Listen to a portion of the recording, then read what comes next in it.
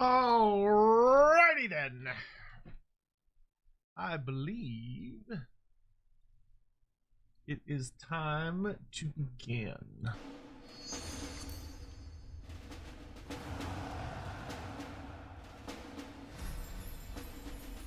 Hawk, I don't know if I've told you this, but I should tell you this right now. You don't actually need to change the name of the streams. I don't know why I haven't said that until now. Because whenever I use Restream or StreamYard, it'll automatically change the name once the stream starts.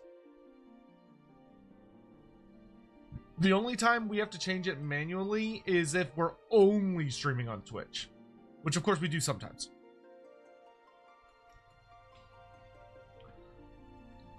I keep meaning to say that, and then I keep not saying it, so now I'm saying it. I'm getting it out there. Should have said it like 1,000 years ago, but I guess better late than never.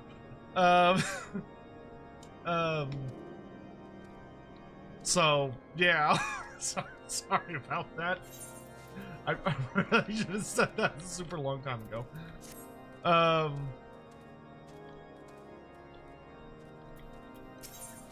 But hello everyone. Hopefully you're all doing okay. Welcome to the stream. Hello. Hey Hugh, how you doing? Chunky Nerdling, hello. Biofoot, Pormisia, hello, hello, hello. Hawk Ollie, no, it does not do it for the game. It will not do it for the game. So no matter what game we play, we will have to change it unless it's the same game as last time. Did I see Andy's new Gerhard, the physician career? The one that looks kind of like a pimp? Yeah, I saw it. Golden Chaos, good to see you. Hello. Alright, so for today's stream, to start, I think I'm going to start by actually dealing with a bunch of mark bills that I have, because White Mage is now a high enough level that I can do these. And we're also going to complete our hunts, and then we'll do some dungeon stuff, but then I'm going to knock out Moogle things. Hoppit, hello, how are you?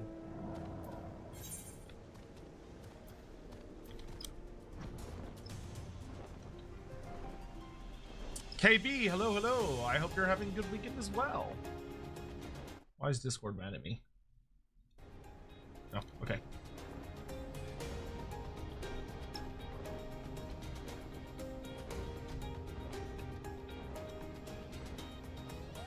Yeah, I hope everyone's doing good and well.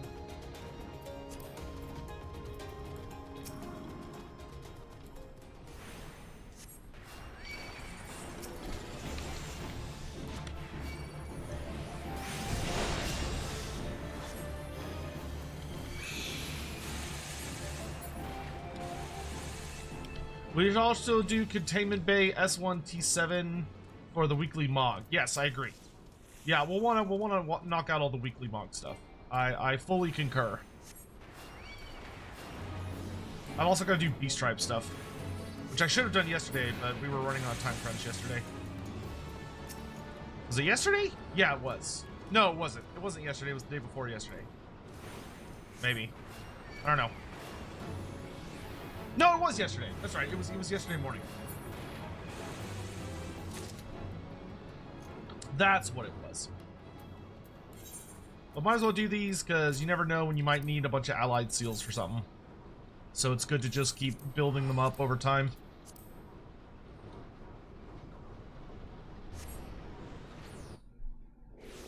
Got my hands on the new elf book. I'm actually surprised with that book. That book's a lot different than what I was initially expecting it to be, which isn't a bad thing. I originally thought it was going to be like the Ulthuan book, kind of like the dwarf book was the Karazankor book, but that's not what it seems to be at all. Instead, it seems to be like it's just Kothi. Like, it's the Kothi book, which is very, very interesting to me. So it's mainly just a single kingdom, and then it's mostly focused on a single kingdom with a big focus on one of the cities within that kingdom, which I find really interesting because I think it's actually a good choice.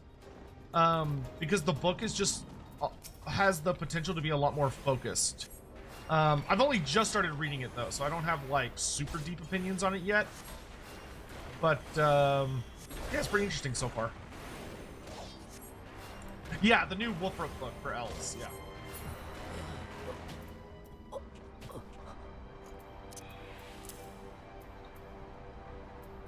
I can't remember what the full title of the book is, because I just closed it. It's, yeah, the Sea Wardens of Kothic is the name of the book. The only thing I don't like about the book so far is it doesn't have any new careers in it, and I feel like it should have had at least a few new careers in it, even if they were just Kothic aimed. But so that was a little disappointing. Okay, let's excuse you.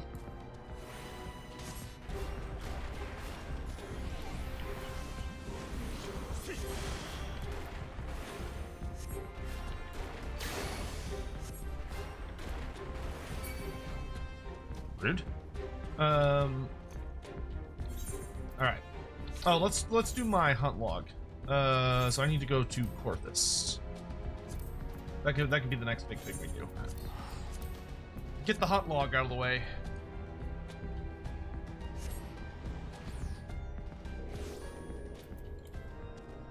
But how are y'all doing? How's everybody's day been? It's in, I think it's in Dragonhead proper, isn't it? No, they're in Whiterun.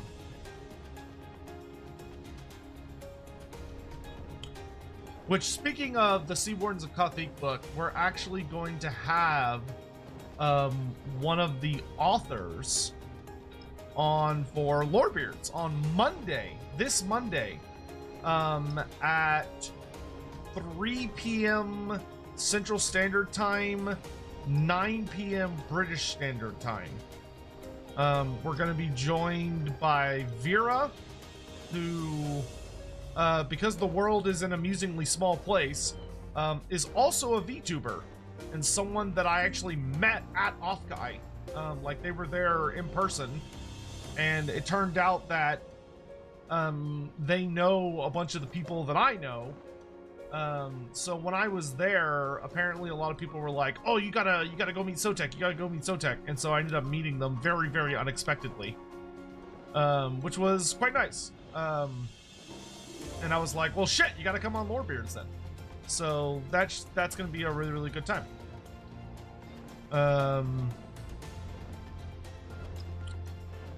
And I'm very excited to have them on.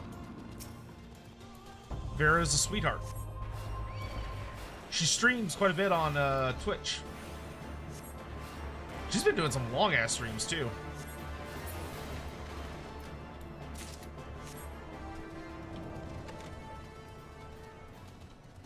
I only have to kill 2 hippogriffs. Lucky me. Corbicia, thank you for the super chat. It is indeed interesting for Kothic to not have any dedicated unit in the lore, whereas other princedoms have dedicated units to it, is it not?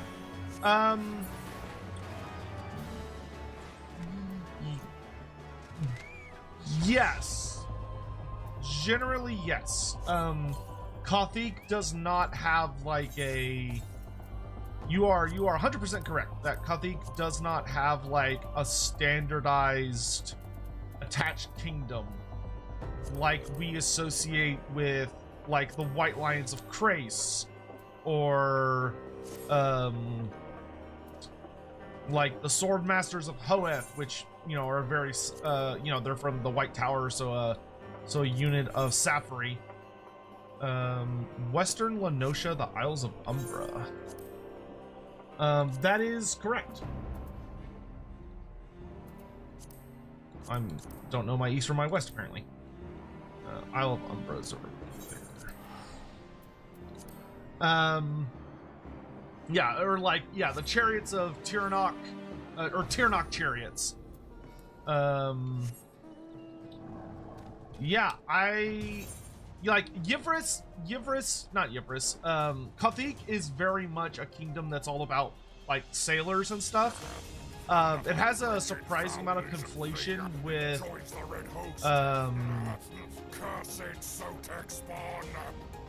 what do you call it? Lothern, because of that. Where Lothern kinda and Etain gets conflated very heavily, because they're both like, oh, well, we're like the really, really naval place where all the port and naval things are happening. Which results in that scenario, you know, where we have this situation of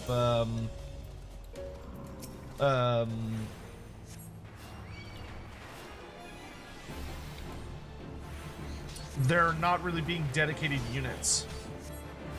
But I mean, I would also say Yivris doesn't really have a unit that I would say is like, oh, that's a Yivris unit. It's kind of another one of those kingdoms that's a bit on the vague side as far as like the actual army list is concerned. Because what, you got Sisters of Avalorn. Etain technically doesn't have any like units that are like Etain, but we do of course have several Lothern units with the Lothern Sea Guard and the Lothern Sea Helm, and the Lothern Skycutter. I mean, the Phoenixes represent more the island or the actual Phoenix Spire as opposed to any of the kingdoms.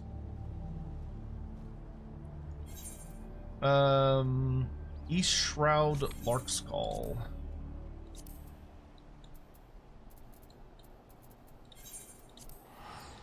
But yeah, I can't really think of. Castrated, thank you for the 35 months. Holy shit, it's a really long time. Thank you. Knights of Torcaval and Silverengard. Yeah, but they weren't. In Total War, yes. In like the actual tabletop and everything, I would say no, because they weren't playable units. Like the Silverengard literally come from an End Times segment where they're just spearmen. Like they were just spearmen, but Total War took them and evolved them into something unique, which was super cool, and I'm glad Total War did that. But that's kind of a Total War unique concept. Same with the Knights of Torcaval and all that stuff. We didn't really get like unique stuff for Yivris from like the actual tabletop game. What are the other kingdoms? I'm trying to remember the other kingdoms. Nagaroth, of course, has the Shadow Warriors.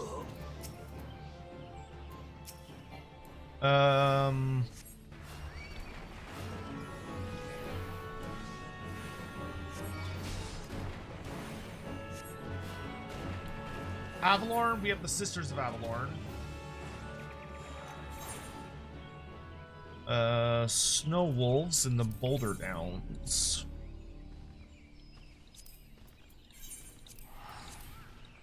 Illyrian, we have the Illyrian Reavers.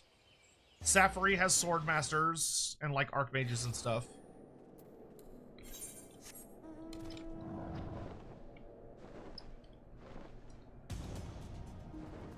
Boulder Downs is over there.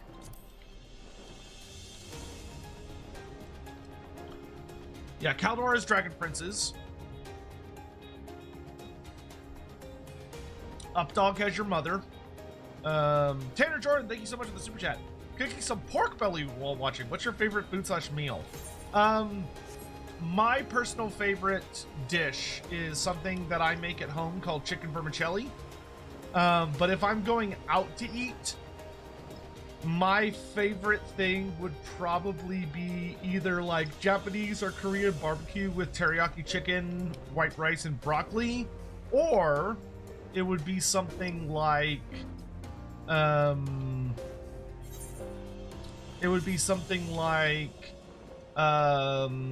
to a good Tex-Mex joint and getting like ground beef nachos with you know, distinct cheeses and some other stuff on it.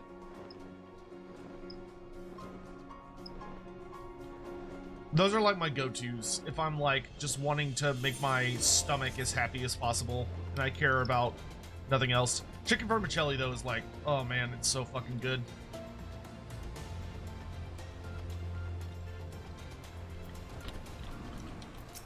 Yeah, so I would say because of the expansions we've had to Total War, Kothic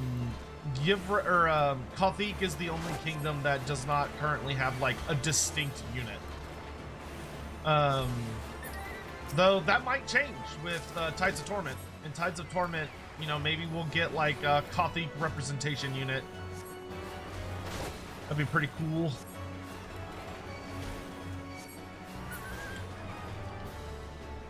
I kill 4 of these? Ugh.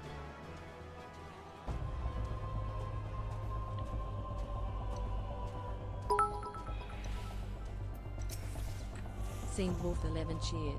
X100. The Kothic. TM. Kraken. The Kraken? I mean, we do. The Kraken is in the book. That's true. Though I highly suspect that we will never get the Kraken in Total War. As much as I would love to have it, I just feel like we're just not gonna. They're just not gonna do that for us. I think we might be able to get something like, you know, obviously we'll get the Merworm. I mean, you could argue like the Merworm isn't really kingdom specific. Like Kothic is one of the most relevant places for sea monsters. So like everybody and their mother knows we're getting the Merworm, right? Like there's no question that we're getting the Merworm. So you could probably maybe make the argument that when we get the Merworm, that will be the that'll be the Kothic monster.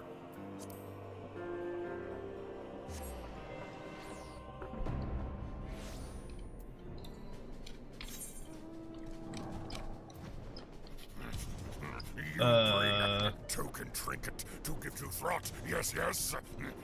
Good, good. I accept your offering for Mulder Clan. Ricky Chapman donated $20 through Oh, well, Super thank Chat. you, Ricky. Friend I wanted really us to appreciate guest that. GM their Warhammer game because he wanted to do Clan Scryer invading 30k. He wanted it done right and he asked us to do it. Thousands dead and a vermin lord being summoned. It was a comedic horror show. That sounds absolutely horrific and stupid, but in like the best way possible.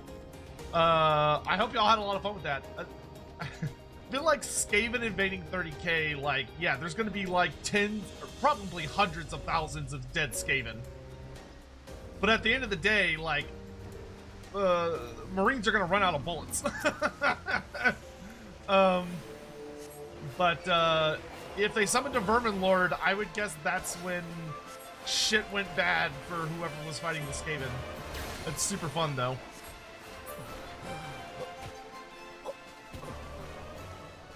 I need to, like, I'd love to do, like, on stream, GM some, like, one-shots of just, like, little adventures or just stupid shit happening.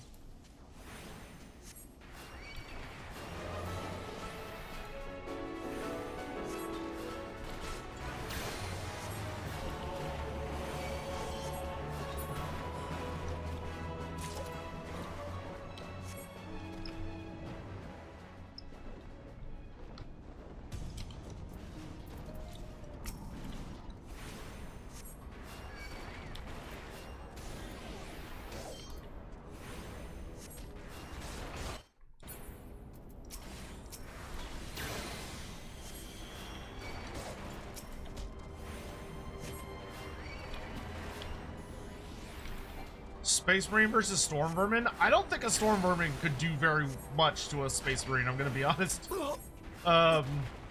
Unless, like, well, I mean, you know, accepting, like, tabletop stuff. Because tabletop's always really funny.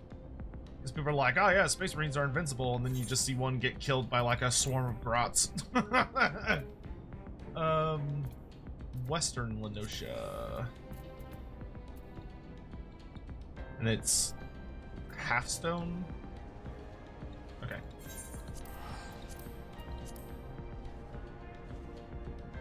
Thank you again, Ricky. Appreciate the support.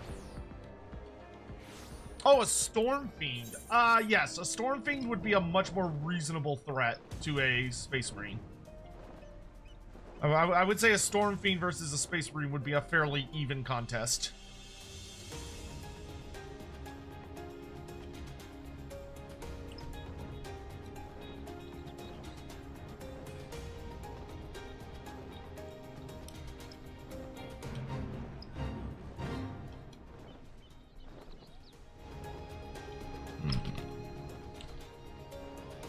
No, Dark Helmet. I think Dark Helmet's just a. I think he's a weekly creature. I wonder if he's the weekly hunt, but I haven't picked those up yet. Oh God, where's this stupid thing? What is it? A sea wasp? Halfstone sucks.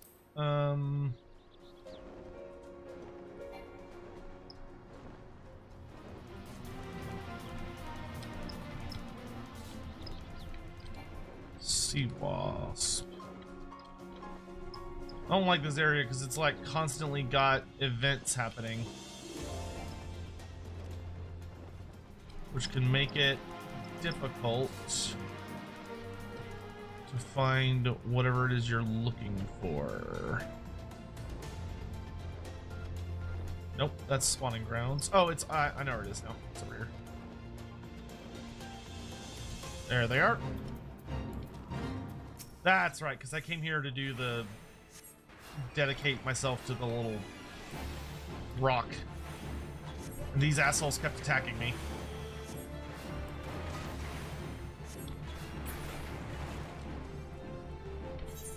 Okay, anymore.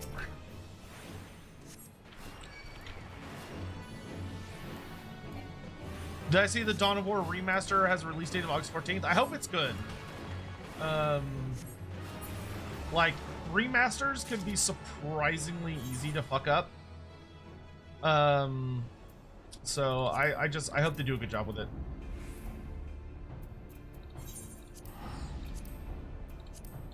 I would like it to be good. That would make me happy.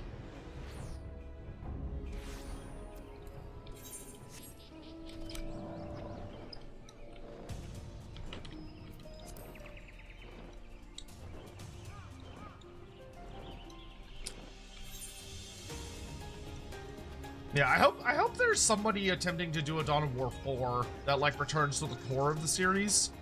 Like I want just a good squad-based strategy game that requires you to harvest resources and build buildings. Like the problem that I felt with like as video strategy games have continued to evolve, and like I wouldn't want this from a Total War game because it's not what Total War is about. But what I would want is to see like a AOS or like an Age of Sigmar or a 40k or a Warhammer Fantasy game that goes back to what strategy games used to be, where it was about like harvesting resources and building up like structures and defenses and little cities and all that stuff. Like I really miss those styles of games from like Lord of the Rings Battle for Middle-earth 2, Dawn of War 1, Warcraft 3. Like it felt like we had so many good strategy games during that era that all did the similar things, but they were still really enjoyable.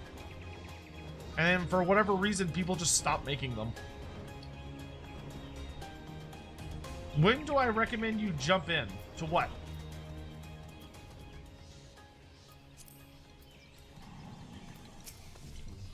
Oh, to Lawhammer? So right now they're getting close to the end of the Enemy Within. Okay, here's what I would recommend. I would recommend, if you're like, I don't know whether I'm gonna like it, is there a good episode that's a little on the later side where I can like dip my toes in and try it? And then once I know that I like it, you know, then I can get real into it and stuff. I would recommend the episode that I guest starred on, which I can't remember what episode it is.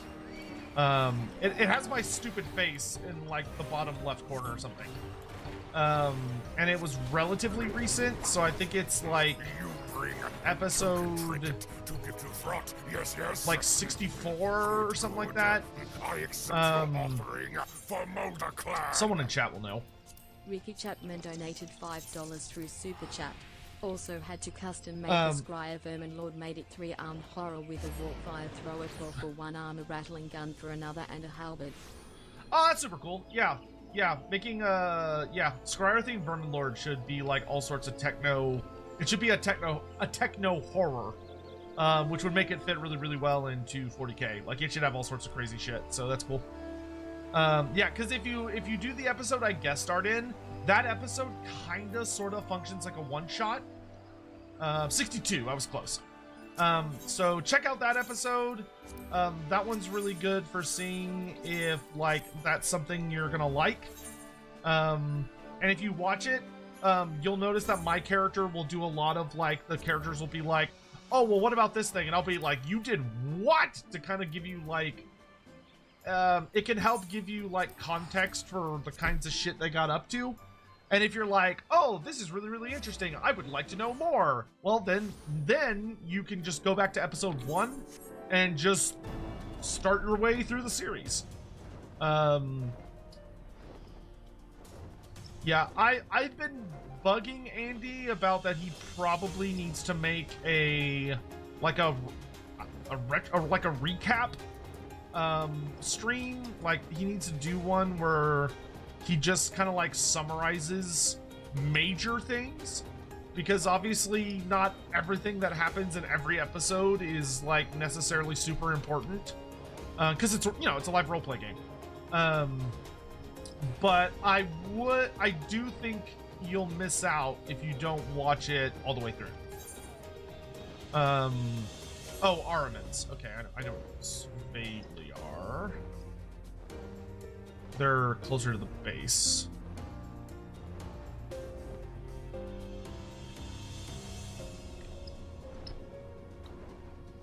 At least they're supposed to be. Where's all the fucking Aramans? They used to, I remember finding a shitload of them when I was doing the like book quests line.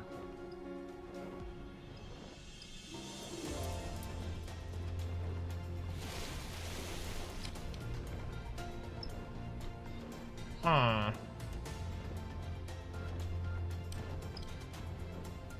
Blue fog. This is still blue fog.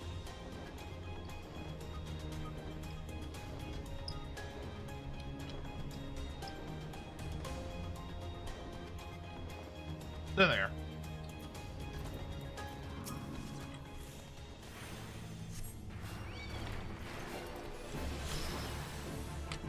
There used to be 40k Armin's, right? Well, Armin's a person in 40k.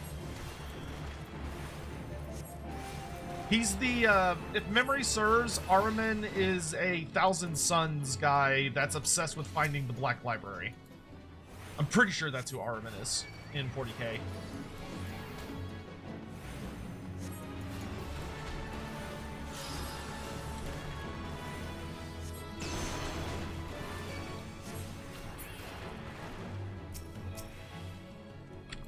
Let's kill 4 of these. Dumb.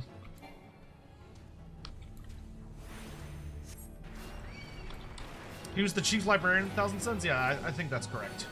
All I remember is there's a bunch of memes about him because he's like obsessed with finding the Black Library, which makes him like the punching bag of a lot of silly jokes revolving around Shigarath. Got it? Time to start watching the literal 17 days of videos? Yeah. I mean, it's a fun ride, though. Like, it's a really good series. And you'll get to learn a lot about, like, certain interpretations of the Warhammer world. I don't want to say it's like, oh, it's all 100% canonical, because it's not. And Andy takes a lot of liberties, especially the later you get. Pretty early on, everything's like pretty right on the nose. But the further and the further you go, the more it starts to like wind into its own thing. It's super fun. It's super duper duper fun.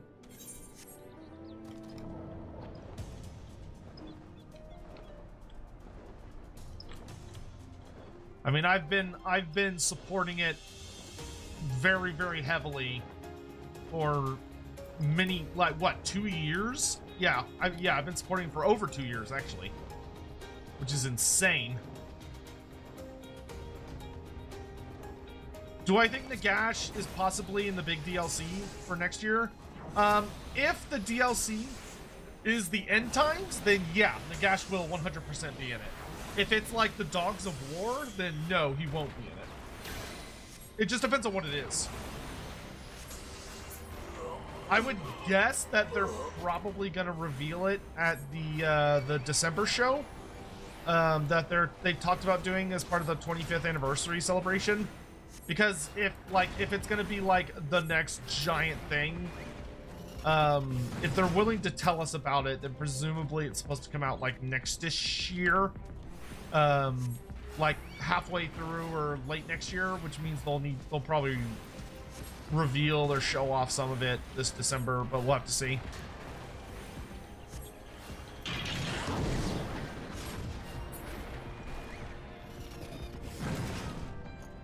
Bring me more robots. Are Dogs of War and End Times the biggest contenders? In my book, yes. But other people are gonna have different opinions. Like I've seen some people like, granted, I think that I have significantly better context than a lot of people. But you know, everyone's entitled to their own theory crafting, and that's totally cool and awesome, and I encourage it. And have fun with it. Just don't get don't get like too caught up on potential ideas. Have fun with it, but don't get married to anything.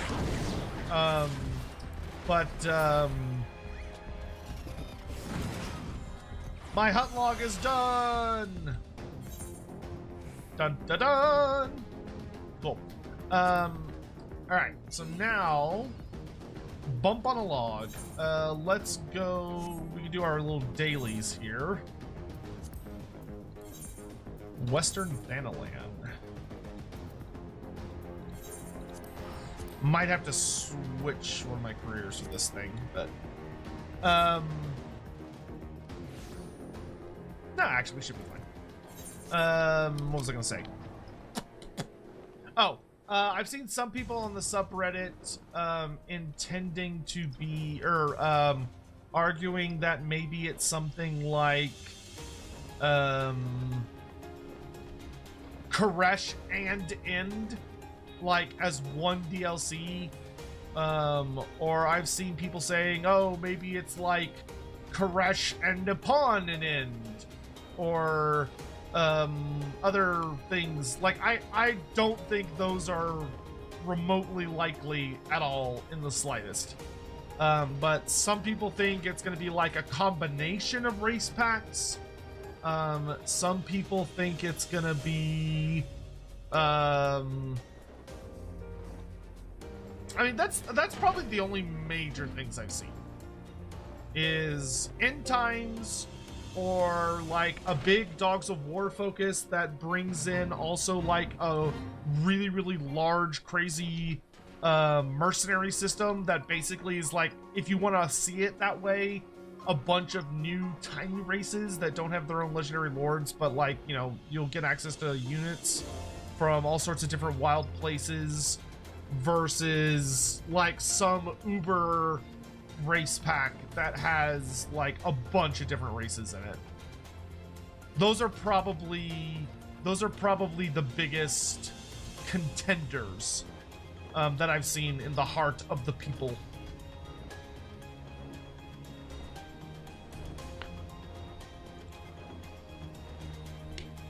I mean, I'll be the first to say that an End Times DLC is looking pretty likely, considering that, like, we have full-on End Times stuff just in the game now, as of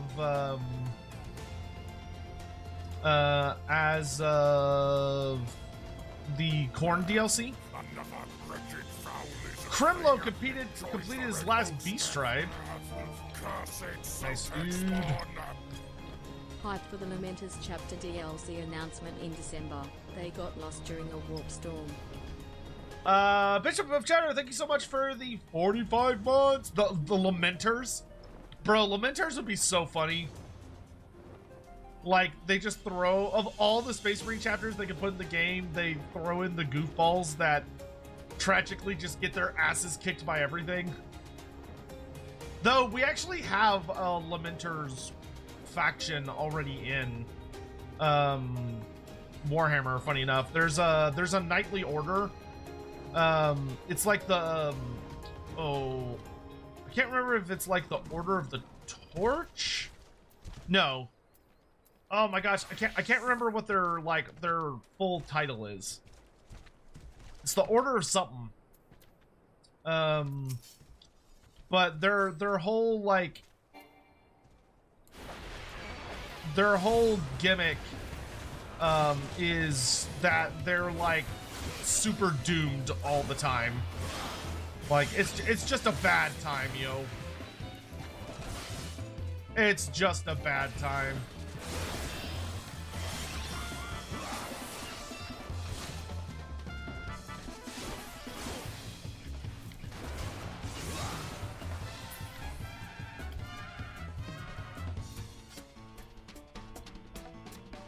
Oh, this is like all messed up.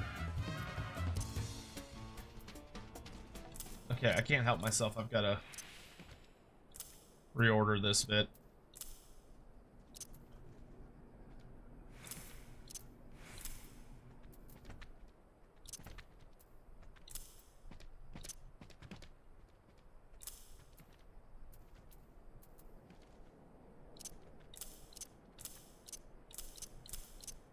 Actually, yeah.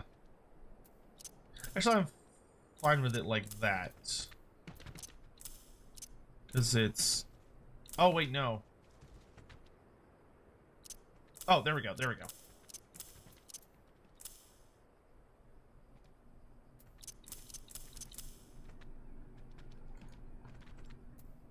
I guess I want it like that. Because then it's the 1, 2, 3, 4.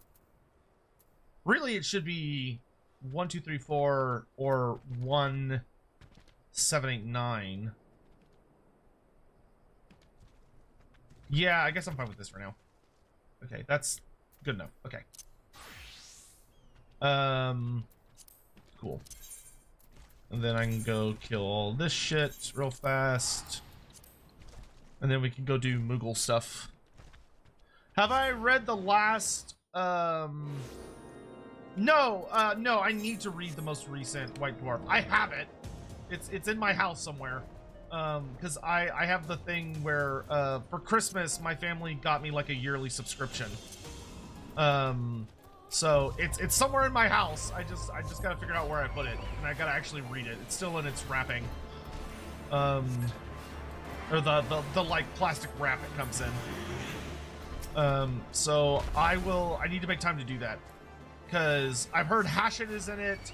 I've heard it also addresses like the Chaos Gods across the multiverse, which is a weird topic, because it's a lot more mindfucky than I think a lot of people give it credit for. Like, I saw people arguing about it on Twitter, because you'll get like some really snobbish people that'll be like, oh yeah, this is what I've always said, which like they are often like having a little bit of a bad faith interpretation.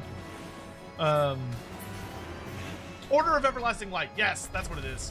Yeah, it's the Order of Everlasting Light. Yeah, that's what it is. Yeah, they're the knightly order that just has a bad time. Even though they're like super cool and stuff.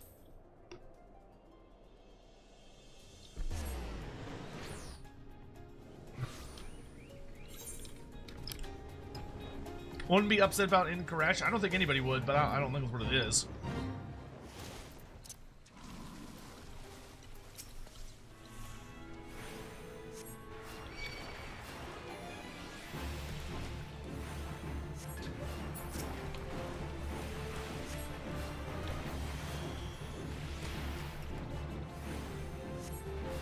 Very love that Chaos is multiversal. Yeah, I mean, Chaos has always been multiversal, but there's a lot of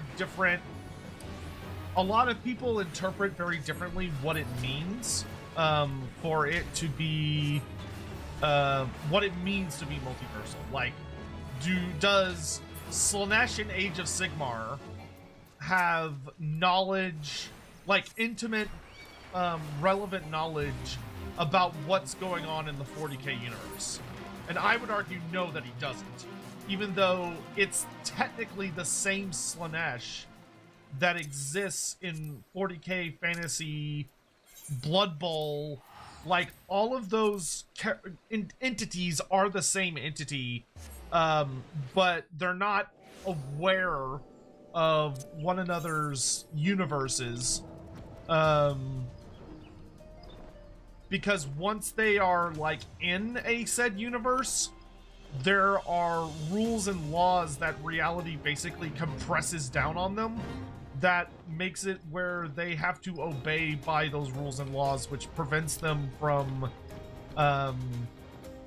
having knowledge or having experiences from those other dimensions, essentially, afflicting them. Which probably sounds like a bunch of gobbledygook, but yeah. Sorrel Haven.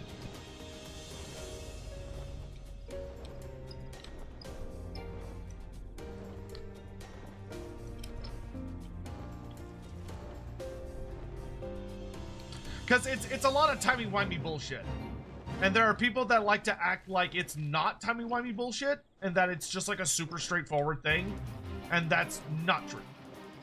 Like you'll meet people that I saw people on Twitter, in my opinion, having bad faith takes of saying like, oh no, like the Scar brand of 40k is the exact same Scar brand with zero differences whatsoever of any kind from the Scar brand in Fantasy or Age of Sigmar, and I disagree with that take.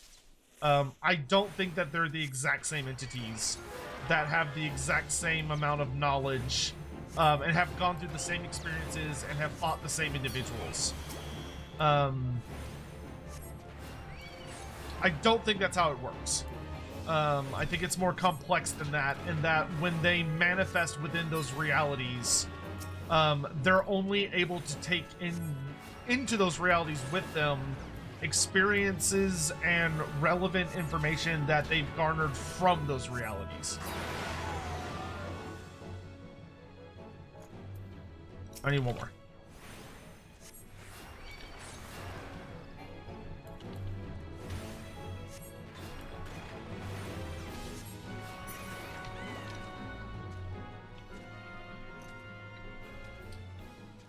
Because otherwise you get into weird shit like of, well, like, why is it that they have completely different origin stories in one universe versus another? Like, the Skull Taker of Warhammer Fantasy is going to be absurdly different than the Skull Taker of 40k. And Bellacor's origin in 40k is going to be different than Bellacor's origin in Fantasy. Which means that they're not the same entities. I mean, they are the same entity, but they're not sharing everything, so they might as well not be the same entity. They're fundamentally the same, but they're not the same. But it's a whole weird thing. But I mean, different people will argue for or against it for different reasons. I mean, if you're someone that, I'll tell you this, if you want to piss off 40k fans super easily, like if you just want to make them raving dog mad with the minimal amount of effort, all you have to do is be full on, be like, okay, Games Workshop said that chaos is the exact same across like settings, So the Warhammer 40,000 chaos is the exact same as the Warhammer Fantasy chaos. Therefore, the demons that Space Marines like really struggle to kill and fight are the exact same demons that the like Empire Greatswords are like able to take on and chop up. Therefore, an Empire Greatsword would be able to kick the shit out of a Space Marine, which is funny. I would argue personally that the demons, I would say that you could very easily argue and make perfect sense that the demons across Fantasy and 40k are essentially the same. However, because of the nature of the Warhammer Fantasy planet, the people there are very different, and there's also more tools available in Warhammer Fantasy to deal harm to demons compared to their 40k counterparts, because the fantasy universe has significantly more magic and gods than the 40k universe does. But I don't personally, I just don't think multiversal stuff matters. Like, outside of cameo appearances, the multiversal aspect of the Warhammer settings literally does not matter. Are there any cool shadow users other than Be'lakor? I mean, yes. In the, like, if you mean, like, a playable tabletop character, the biggest shadow magic users are, if you're talking about Warhammer Fantasy,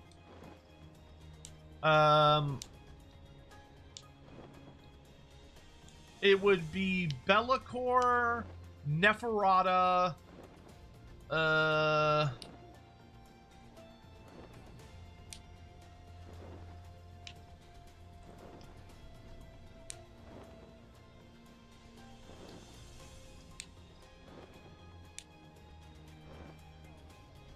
let's see. That's it. That would be kind of that. She would be the big one for the vampire counts. Then you'd have for the Empire. They don't really have a big guy. Like there are like obviously you'd have like the Patriarch of the Grey Order, but they're not a relevant character in like the playable characters stuff. Retonia, no. No chaos.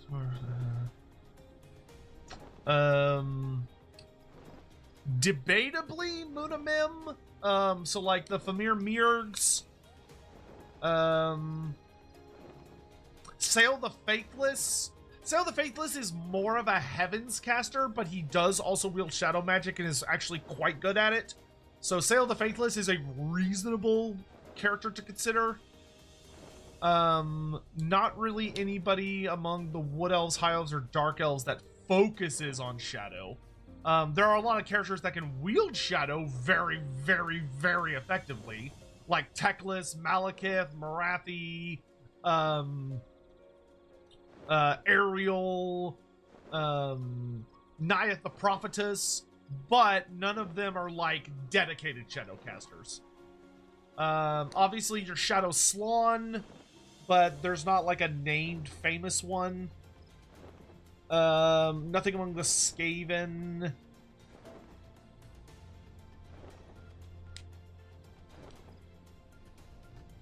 For Grand Cathay, there's a Shadow Dragon, but we don't know who they are. We know it is probably a boy, but we don't know where he is or what his name is. I think that'd be everybody, right? Okay, I'm actually really curious about that newest White Dwarf. We're gonna be playing Final Fantasy pretty much all night, but let me grab that magazine. I know it's around here. Let me grab it.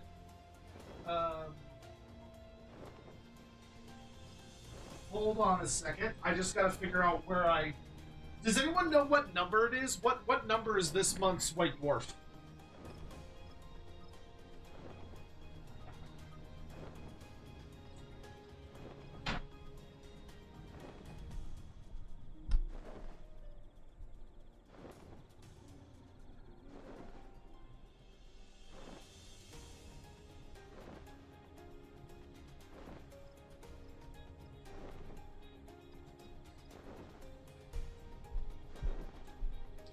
So like I haven't opened these two yet. I've got issue 510 and issue 511 right here. I think it would be 511.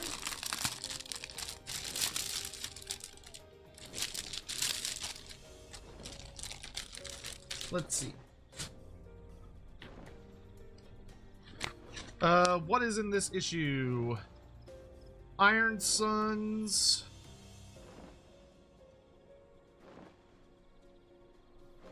Lords of War. Might be 512.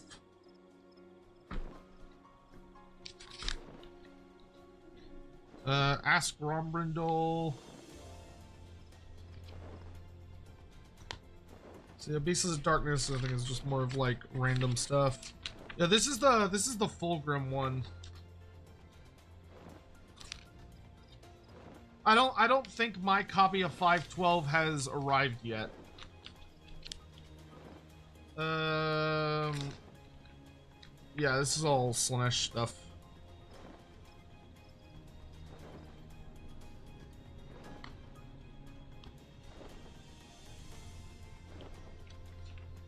Yeah, I think it's 512.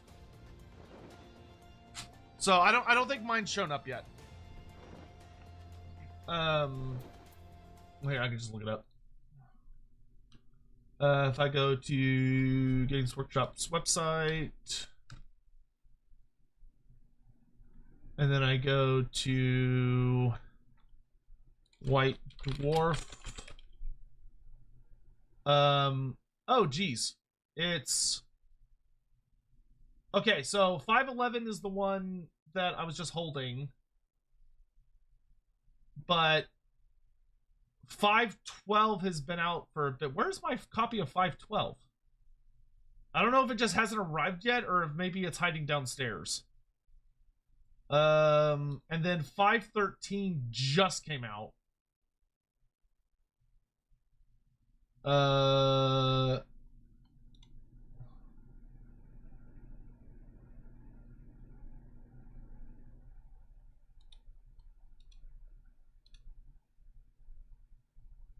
Oh, Korga School gets a Demon Prince War Scroll.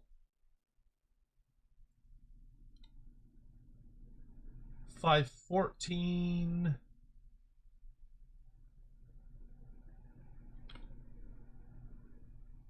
Oh, 514 has Grand Cathay stuff in it. It's 514. Okay, I don't think 514 is out in the States yet. It might only be out in the UK at the moment.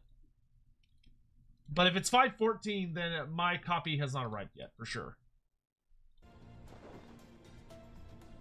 So I will have to wait until my copy arrives. Alright. But hey, that lets me know I need to make sure that my white dwarves are organized, because mine are like all over the place. No, I get mine in the mail. Mine shows up in the mail. Because I have the yearly subscription. I usually get it every year for like Christmas or my birthday or something. What was I about to do? Oh, I need to go do B-Stripe quests is what I need to do. Yes. Which means I need to go to Dravania and go to Tailfeather so I can do that one.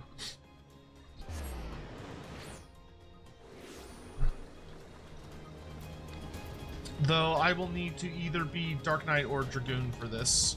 So I guess I'll go Dark Knight for now. Because I don't think my White Mage is high enough level to do these. Yeah, I heard Hashit gets brought up, and they talk about like the nature of Hashit. And it seems to be that they're leaning towards Hashit was some kind of mortal before he became a demon or a god, which would line up with like the fun fan bullshit that me and Andy were talking about.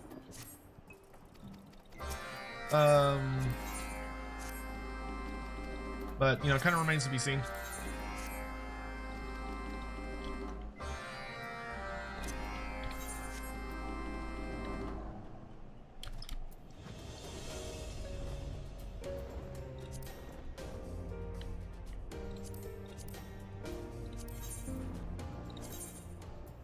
So what is this, weekly? Complete the quest, caging. Oh, I can't even do that one. Oh, here it is. Do 6 society quests and catch a chirurgeon. Oh, I can't even do that one because I'm not cool enough.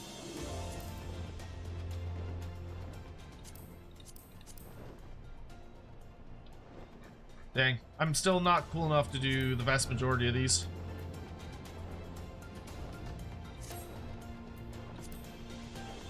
Oh, or fish. It's either or. Okay, well that's nice.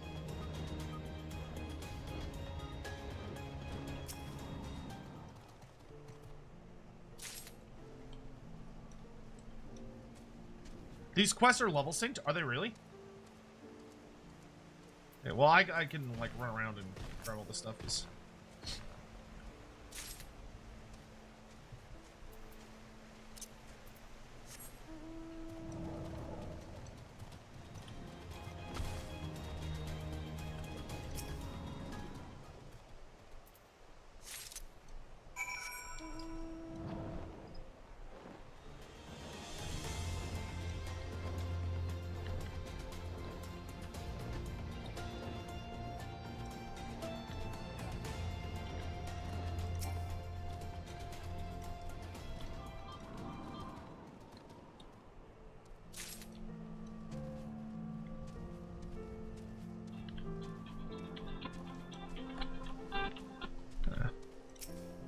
I have a buddy calling me, but I don't. I'm gonna let him know that I'm busy.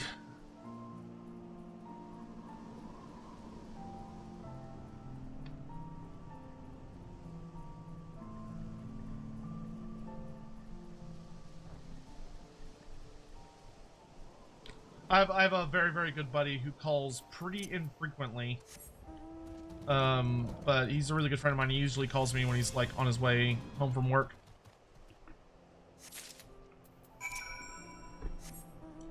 But I'm working right now, so I will chat with him later. Don't forget food buff. I've still got an active food buff for 11 more minutes, so I'm good for now. What am I doing here? Food stuff with champions. Jars of paste. Oh yeah, this one's like hidden in weird spots.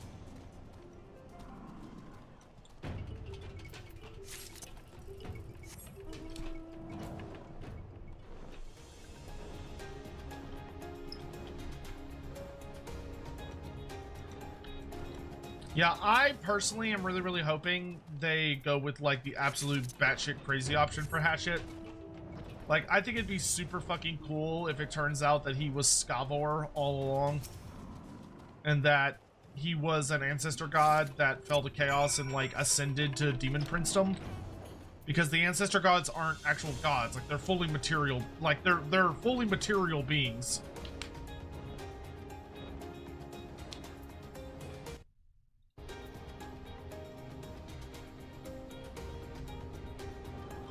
Oh, they go up to 60 for experience. Okay, cool.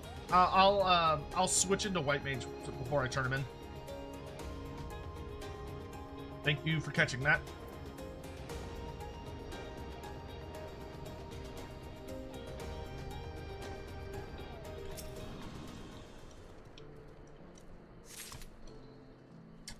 Calcifer, thank you so much for the 31 months. I really appreciate it. Thank you. You sweet bean. Cursed Sotek spawn.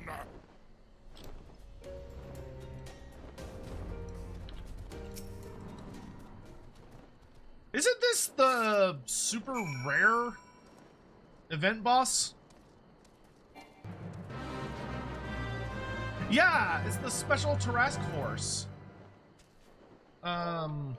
Special Task Force is active for 28 more minutes.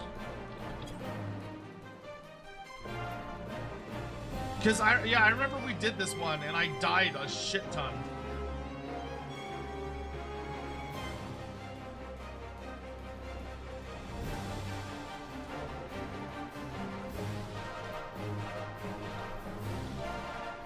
Should we send out some kind of alert?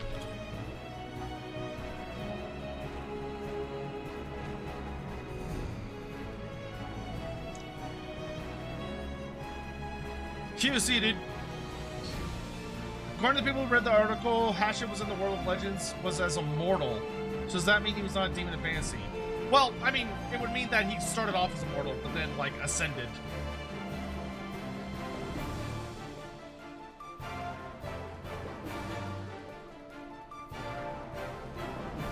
I don't think they're saying that he was, like, always immortal for the entirety of fantasy. I think they're saying he started as a mortal in the world of legend, but then, like, kept climbing the ladder.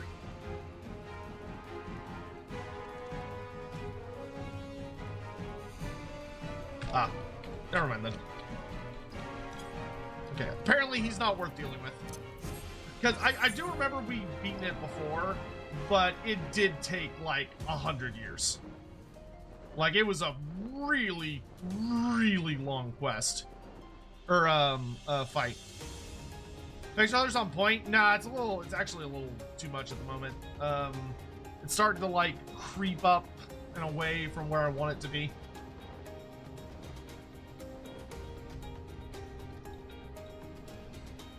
I need to reel it in a little bit.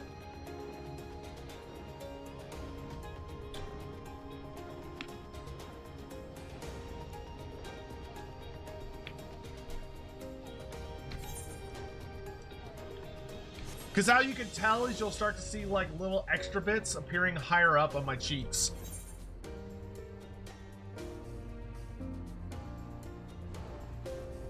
Which is not how I like it. They said in the article the main Chaos Gods did not want Hashit to be ascended. I mean, that makes sense. I mean, the Chaos Gods are jealous. They're jealous, petty bastards that don't want to share their power with anyone. Like, you know, they did their damnedest to stop the Great Horned Rat from ascending until Age of Sigmar. Like, it took the Great Horned Rat until 4th edition AOS to officially reach, like, that level. Right? So, I would say that it makes perfect sense that they would not want him to ascend to, like, true chaos godhood. But it seems like what they're suggesting is that the new Hashit, or the new Chaos Dwarf book coming out for AOS, that's going to probably be revealed in a week, is probably going to be, is almost assuredly going to be, he's like a full god again, or now, because he wouldn't have been earlier for some reason. Oh, hello. I can... The Bandersnatch!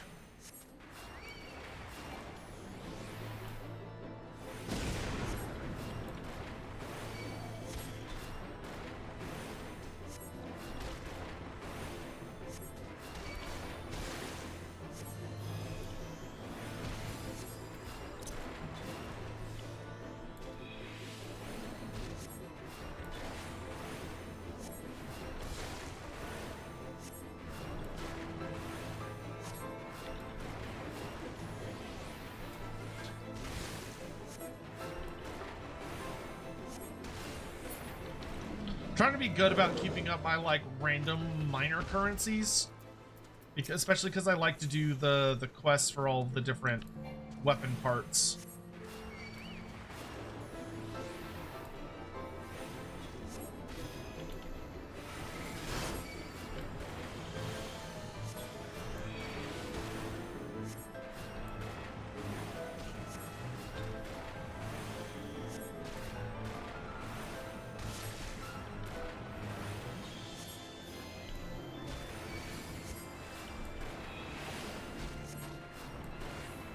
Oops, that was not the right spell, but that's okay.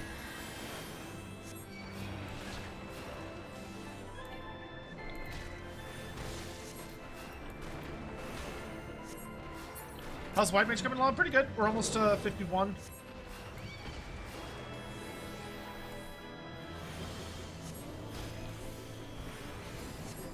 Today we're mostly going to be doing dungeon crawling once I get all the stuff I gotta do for the Mooglepedia done.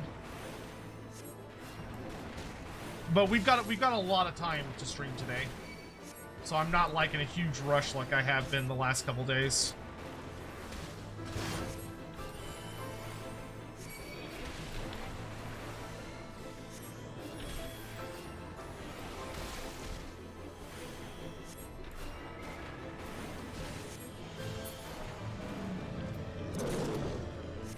Yeah, I am excited the Chaos Dwarfs are coming back.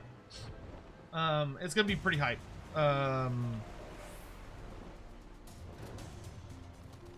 Hopefully. Oh, yeah, okay. Since I accepted the quest as Dark Knight, I have to turn them in as Dark Knight. That's unfortunate. Well, I'll be sure not to do that when we go do the Bird Boys one. Oops. Yeah, we'll definitely do duty roulette. Don't worry.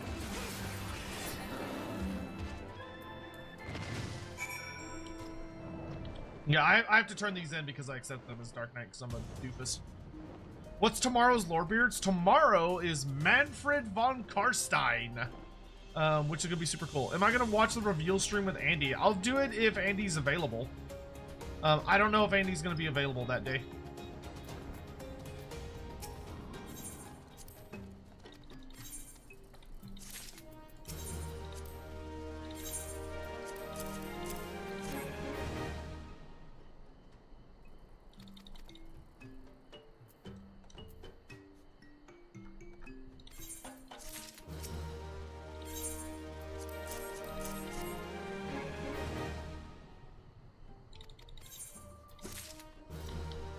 Alright. Now we can go do the Voodoo one. And this one we'll accept as White Mage. I rewatched Vlad's stream as prep. Do you think Manfred is still 2 streams? I don't know. It depends on like super chats and stuff, I think. With Manfred, there is a lot to talk about. So I think if me and Andy keep things moving at a pretty aggressive pace, we'll be fine.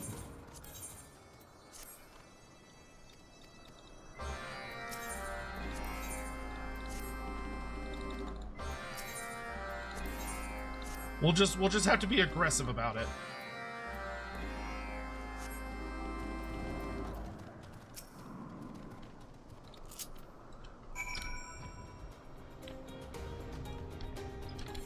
Where am I going for this one?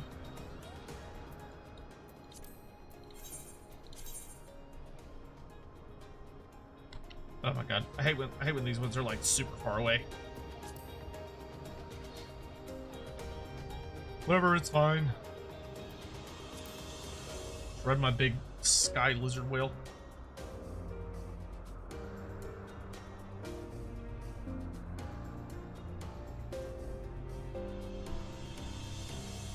Wait, is the reveal stream going during the... Oh, it's on Wednesday, isn't it? Is it this Wednesday? Because if it's this Wednesday, me and Andy, and if it's during the usual Lorebeards, me and Andy might just do that instead. Why was Conrad so angry? Because he was deeply, deeply mentally unbalanced. And the way that he handled being, like, extremely confused and hurt and not in a good place was that he lashed out at other people violently. Oh no, wait, what? Oh yeah, scare the Vundu youths, okay.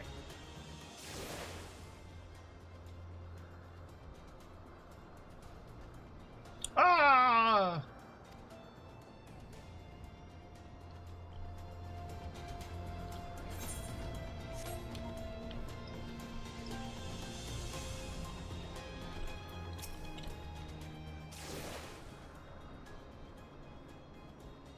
It's at 1 p.m. my time? Okay. So yeah, we might just do that instead of the typical Lorebeards then.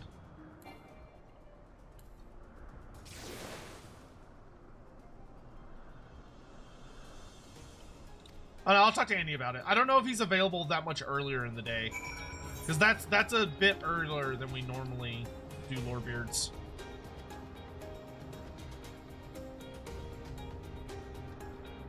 Oh, it's a Friday. Well, then why did we say it's during Lorebeards? What? Yeah, I don't. Yeah, I'll ask Andy if he wants to do it. I mean, I'll definitely be live streaming it. I don't know if Andy's gonna want to live stream it. So I'll ask him.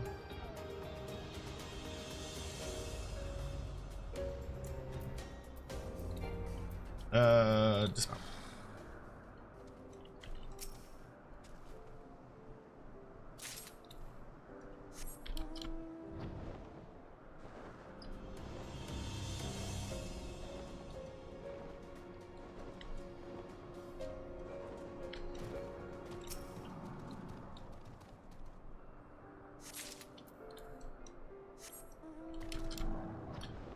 Yeah, Conrad is actually one of the best examples of Vlad just flat out not being a good person. Because the big thing was that he knew that Conrad was like horribly, violently unstable before he turned him. And turning him was it was a choice. Though, I mean, Conrad was like fanatically loyal to Vlad. Like, I genuinely do not think there was ever a more loyal vampire to Vlad von Karstein than Conrad was. Conrad was a real daddy's boy in that point of view.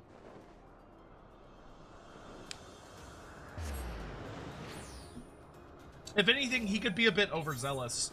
Conrad was rather notorious for, if anyone like disagreed with Vlad or did anything that could like potentially even slightly be misconstrued as insulting Vlad, Conrad would kill them. Like, Conrad was Vlad's enforcer and had no issue whatsoever, like, killing other vampires. Though the problem was that he could kill you for an actual thing you did, or he could kill you for something he perceived that you did, which, because he was not Conrad was not in a good place mentally, meant that he very much killed a lot of individuals that definitely didn't deserve it.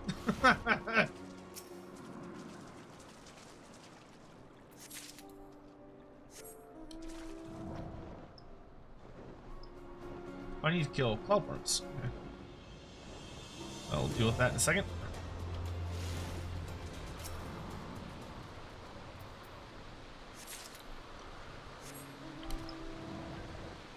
Oh, it's during Lawhammer. You're right. I'm just stupid. You are correct. Okay, so Andy definitely won't be there. But I will. But that's a shame that it's during Lawhammer. But yeah. Nothing we can do about that.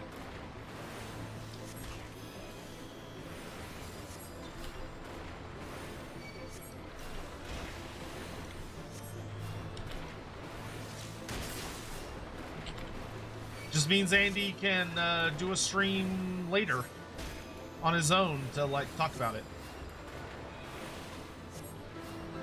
Speaking of which, I need to figure out what me and Andy are going to do this Wednesday.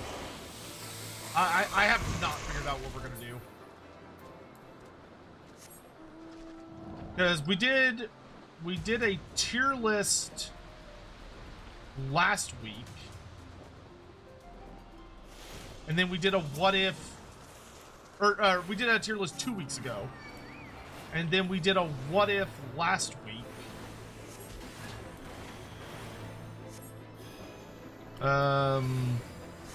Not really sure what we should do this week.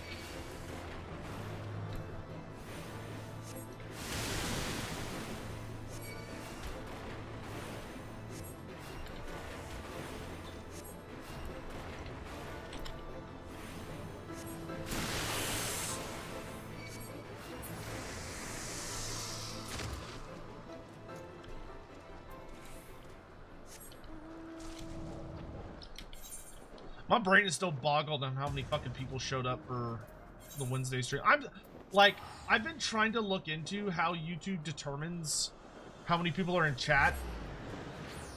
And like, I can't find anything definitive about it being bugged. Like, it seems like it's relatively accurate, but it's like, I don't know, it's weird. It's wild. Lacottle? We could do Lacottle. But I think Andy, no, there was something else we were gonna do. There was something specific I wanted to do because I was gonna do Lacottle the week after. Because I think Andy wanted to do Lacottle on my channel rather than his.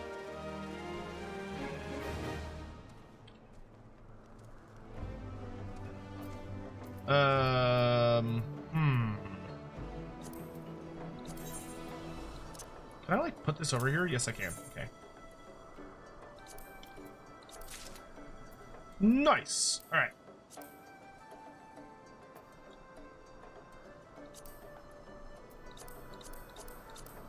Hawk, why did you want to do S1T7 specifically? Because like it's all the same. It doesn't. I don't think it really matters which ones we do.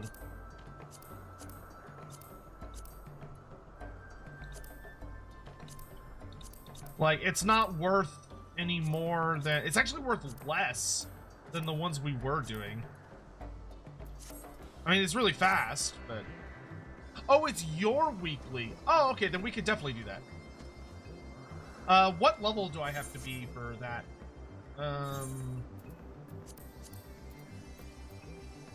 60? Okay, so yeah, we could totally do that.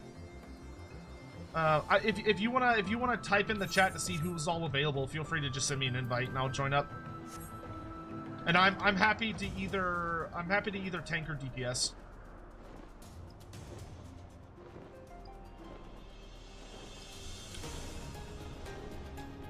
Besides Sail, what other Norse characters would I like to see added? Muna Mim, Muna Mim, Muna Mim. I'm all on Team Muna Mim, and I won't take anything else for an answer. But I'd also like to see King Adela of Skeggy as a legendary hero.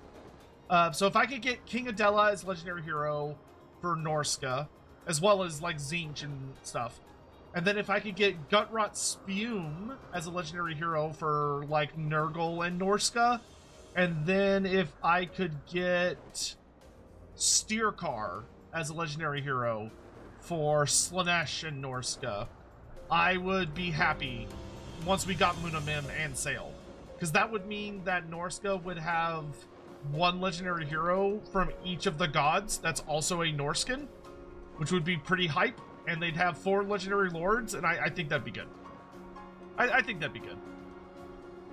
And we'd have like a troll, a standard Norskin, a shaman sorcerer character, and a Famir matriarch, which is a pretty good cast.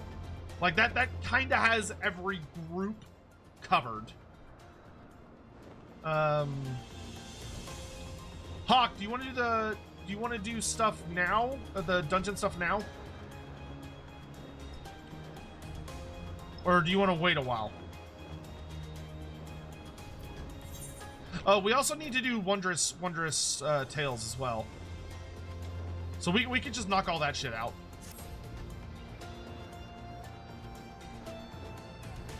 Also, I need to finish doing the Moogle quest.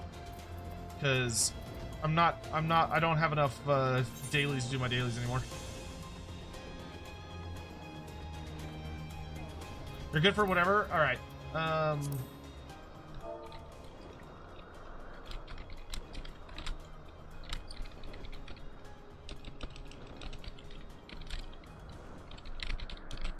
And if anybody else wants to do like weekly journals and stuff and we have enough people, we could just burst all that stuff down and that'll give us a chance to do your weekly.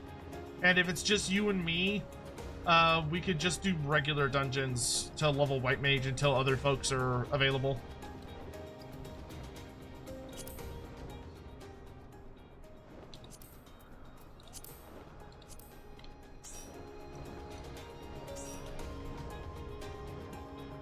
I mean, there's 3 of us. That's pretty good. I'll just switch over to... I'll switch to tank.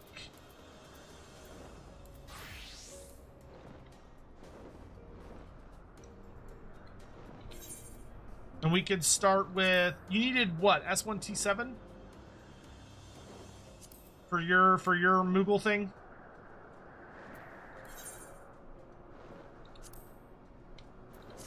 Yeah, okay. So we can just do that. It's fine.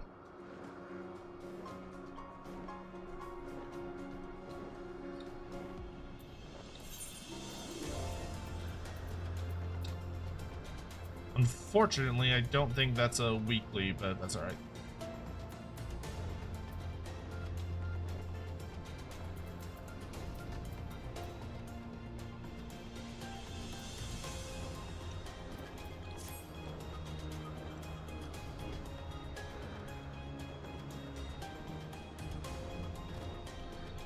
While that's going, I can pop over to... I'm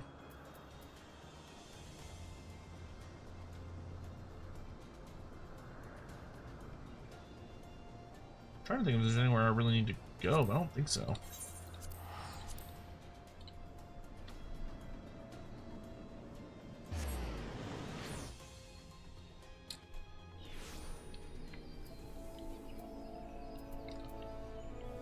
Man, there was something I really wanted to do this Wednesday, and I cannot remember for the life of me what it was. Was it exploring stuff? I don't think so. Let's see, I want to get the Ruby Gwibber Trumpet for sure, and I also want to get the... I think I want to get most of the mounts.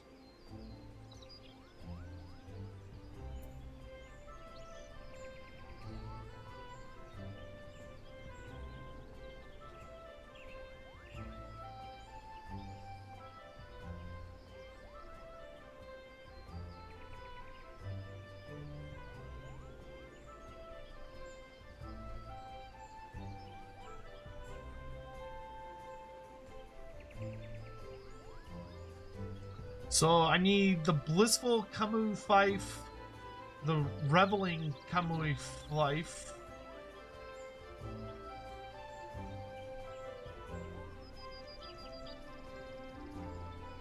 the Ballroom Etiquette would be cool, Modern Aesthetics would be cool. The big thing I want is the Ruby Gwibber Trumpet.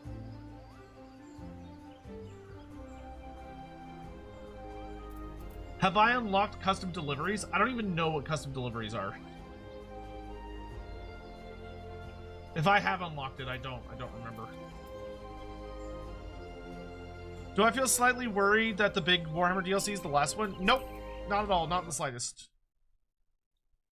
I feel very, very confident that it's not the last DLC.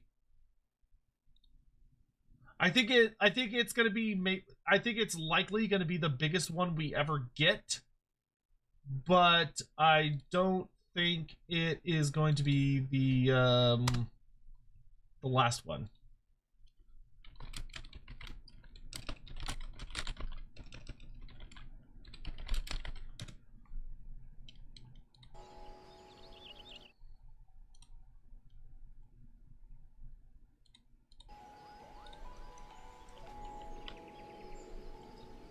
Go to the Golden Saucer? Okay.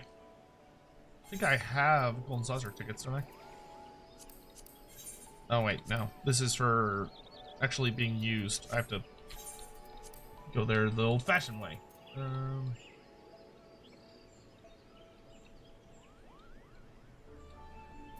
Oh god, I have to remember how to get there. There it is. Jumbo Cackpot is tonight. Oh, okay.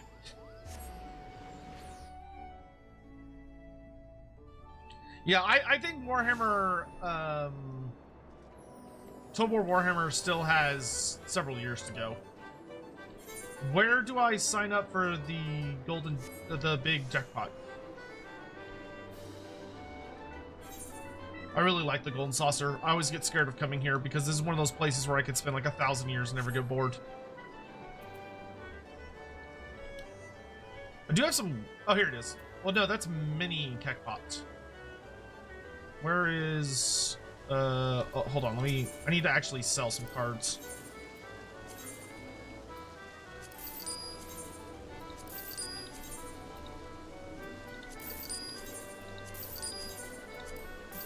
Oh, there you are.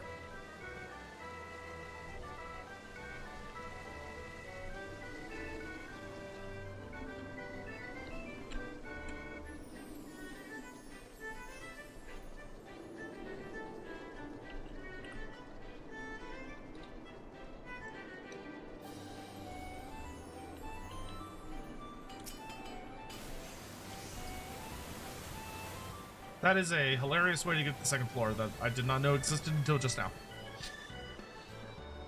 Am I doing dungeons? We will be doing dungeons in just a minute. We're actually waiting for a dungeon to pop, actually. Oh, here it is. I would like to purchase a ticket.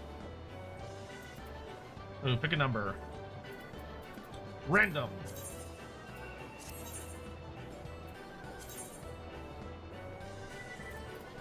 Okay, just for you, Crimlo, 6969.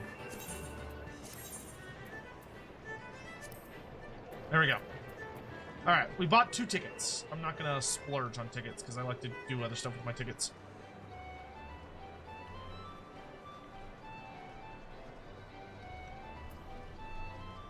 It's in reverse order. What's in reverse order?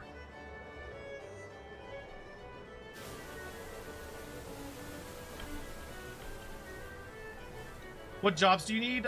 We need preferably healers. Hawk needs us to do S1T7. I forget which boss that is.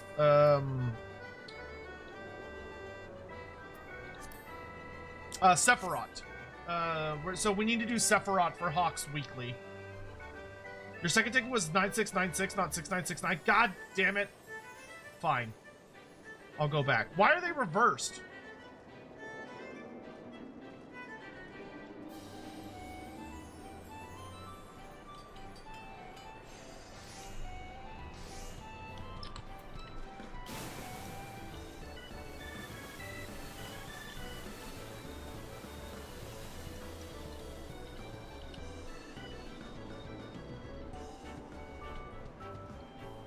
Yeah, I don't think that CA has any intentions of ending Warhammer 3 support.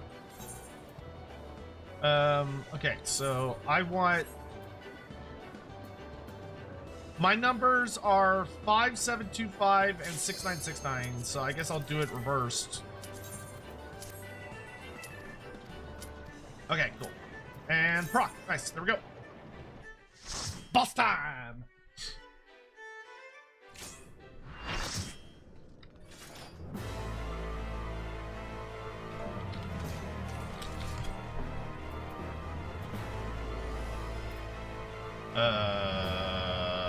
Where is my... Uh-oh. Uh-oh. Where's my... Oh,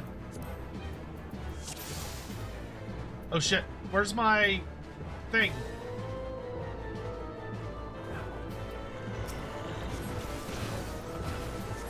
Oh god. What's it called? The tanking shit.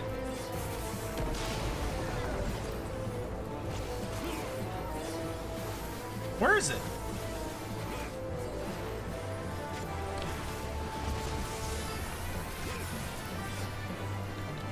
Grit. There it is. Good lord, that was gonna bug me. Alright, I'm just gonna let him tank. That's fine.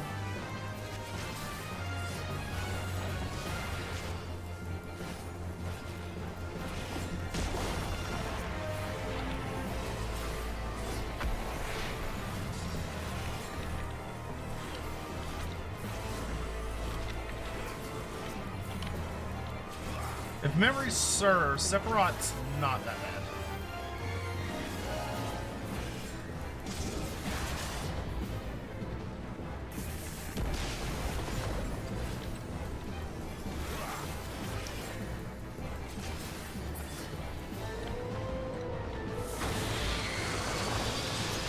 said that.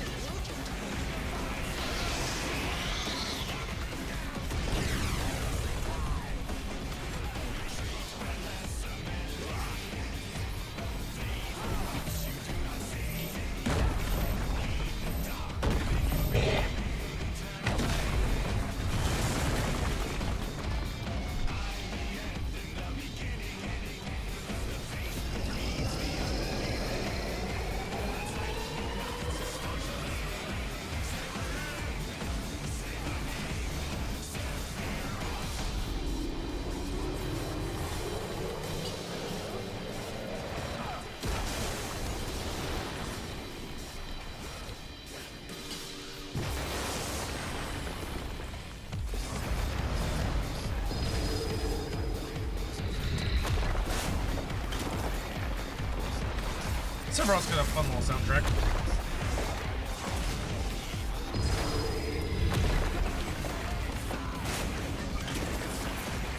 There we go.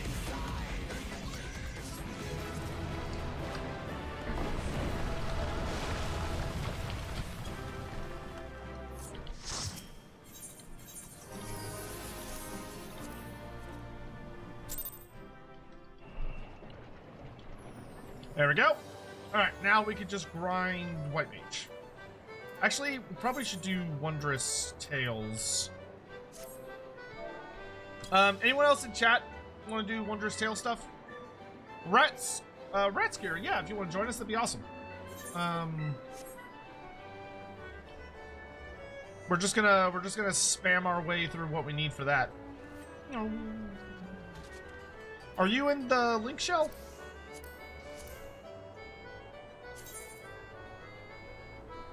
You're not. Oh, well, let's fix that.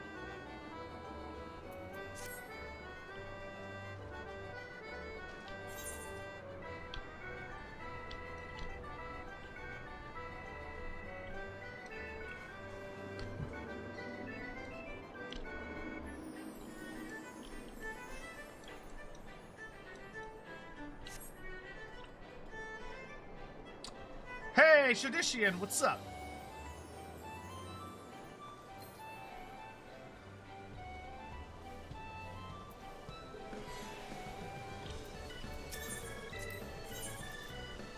Let's see, you got any good cards for sale? Got rare. Ooh, you can do the rare cards. One of 9 extremely rare, extremely high rarity cards. You bring token trinket to give to Throt. Yes, yes. Good, good. I accept your offering for Mulder Clan.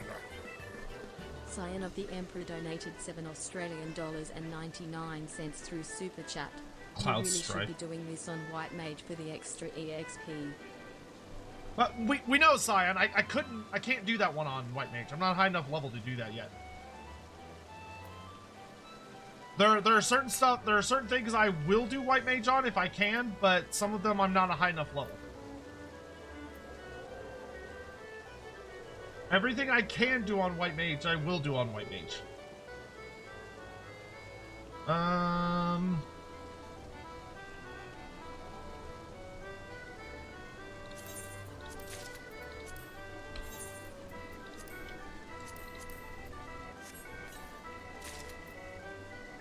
Oh, Gilgamesh.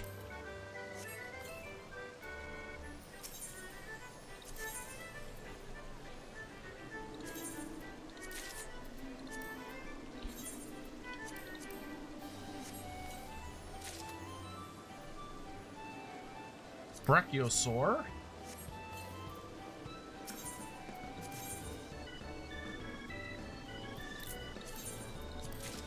Right now we're just waiting for Ratskier to join us. Dude, that was Gilgamesh? I know you don't mean that. Oh, dang it. I got the same card twice. This should be illegal.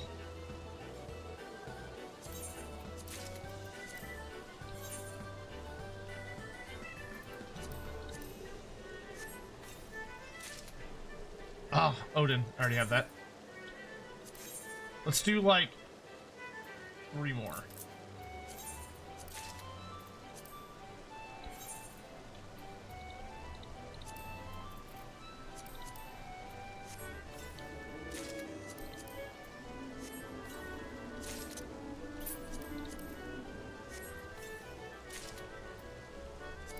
Okay. Yeah, we got a couple new cards.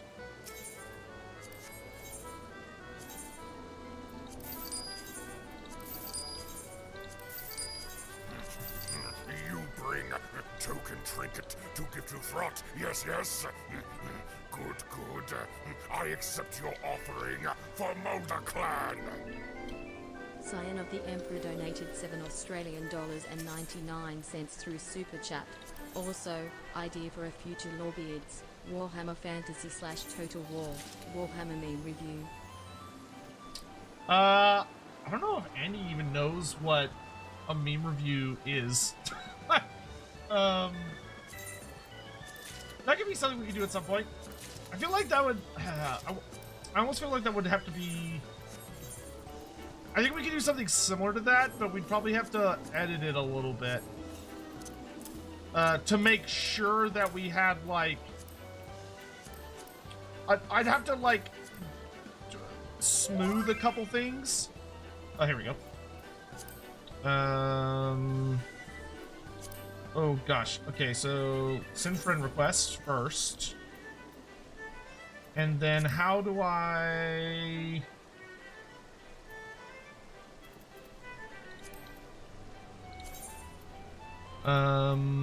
I want to...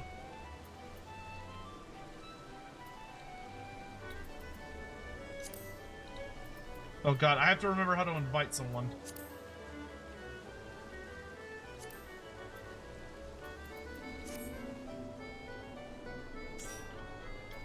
Didn't I fix... Yes, here we go. There you go.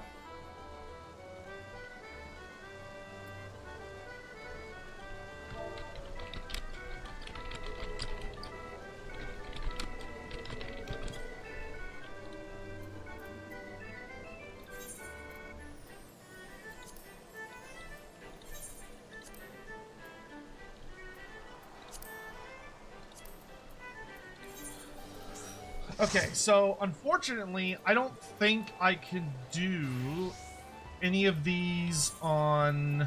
No, I can do some of these on White Mage. Trial wise, oh, I can do some of them on trial too. Okay, so let's do Bowl of Ember Extreme first. We'll do unlocked on Mage.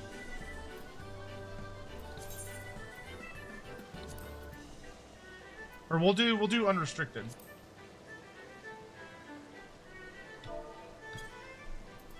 Because that'll make it easy. So we'll do Bowl of Embers, Striking Tree. World Eater sucks. We'll do Earth's Font.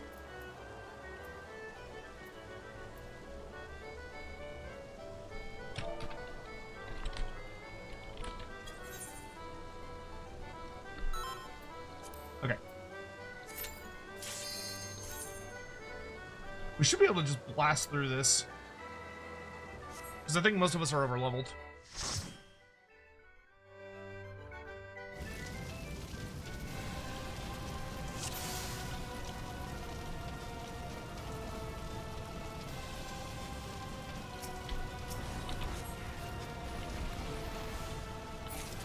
Yeah.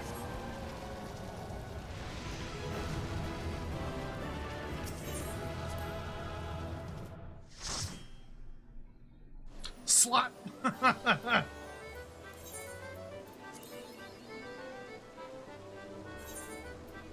All right, next is Earth's Font. Oh. Someone doesn't have Earth's Font, just FYI. Okay, so Earth's Font's not available, so we can do Striking Tree. Striking Tree.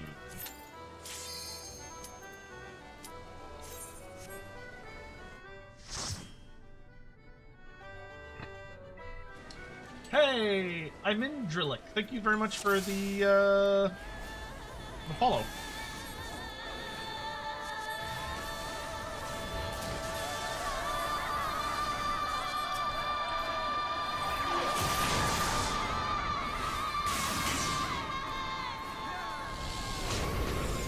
Come on, guys, he's defensible. It's not that hard.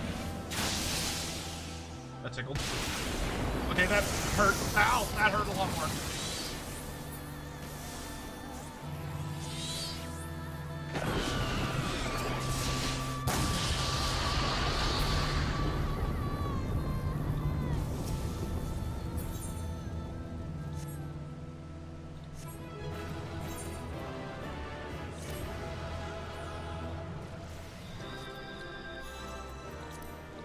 Ow, I say.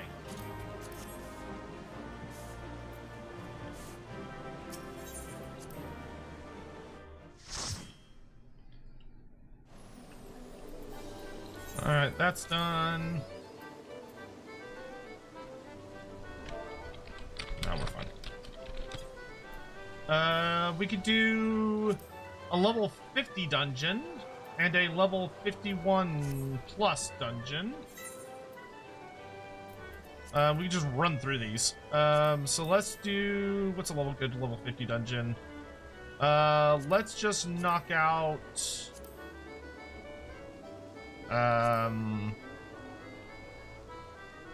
like Wanderer's Palace.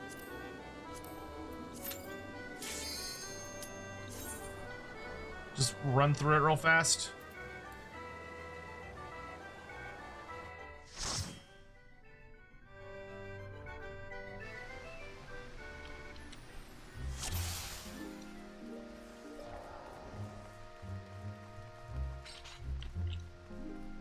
I'm gonna let the much higher level people go first.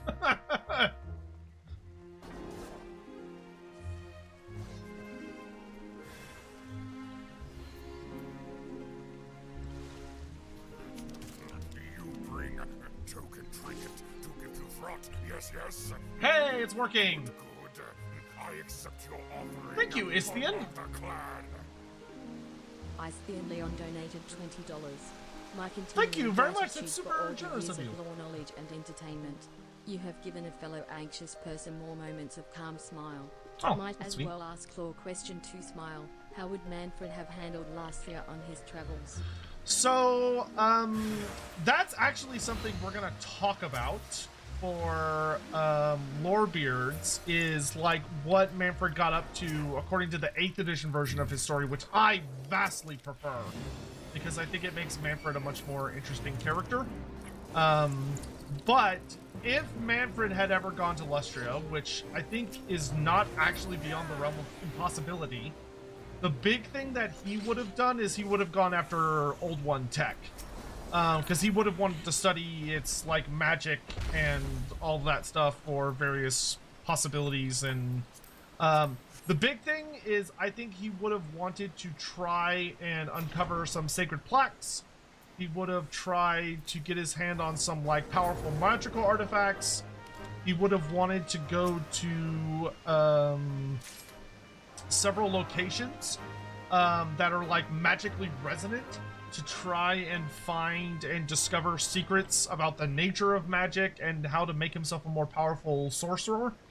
And I think if he had all of the free time in the universe, he would have tried to I think he would have tried to get the blood of a Slan. Would have been like his big thing. Like, tried to get his hands on the blood of a Slan Mage priest that he could use to, you know, empower himself to a horrific degree. But that probably would have been a massive challenge in and of itself, because I don't think he would have been able to just do it. I think it would have required him to jump through some hoops. Yeah.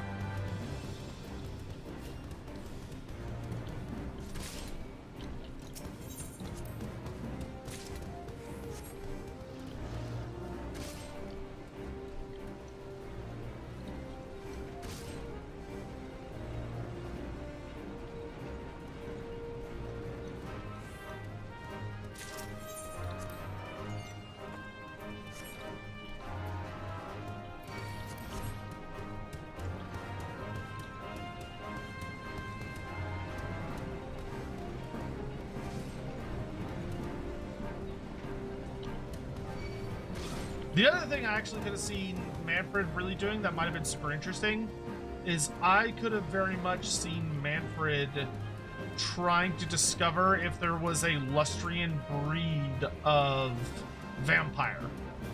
And if there was a Lustrian breed of vampire, figuring out like what they are and learning to take their power for himself.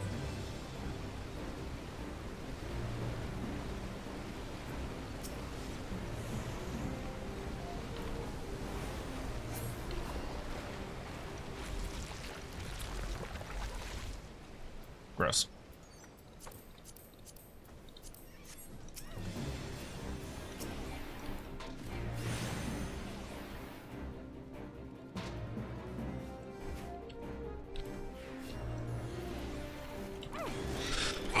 Ooh, excuse me.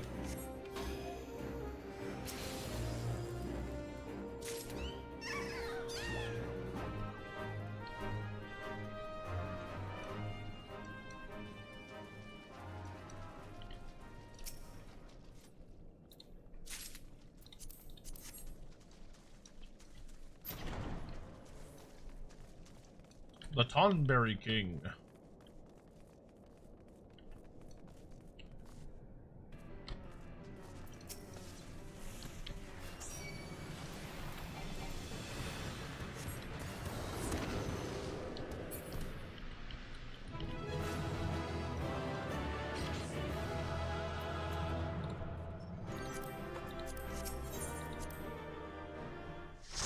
Cool.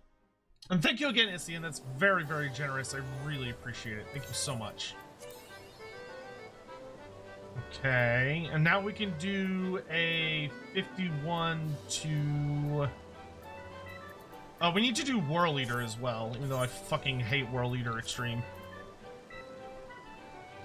World Eater Extreme. Hopefully our lovely level 100 person can, or actually Crimlow's our level 100 player. If we're lucky, maybe Crimlow can snipe him before he goes into his second phase. I don't think that's possible in World Eater though. I think you have to brute force it, or you have to just endure.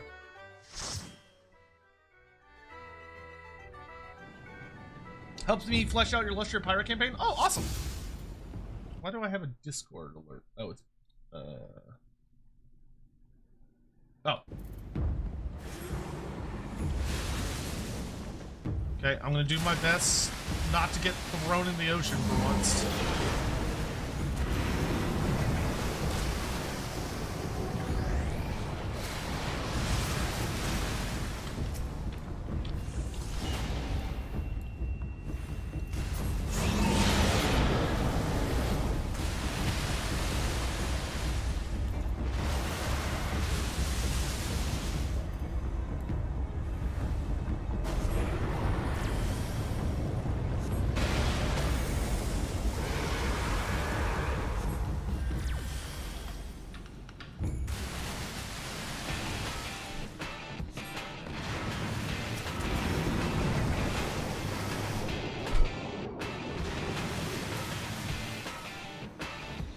I'm a goof. I don't think I've ever gotten through Leviathan without being thrown off the edge. I don't think I've had a single run of Leviathan where I have managed not to die. This bitch is so good at throwing me to my death, it's not even funny.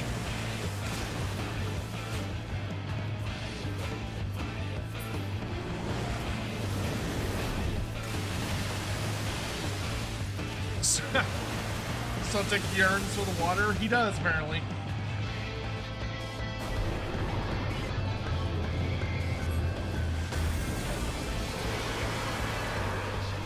God, he has such obnoxiously long invincibility phases. And back in. I'm already dead! Oh wow, 3 of us died. Good lord. Thank God somebody made it.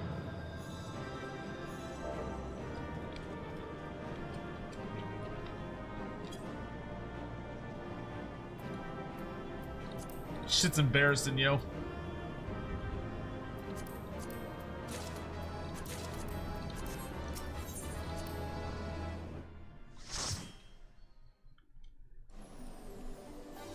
Alright, so now we can, do I want to shuffle? Between 3 and 7. Okay, so I can get 2 more before I have to shuffle. Why don't we spam Bowl of Embers from here until done? Well, no, because we still got to do like 5 more. Okay, so let's do a level 51 dungeon because I do have access to one of those. So we can do Dusk Vigil. And then after Dusk Vigil, we'll just spam Bowl of Ember.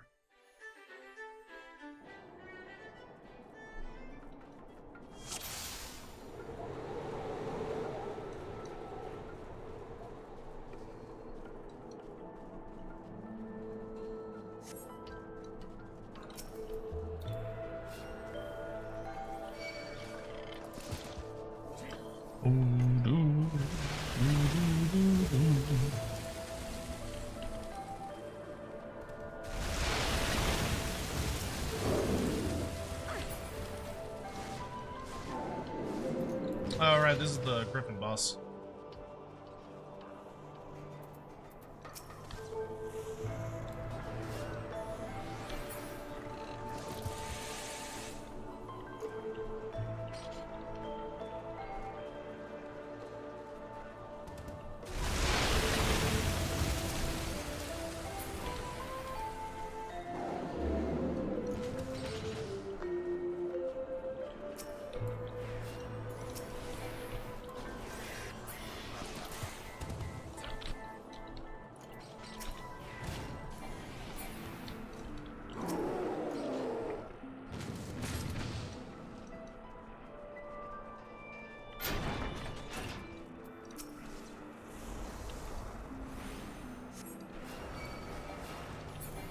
before Mammoth's mind its own business, we just roll up and just start punching him in the face. Yeah, because I think this will take us to 6 stance.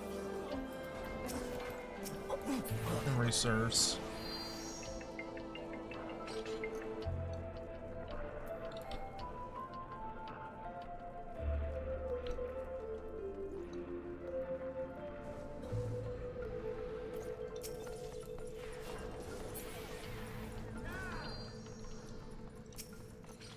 Now you have to. I forget who has the key. It's one of these assholes. There it is.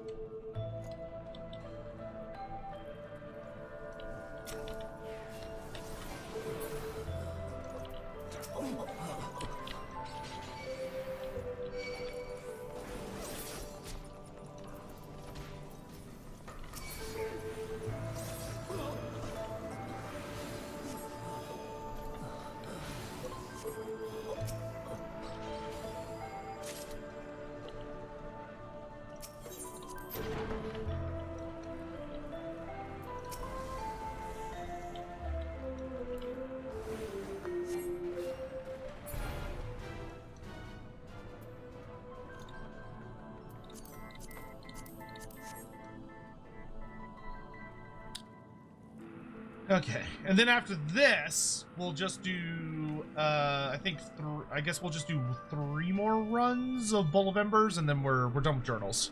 Which will be great, because then I can turn in my journal on White Mage, and I'll get a bunch of experience, which will be great.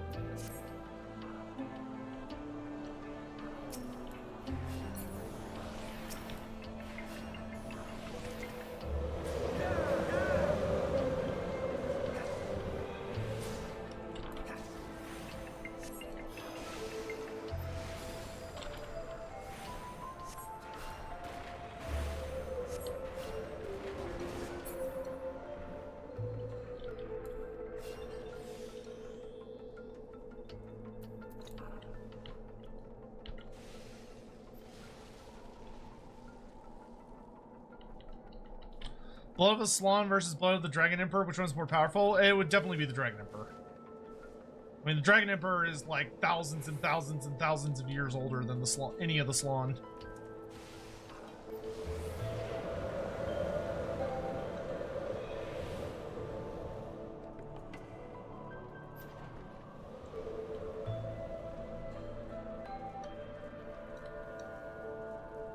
Even if it was Lord Croak? Even if it was Lord Croak, yeah. Like, if Lord Croak was alive, you know, I think Lord Croak would be capable of fighting the Celestial Dragon Emperor. I don't think he'd win, but he'd give him, like, a hell of a fight.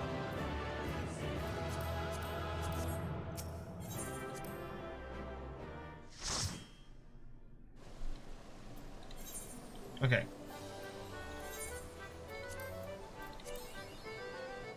Okay, so we're at 6.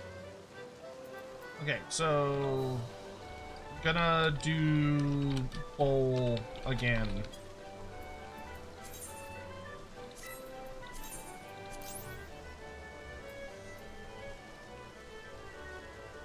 Okay, so I have to, so the next one is when I have to reshuffle if I'm gonna reshuffle. Okay, so clear, go to trials, and we want bowl extreme. Yeah, because Ifrit is definitely the best one, because we can kill him in like 2 seconds. As opposed to like several minutes.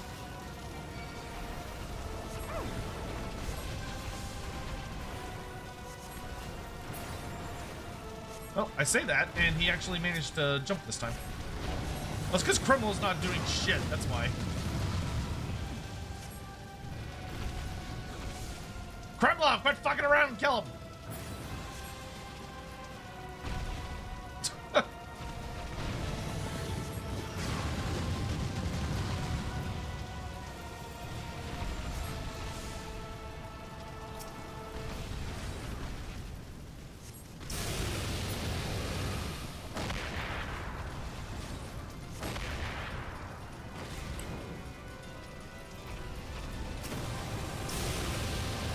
Crimlo single-handedly made this go from a 2-second fight to a however long this garbage is going to take now. Because now we have to wait for him to go all the way through this phase.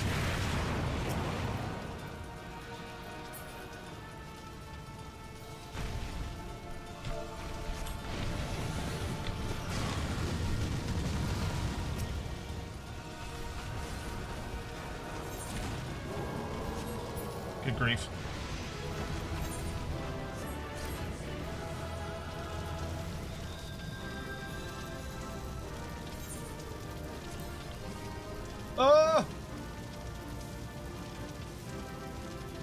Okay, I don't want to reshuffle. There's 2 that I'm looking for. I thought it was like a helmet.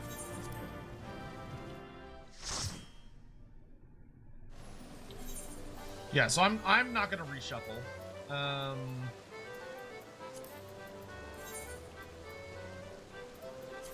So I'm just gonna use these on him.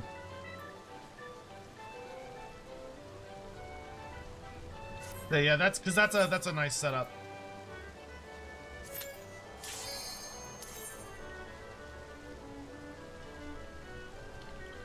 All right, let's get this over with. We just gotta do this 2 more times.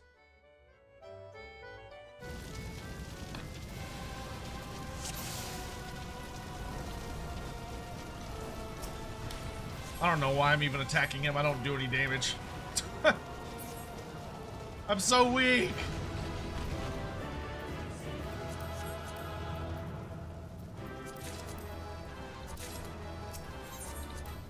I always like getting the crafting materials because I have no self-control. Scion, thank you for the super chat. Imagine how terrifying it would be if they got their hands on a freak and stuffed him into a Kadai destroyer. Woo! We got a line! Let's go! I don't know if that would necessarily make him more powerful.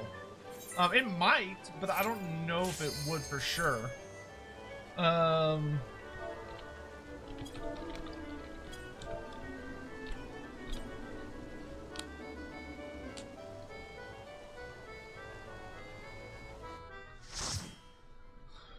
mean, it would in the sense that if he would no longer need, like ether or mana or anything to exist. Like he would be able to just exist perpetually. Oh great, I'm gonna fucking die again.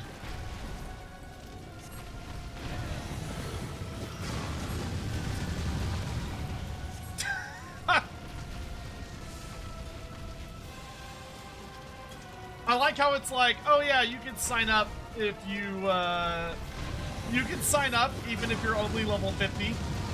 But if you go in as only level 50, you just get insta-killed by his fucking AoE ability.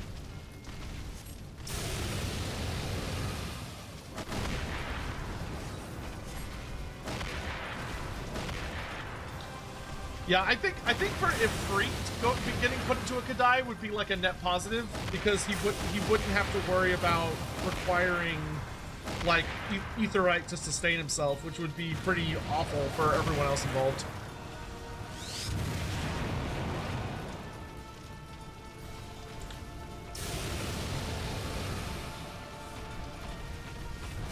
This is why we don't invite Grimlo to things.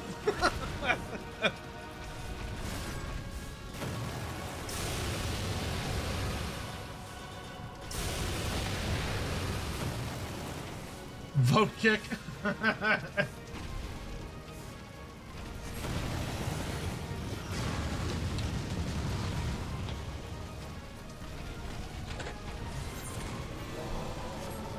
Alright, well, we don't have to do that again, at least.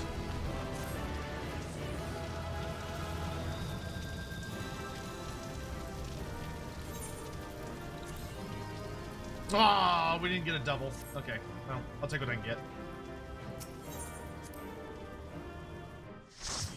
Alright, now let's go turn journal in, and then we can shuffle regular dungeons.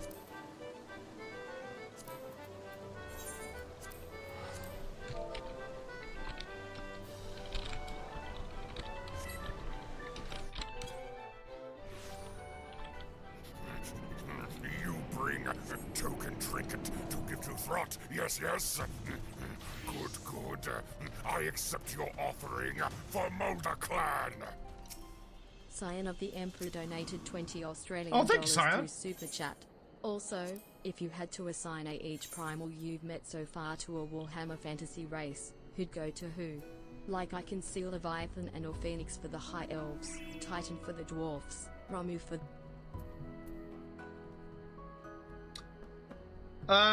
So I would say...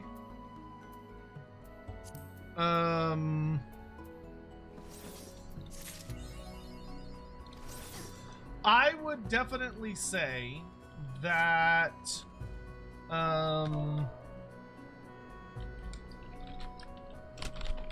second.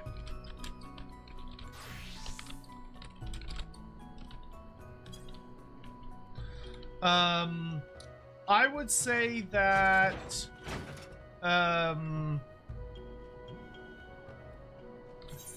can actually just, so Ifrit would almost certainly be Chaos Dwarfs. Titan, I think, would just be regular dwarfs, like just Dawi. Though you could argue that he'd be greenskins as well.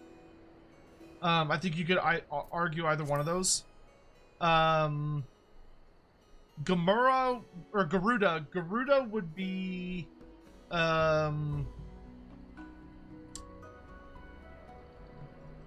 Garuda would either be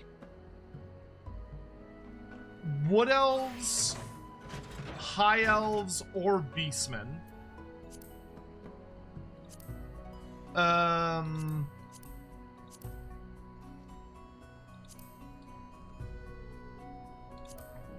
Phoenix would be High Elves, High Elves. Leviathan would be Dark Elves.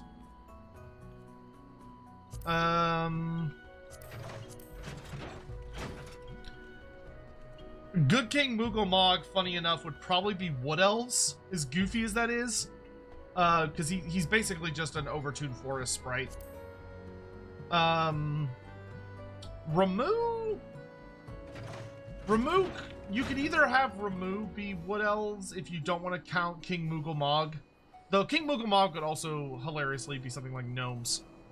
But I would probably have Ramu be Wood Elves in that case. Shiva would be Kislev.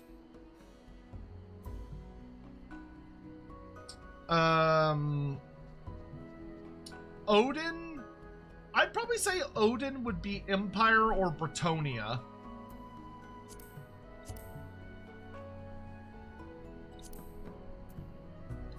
Thok as Thok would probably be Greenskins or Grand Cathay. As weird as that is.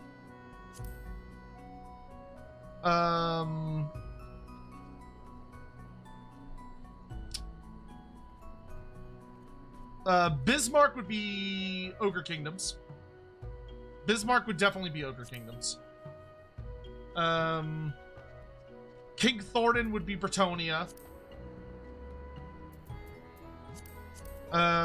Sephiroth would be Wood Elves, but much more on like the Drycha, Coadil side of the scale.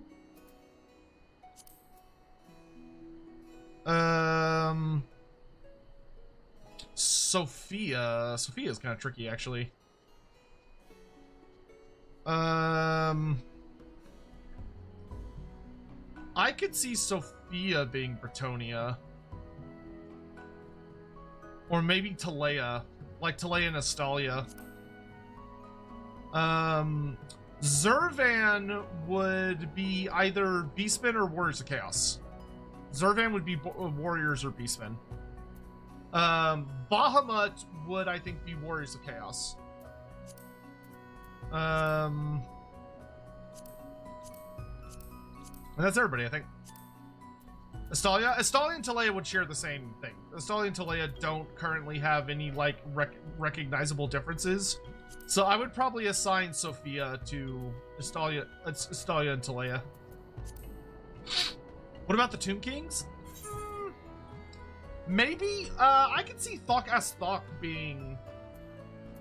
No, that's not his name. Fucking Ravana. I can see Ravana being, Tomb Kings, actually. Shinryu? I don't have an opinion on Shinryu, because I don't know that much about him yet. Like, we're gonna deal with Shinryu to come, so I don't really have much of an opinion on him, because we haven't gotten to see him very much. So, yeah, I could probably put Ravana with... Based on, like, his personality, Ravana, I think, would make a good Tomb King fit if you had to force him somewhere. Alright, anyway, let's get to today's stuff. So, let's turn on Unrestricted Party, and we're doing...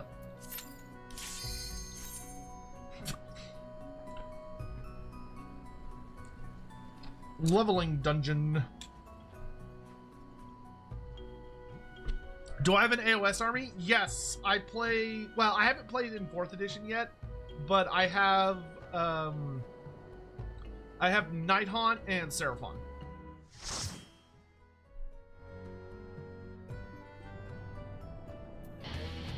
What the heck? We can get trials? I didn't know that. I thought I did Leveling Dungeon.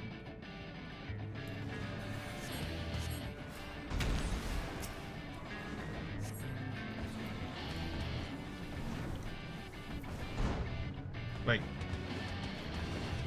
Where's my... Oh.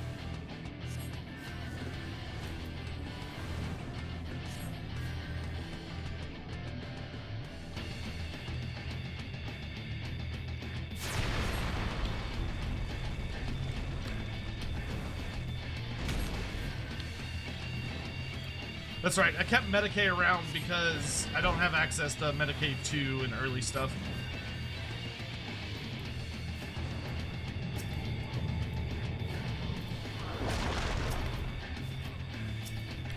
You get regen, and you get regen.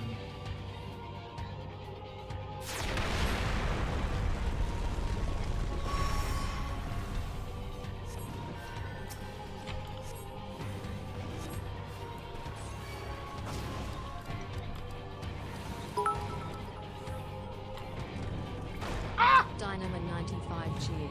X100. Sotek. Given the White Wolf article talking about Hashat and that teaser GW release where they mention big huts, do you think Chaos Dwarfs are coming to Eos? Yes. I would be willing to bet you a good amount of money that when did Tremolo die? I would be willing to bet you a decent amount of money that they're going to announce Chaos Dwarfs at the upcoming event. The one that's this upcoming Friday. Swiftcast? Well, maybe I don't feel like resurrecting you. Have you thought about that? How about I just let you stay dead, Grimlo? I think that's a grand idea.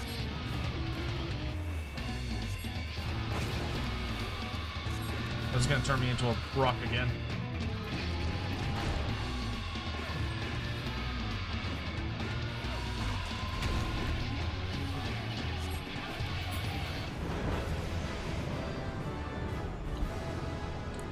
Hooray! I got a new ability. Afflatus Solus. Restores HP. Oh, it's instant and it costs a lily. What the fuck is a lily?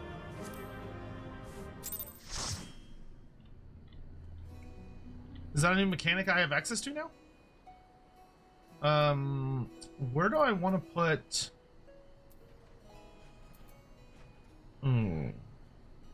That's a fat heal. Okay, let's do...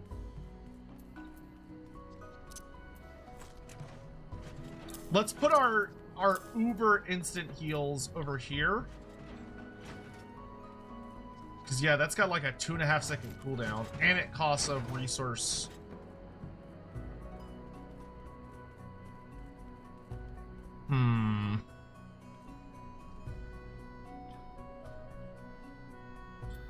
Or maybe...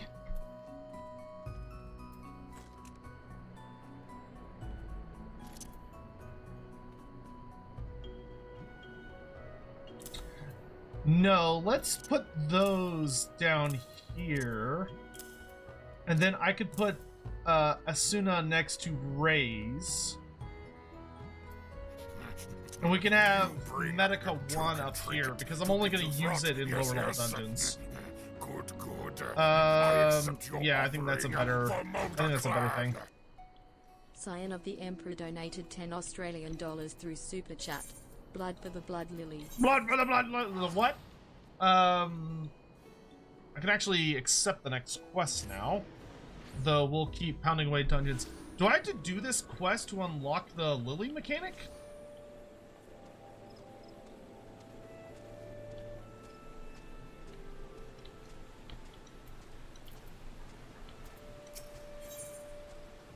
Yes. Okay. This gives me the lily. So let's do this real quick. Okay, here we go. You come at a good time, Dalcarius. I believe I found a clue in my grandfather's records. There is a passage which tells me of the time when the taint reached the forest via a subterranean water vein. Master Otoa traced it back to its source at Abalathia's spine, there he purged the corruption. Lest you wonder, 'tis the mention of the water vein that interests me. Allow me to explain. Though the danger to the 12's wood has become so dire as to elicit emphatic warnings from the Great One, none of the Padjals or hearers were aware of it. If we then consider the Great One's warning that the taint shall flood the forest, I'm inclined to conclude that befouled ether is being conveyed via water veins. Years have passed since Master Otoa purged the taint. A new source of corruption may well have manifested in the intervening time. First, I suggest we take our investigation to the central highlands of Porthos, which form the southern edge of Abalathia's spine. Pray meet me at Camp Dragonhead. Okay.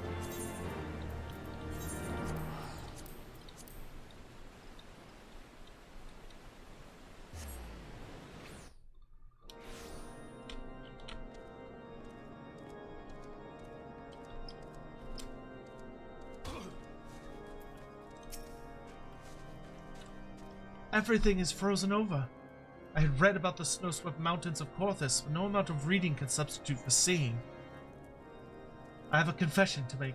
This is my very first time setting foot outside the 12's Wood. The experience is proving to be at once fascinating and frightening.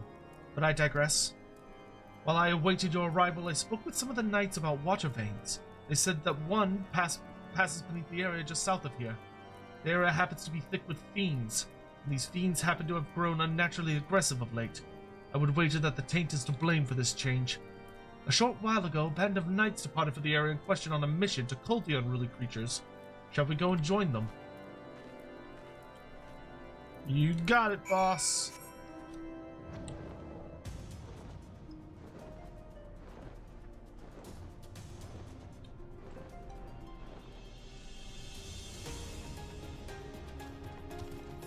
Is this a full-on trial? Yeah, it is. Okay.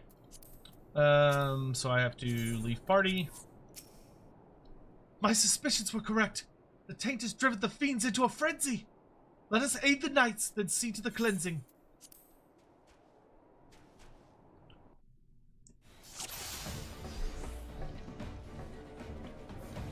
I'll attend the fiends. Pray focus on mending our hurts.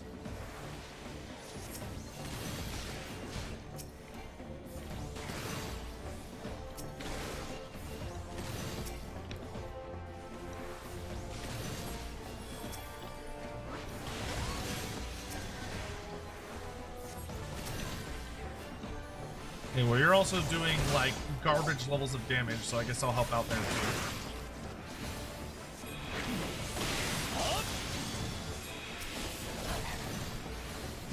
Excuse you? Curses! Fiends are being drawn to the taint.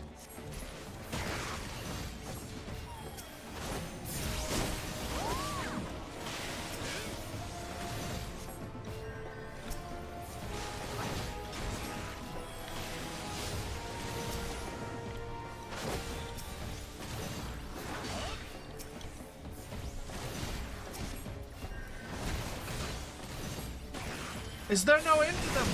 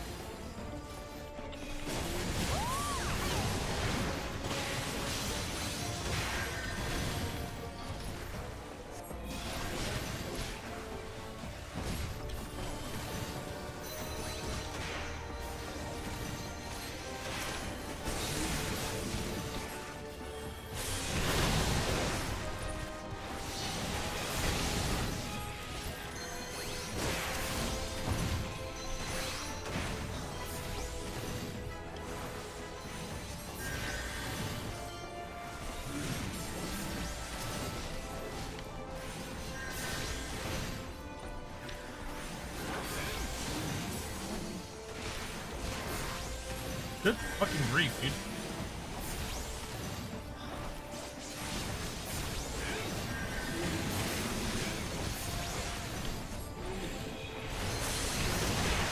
It'd be so nice if I could use my AoEs.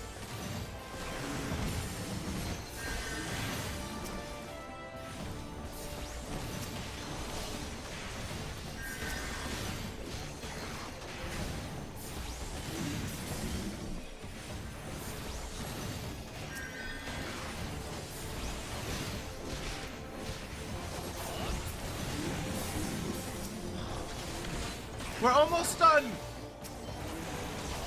Fucking better be, I'm running out of mana.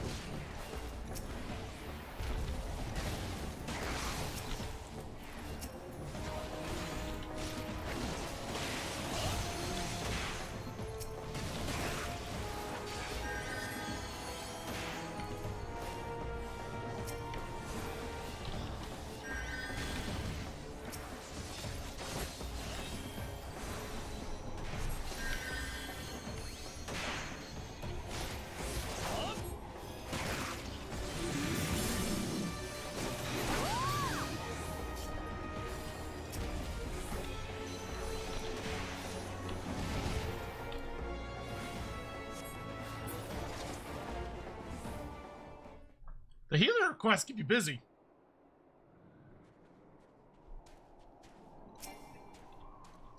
Let's purify this.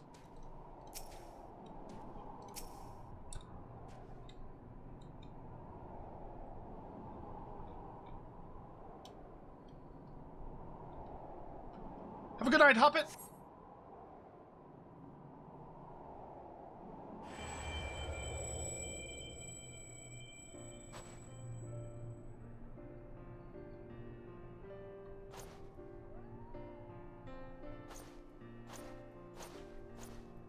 This energy, soothing and pure, 'tis precisely as my grandfather wrote.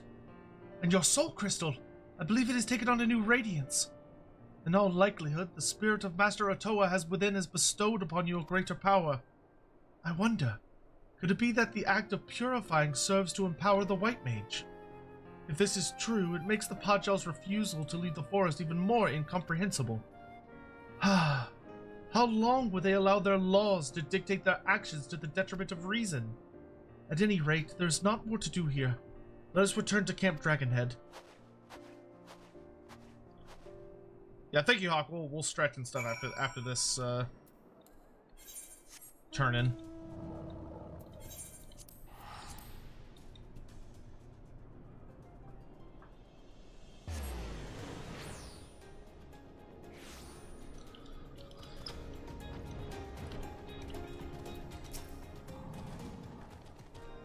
Let us review what we've learned.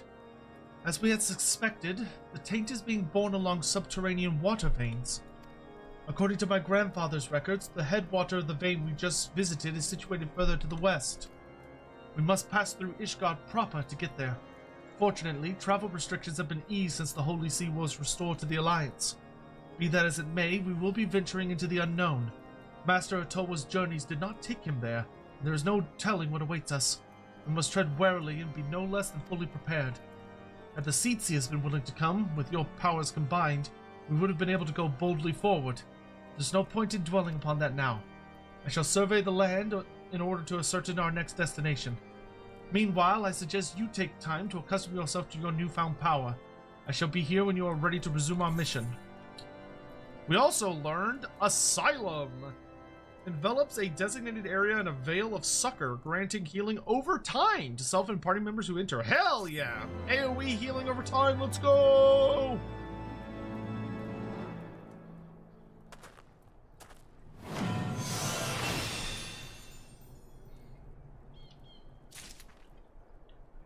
Healing gauge unlocked. Healing gauge discloses the current number of lilies a white mage has accumulated. Lilies are accumulated as time passes while engaged in combat. Lizards are consumed by the actions Afflatus Solace and Afflatus Rapture, which you don't get until level 76. Good lord. Alright. Okay, since that's a special ability that I need a certain amount of lilies for...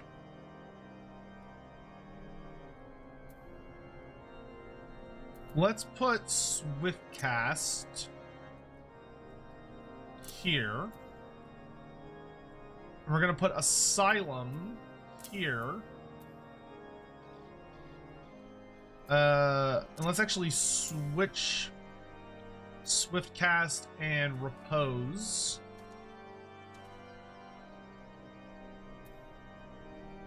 Ethereal Shift and Rescue are very similar, so I'm going to put those next to each other.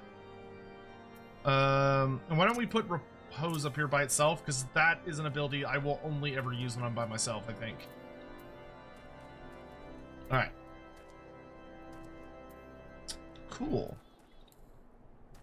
Wow, that is a huge AoE. Holy shit. Oh, but it has a 1.5 minute cooldown. Oh, my lord. Okay. Alright. I'm gonna stretch real quick. I'm just gonna move around. I had a big lunch. So I'm not too worried about food, at least for a bit. Back.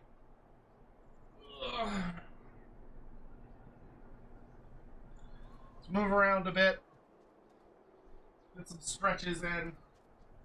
Squats and push-ups.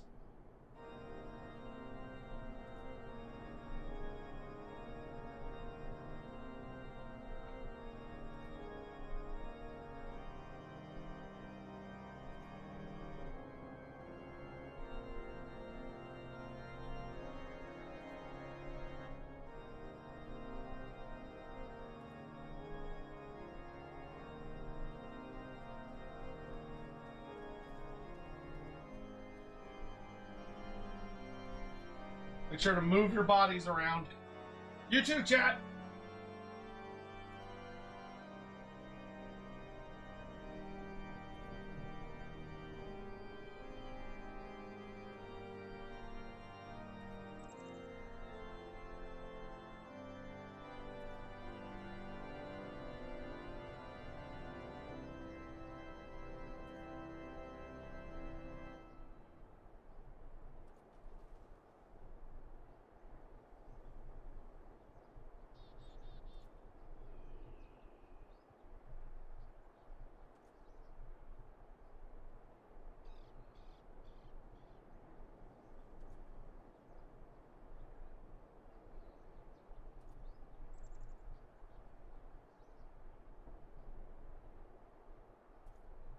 Okay.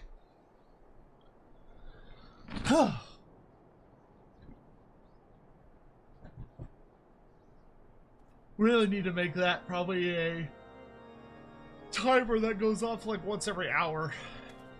Or make it a redeem or something. Alright.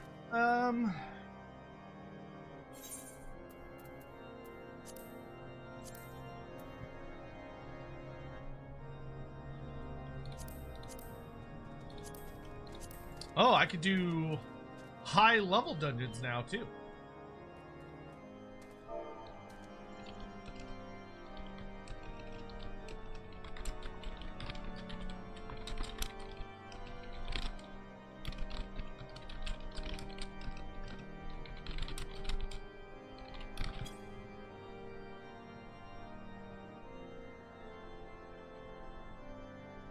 Could do a timer if you want. I'll probably set it up as a redeem.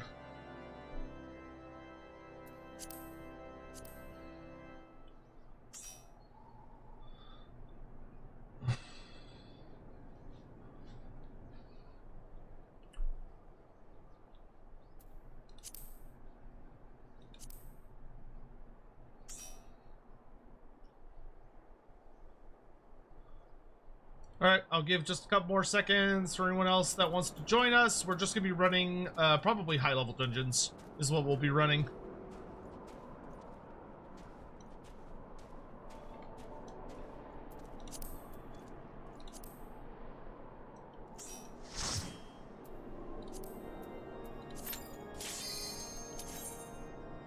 Oh, okay, we got a party of 4. Nice.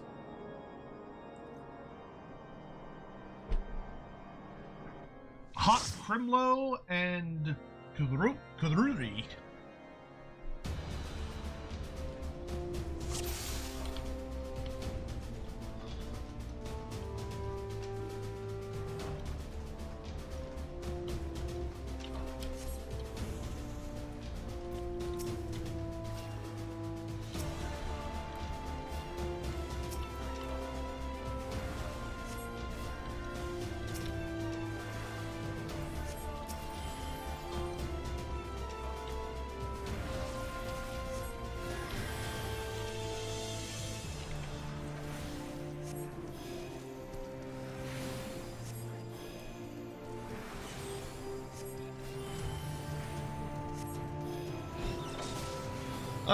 We can do like 2 groups at a time, Hawk. Oh wait, I forgot that section's like blocked off.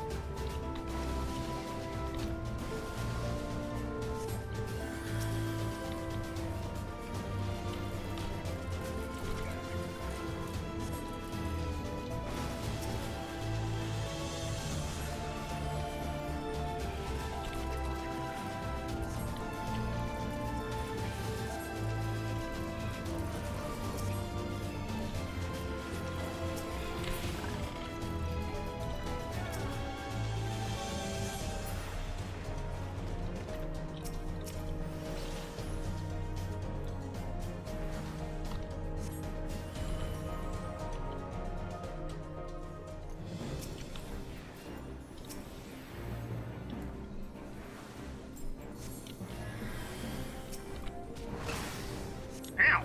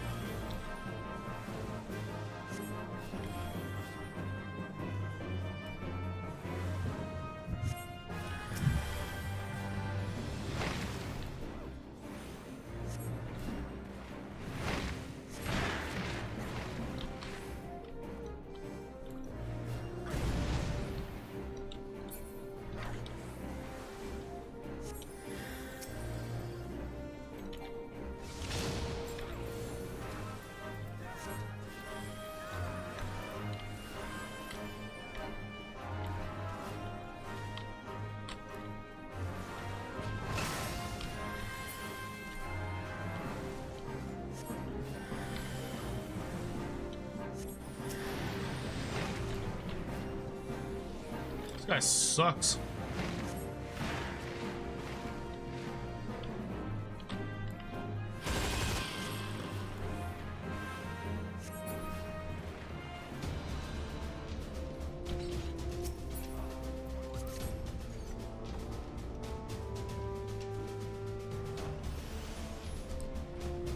How have I been finding Final Fantasy healing compared to other MMOs?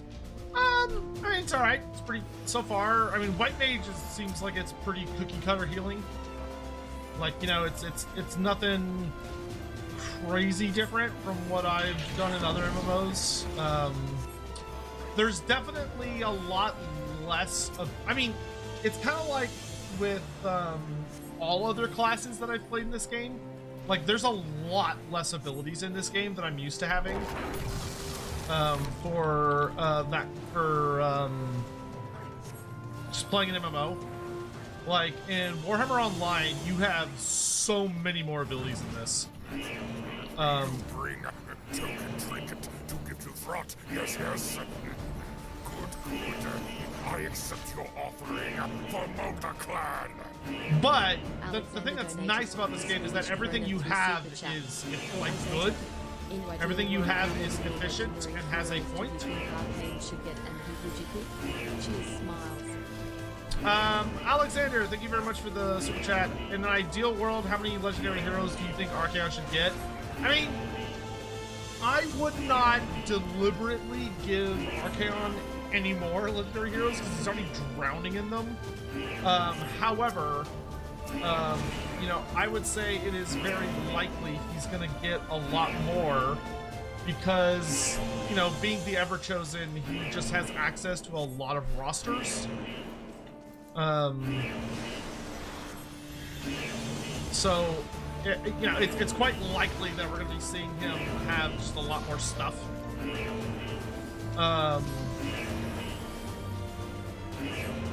In like a perfect world, he would get access to every or damn near every legendary hero from all of the Warrior of Chaos, Demon of Chaos, and Mono God rosters, which is a lot. Like that's just so much stuff.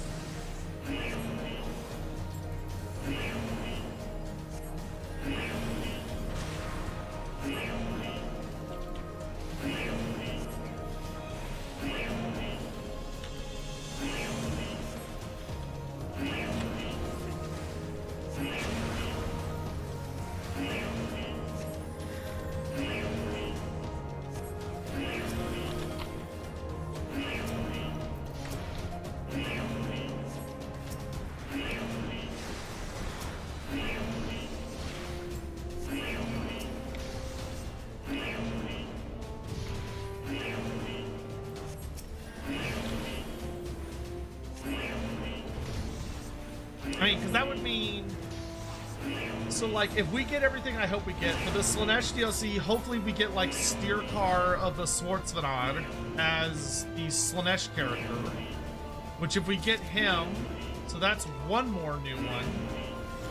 Then I'm really hoping for Norska, we also get King Adela and Gutrot Spune. So that's two more, putting him at 3. And then I'm also hoping we get Galrach for Zinch and just Chaos in general. So that's 4. And then from there, I think I'd be pretty good, to be honest. But I also, you know, I wouldn't complain if they're like, oh, we're also gonna do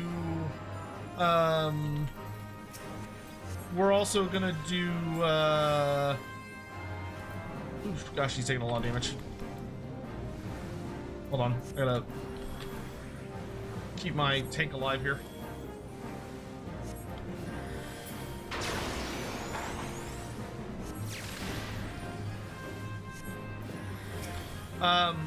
I would not be upset if they came out and were like, oh, here's also like Valmir the Reaper for Nurgle, which Archaon would also get, and that would put him to 5. I have a hard time imagining anything more than that. Ow, ow, ow, ow, ow, ow, ow.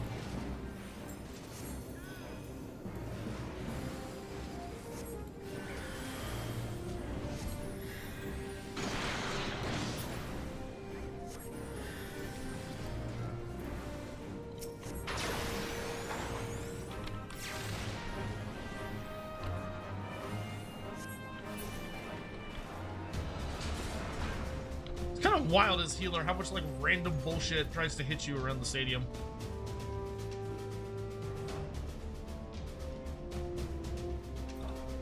Oh yeah, I would like to see Bardic Crom. Bardic Crom I would really like to see added to the game. So that would get him to a maximum of 6 more. But that's I would say I would be really cool with him getting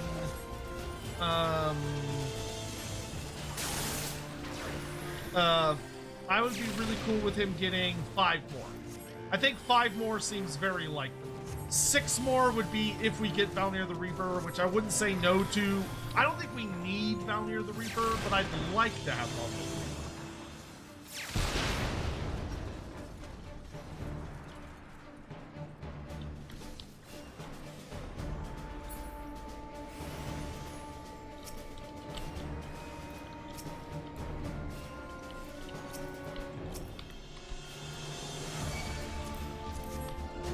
Ow.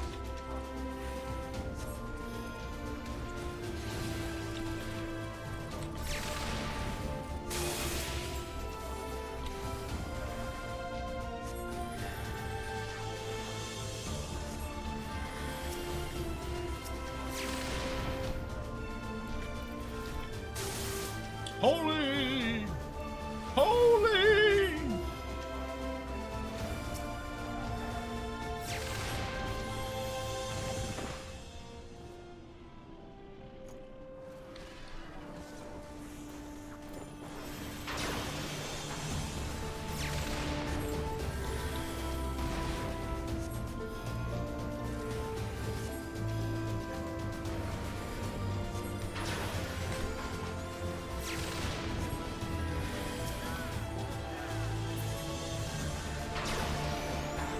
Does Galraj have a unique model? Yes. Yes, he does. He also has unique art. Good old Big Daddy. Midgard Summer!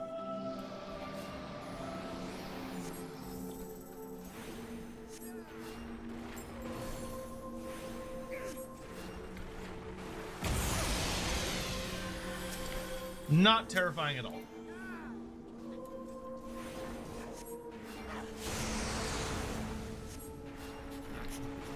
You bring a token trinket to give to Throt. Yes, yes. Good, good. I accept your offering for Mulder Clan. Scion of the Emperor donated 20 Australian dollars through Super Chat. I am in full agreement with you that Norska should have a LH for each Manol God, Sila for Korn, Styr Carper Slash, Hoodlock for Nurgle, and Adela for Theon Springsborg for Undivided, or 5 and... Oh yeah, I forgot about Bjork, but yeah. Yeah, I forgot about Bjork, so tack him on too. But yes, I agree.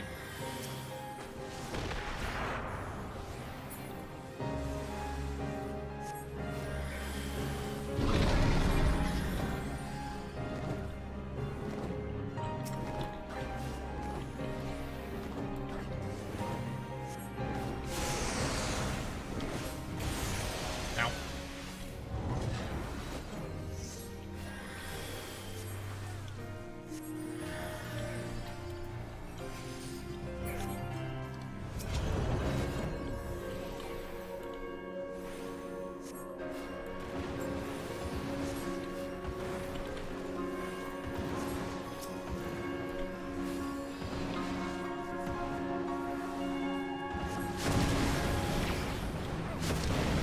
Oh, scary. Oh, bull!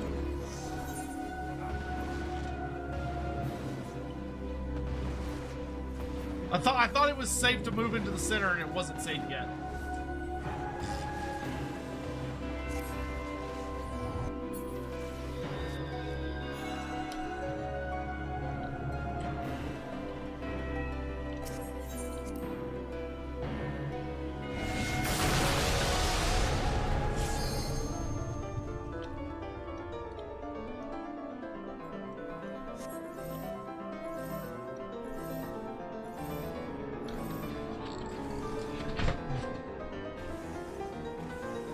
honestly, it would not surprise me at all if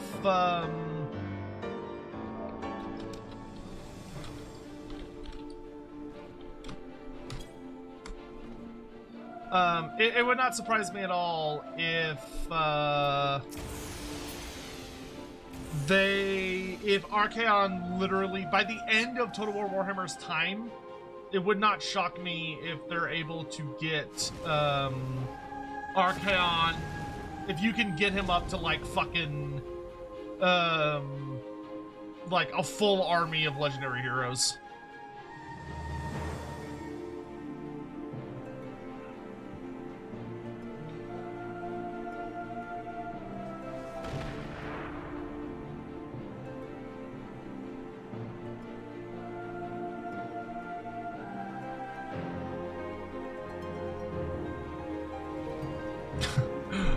Hurry up and die, Hawk!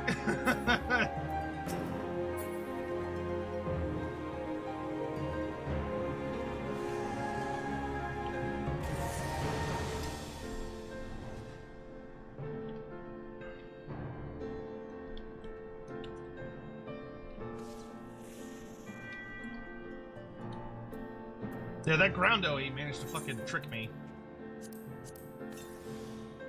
Oh no, I shouldn't have drank that. Fuck. Oh.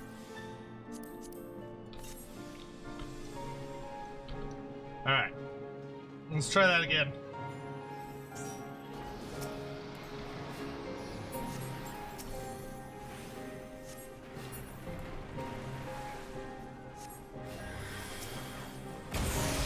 It's good learning for me, though.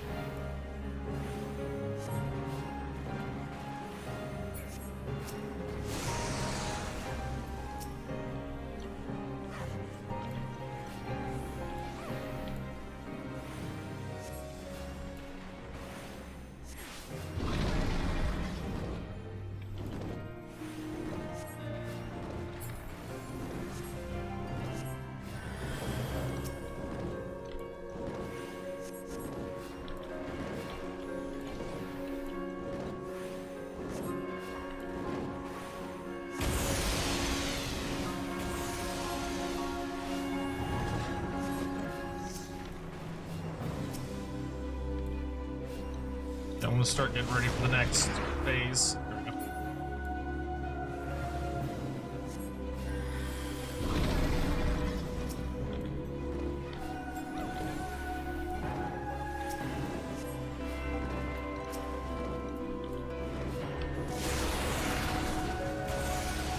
That was bullshit. I dodged that.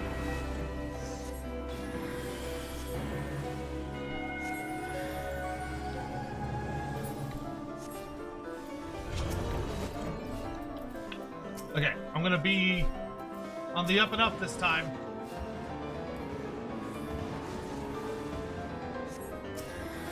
I'm getting a lot of damage stuff now. Okay, so the center's gonna blow up, then the next ring.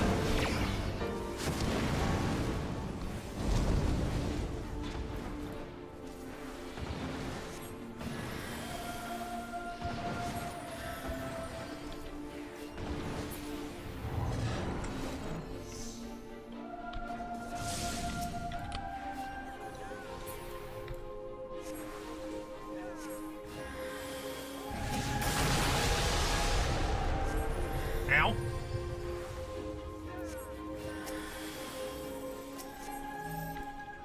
This one's kind of interesting because he's not really attacking like the tank. He's more attacking like the party.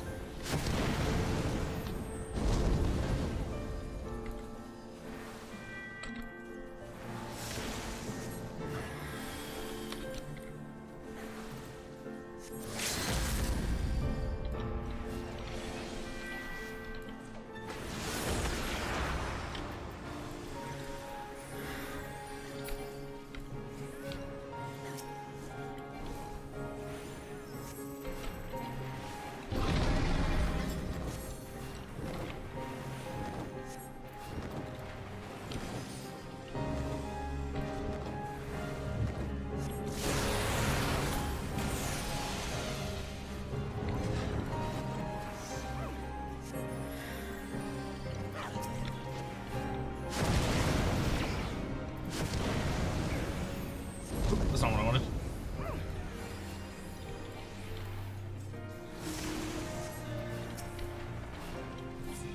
Yay! We did it!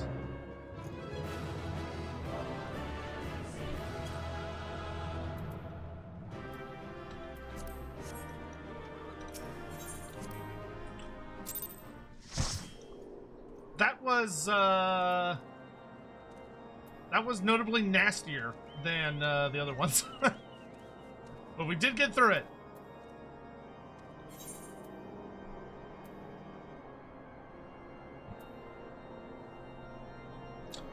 Alright, so I guess we just do that until we level up.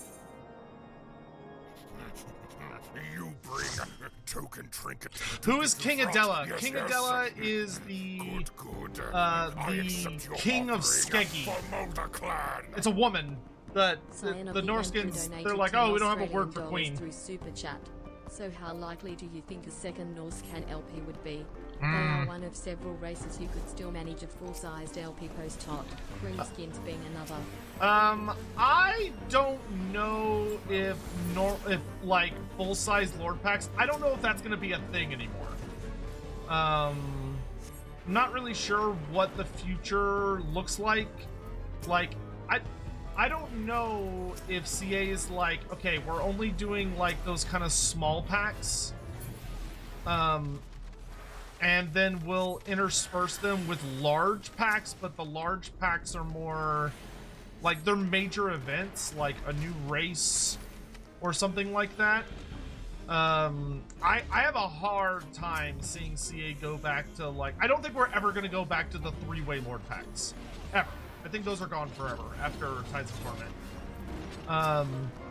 We might go back to the like 1v1 Lord packs because those weren't as obnoxious, but I really don't know what the future looks like for us, to be honest. Hopefully it'll be good, because I do agree.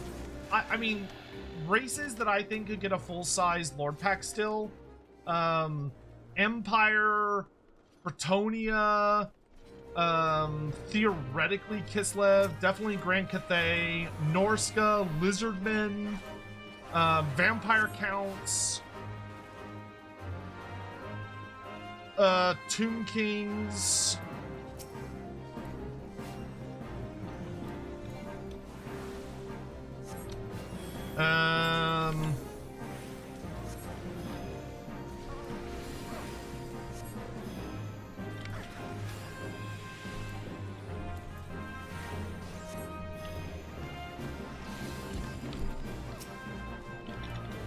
I think High Elves will be pretty close to being done after this. Literally, the only thing High Elves I think would still need after their upcoming DLC, because we know they're getting Sea Lord Island. And I bet Caradryan is going to be the legendary hero. So I think literally the only thing I can really think of that High Elves would still need would be like Corhill as a legendary hero. But I really can't think of anything else the High Elves would really need.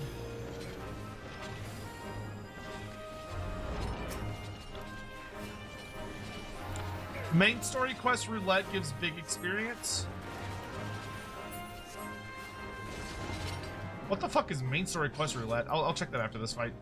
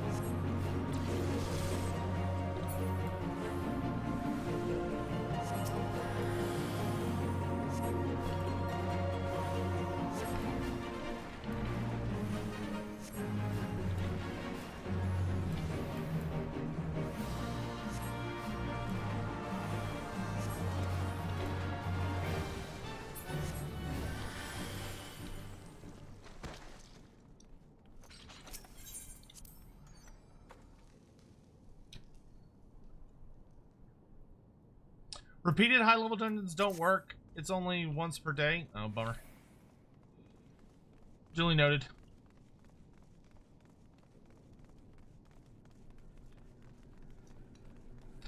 Well, in that case, we'll just do, like, the highest level ones that I can do.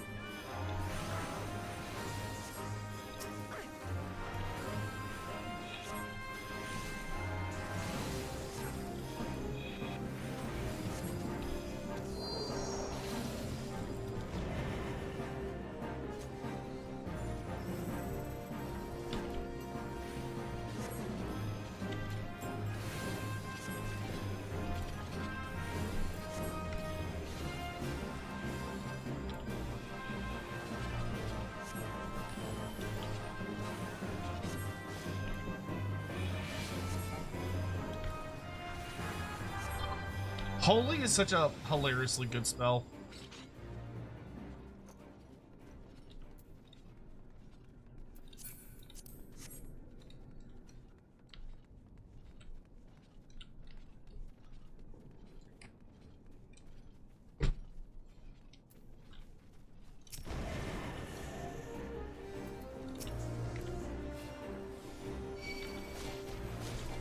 Yeah.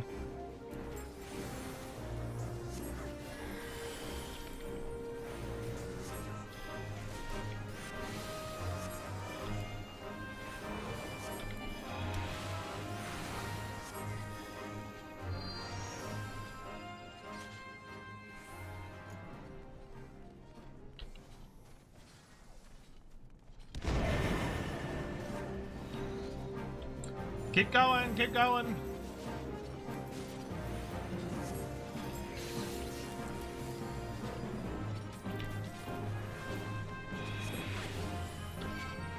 There you go.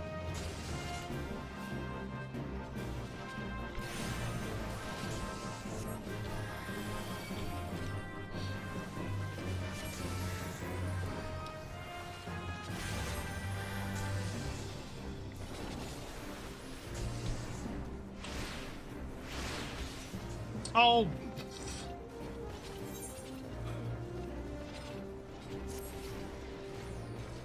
I don't even know how that guy got involved.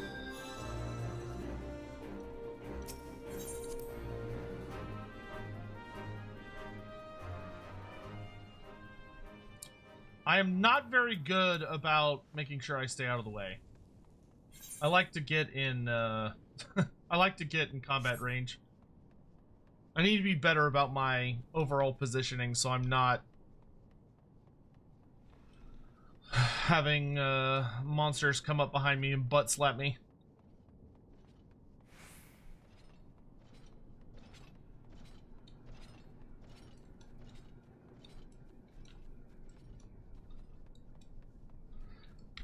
That's like the one thing that doesn't exist in this game that I wish did, like mechanics-wise, is I liked the guard mechanic system in Warhammer Online, where the tank like would pick a healer and they're able to like mitigate some of their damage, but they also get their aggro. Because the only bad thing about this system is that you're more dealing with grit, which means that if Hawk doesn't notice, or if the tank, not Hawk, but just the tank, if the tank doesn't notice that some random ass mob has come up and is attacking me, like, I can die in like 2 seconds. And there's nothing I can do about it. I just have to like hope that the tank notices, which is not my favorite.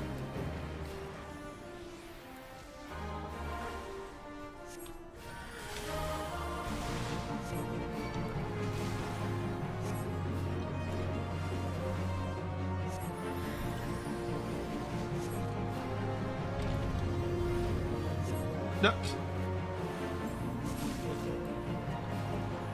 Hawk got yeeted. And I cannot... I cannot resurrect him because he's in a bottomless pit. Oh, wait, no, there he is.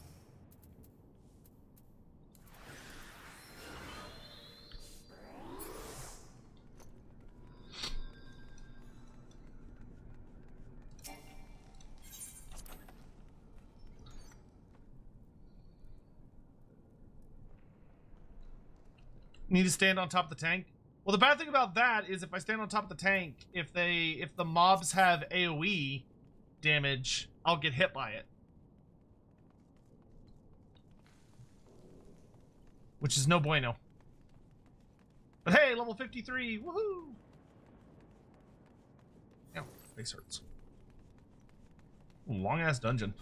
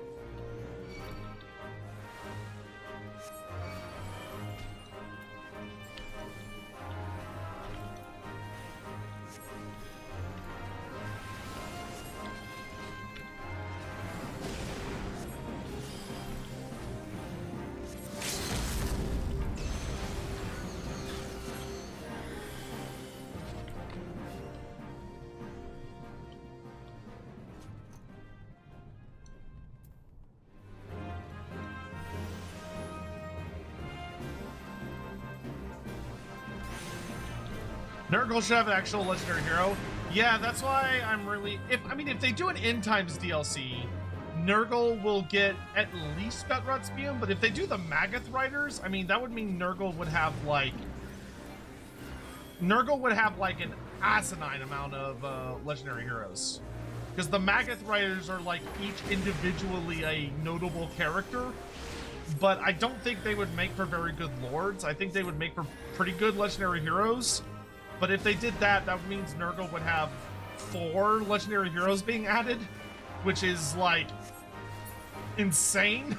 That is so many legendary heroes. I can see, like, maybe you make Gutrotspium a lord, and then the 3 Magath Riders are made into heroes instead. Maybe that's the, like, compromise. Or maybe they just do them all as heroes, I don't know.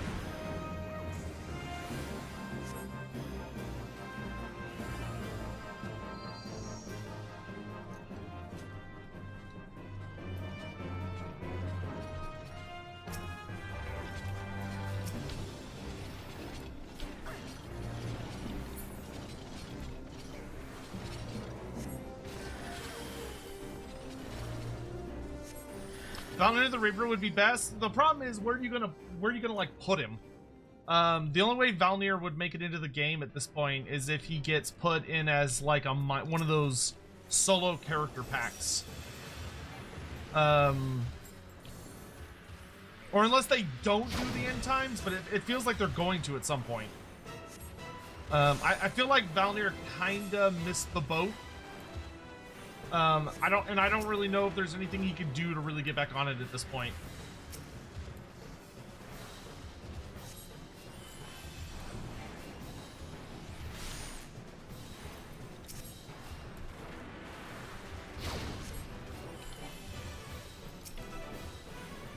I will also say another thing I don't like about Final Fantasy XIV's targeting system.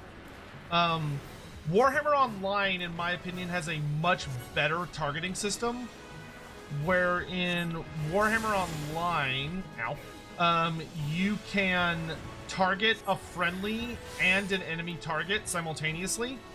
So, like, as a healer, I could be targeting Hawk and the boss at the same time. And you can also set it up in Warhammer Online where if you're targeting a friendly, you can have it set up so that you automatically target the enemy they're targeting. So, like, if you have a tank, you can focus on your tank, and it'll allow you to focus on the enemy that he's fighting at the same time. Which is cool. I like that a lot. Oh, the main scenario. Is that what you're talking about? Okay, I mean, I guess we could do this. Just because it gives you a bunch of bonus. Hopefully it's nothing like crazy long. What could the Vampire Coast get? I don't fucking know, dude. Like, technically, there is nothing left for the Vampire Coast.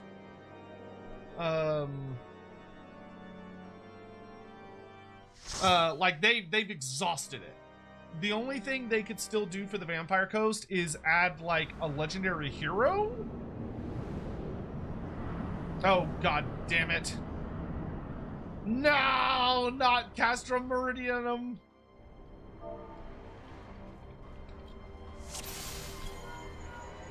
Oh, this map is so long.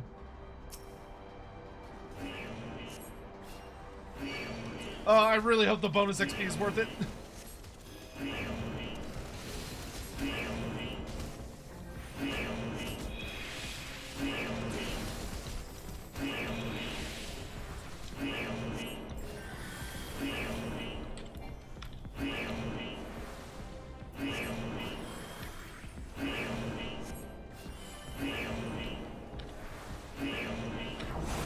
Well, the good news is the bad guys do hit like wet noodles.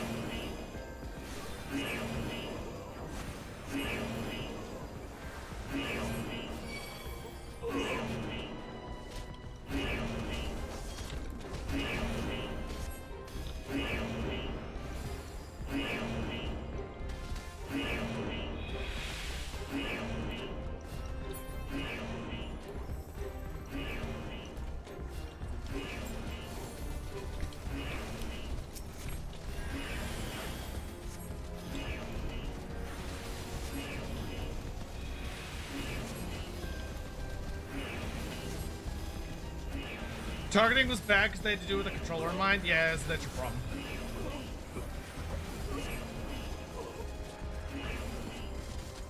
Because, like, say what you want about Warhammer Online, their control scheme is, like, fucking ace. It's such a good system.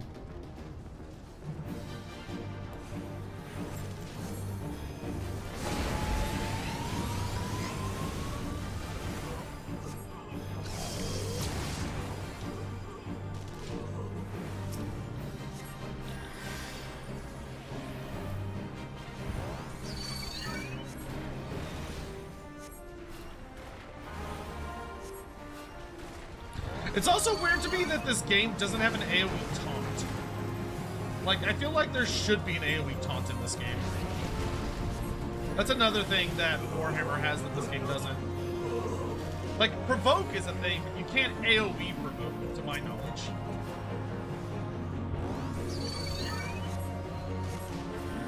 Like, you just have to use your AoE attacks and hope that it's enough to get the bad guy's attention. You're like using grit and shit.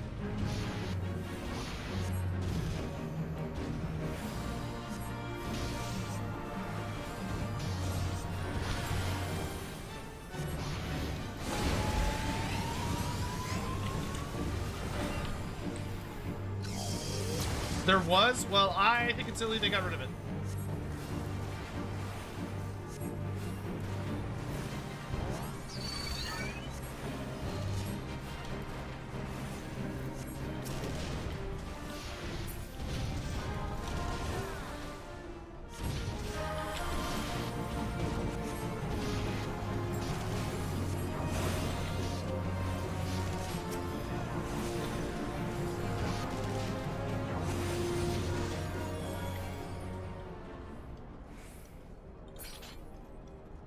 Into the disposal chute.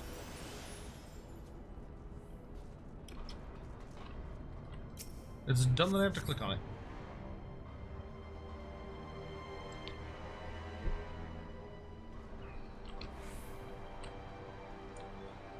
AoE does mad aggro this, it's just a default. Yeah, I know, it's just I liked it because it would be helpful for when there's like very sudden large enemy spawns during the boss fights, but it's not a huge deal.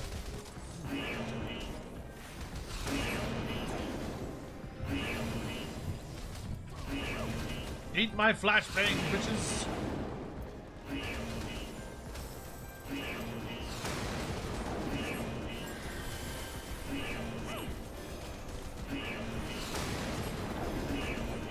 range on Holy?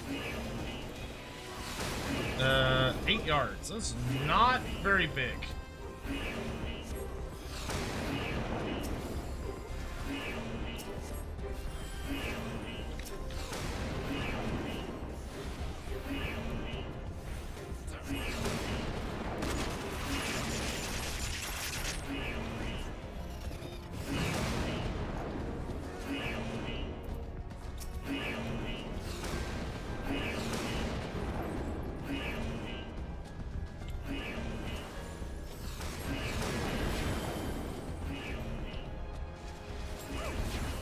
And granted, the shit I'm complaining about is not that big of a deal. Like, it's just, as a healer, it just means I have to pay more attention. Playing a healer in Warhammer Online, you have a lot more, like, you can turn your brain off more.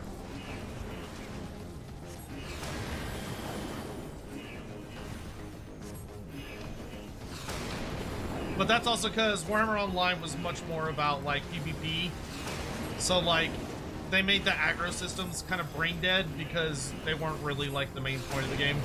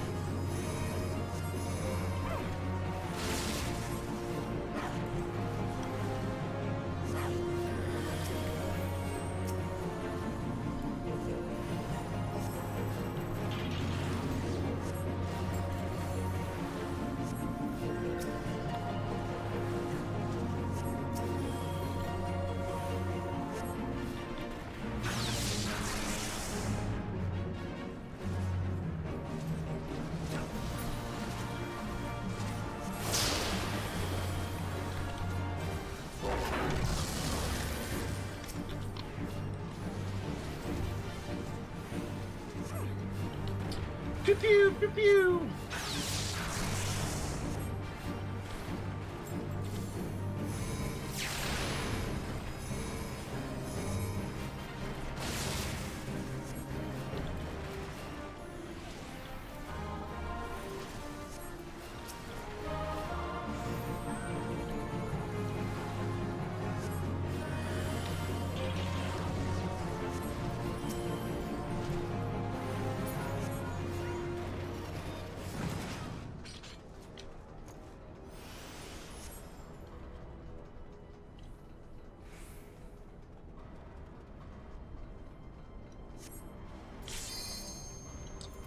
Oh, shit.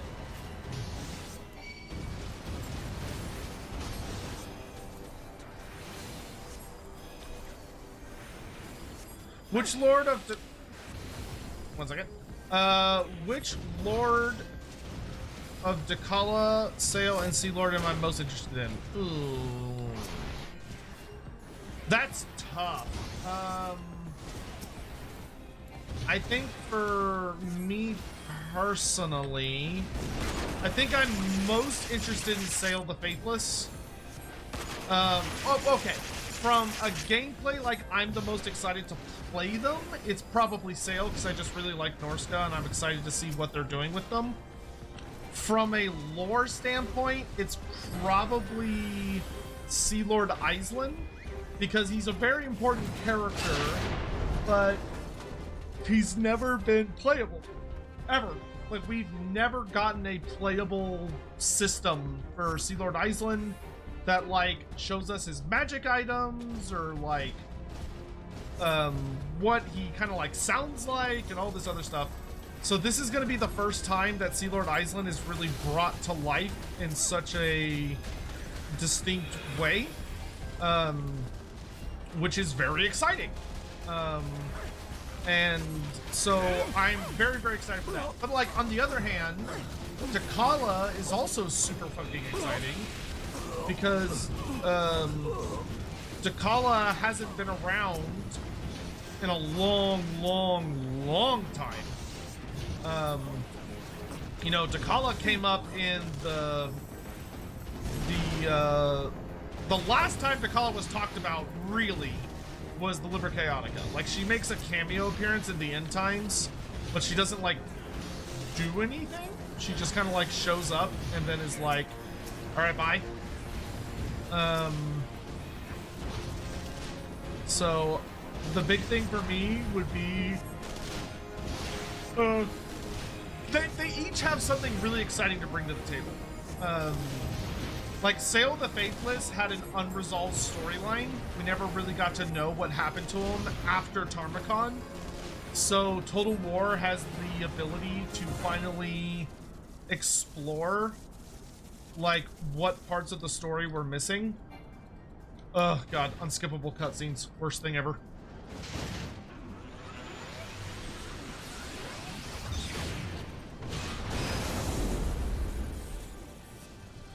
So like Sail of the Faithless, we can get significantly more information about his story, and Total War has the opportunity to include various snippets about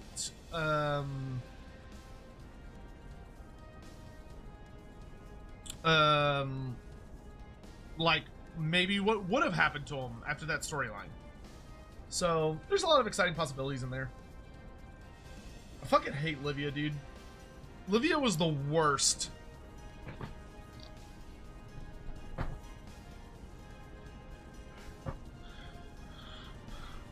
She killed my favorite self.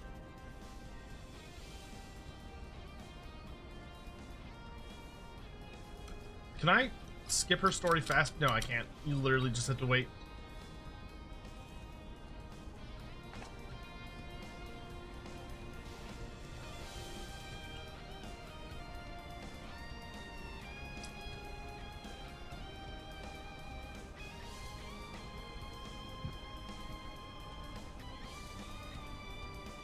I don't care how badly I want to level. I think I will never do main story quest roulette ever again. Because, like, in the time it's taken us to do this dungeon and all the shit that's in it, we could have done, like, we could have done, like, a level 50, whatever my level is, dungeon a couple times. Castrum is shorter than Paratorium, though. Oh, I know it is, but I still think it takes too long.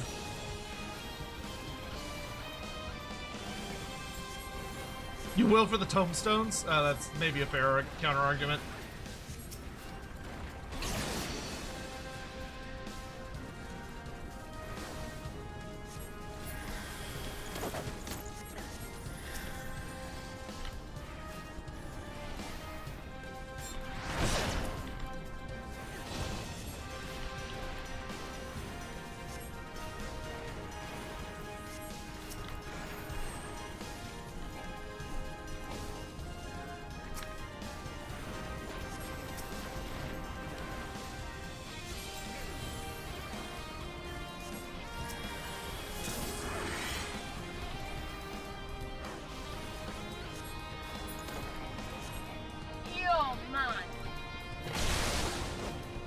Wait for it.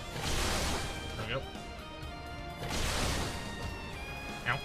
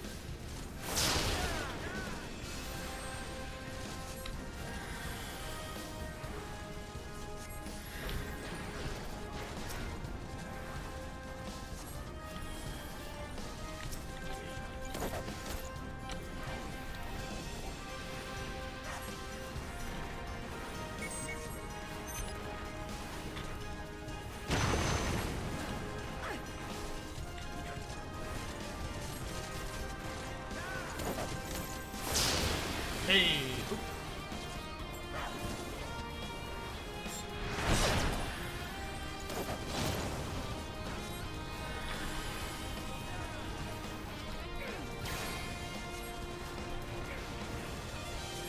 Hurry up and die, bitch.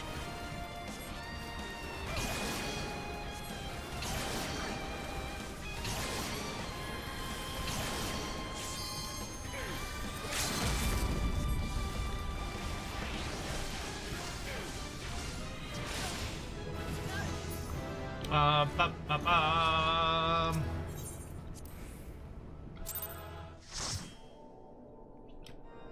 Hey, the girl with the dragon tissue. Oh my goodness. Next quest.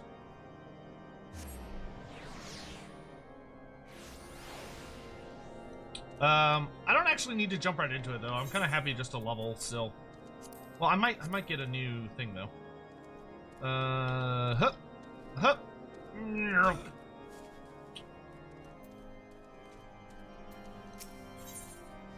I do. Oh, I get to be Stone 3. Yo, give me that.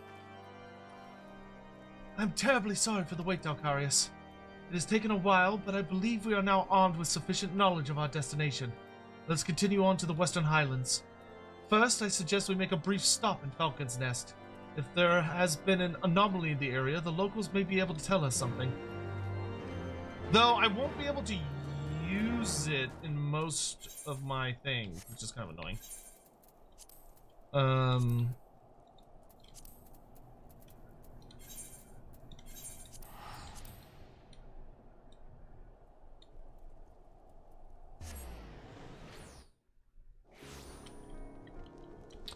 Chancellor, yeah, I do not foresee the end of Total War Warhammer support being anytime soon.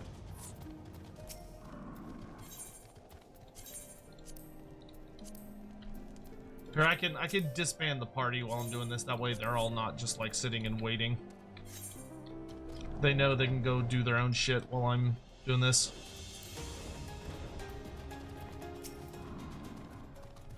So this is Falcon's Nest.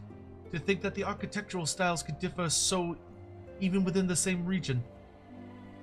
Going to new places is a veritable feast for the senses. Such wonders Grandfather must have beheld in his journeys with Master Otoa. Ah, but such musings must wait. We have a task to do. Let us begin by speaking with the people here. When you have finished, pray come and meet me at the hamlet's northern entrance. You got it.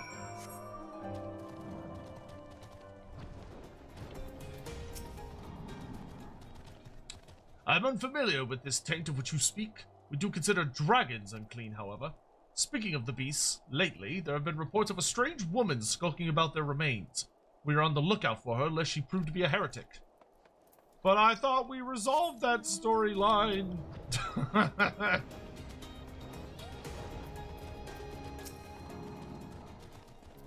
The taint? Never heard of it. We've had a strange visitor, however. A foreign woman with a stench of death about her. Suspicious as she was, I decided to steal a peek at her belongings and... Ugh, forgive me. But the mere recollection of it is like bringing up my lunch. Anyway, after that, some few of us confronted her, demanded to know her purpose, but she refused to say a word. Nay, she looked straight through us with empty eyes and left the hamlet. As I recall, she was headed to the north and west. Wherever it is she has gone, we are well rid of her.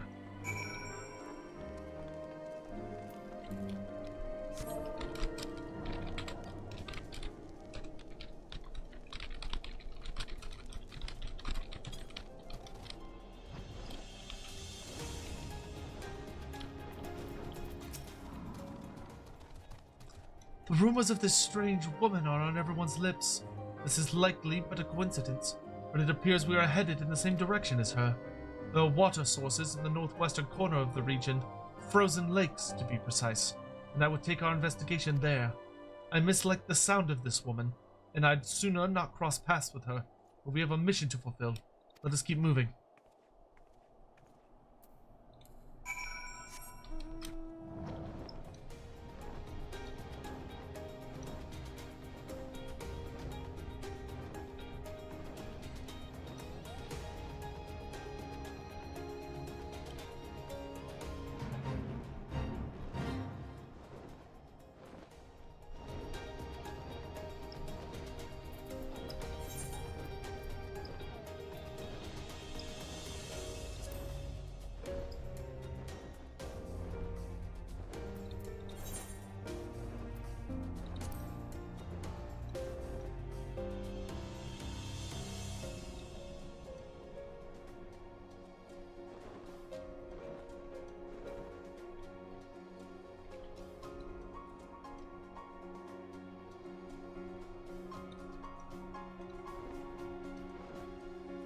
Hey.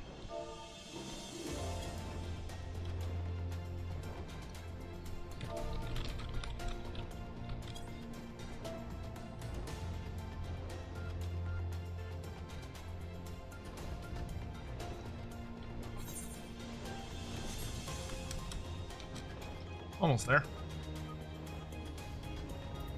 Oh, I've got a mission to kill some ice commanders.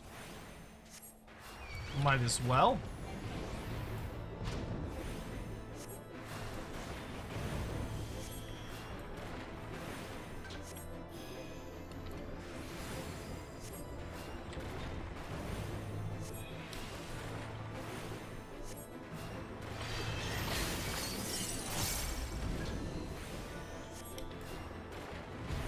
Die, you big brute.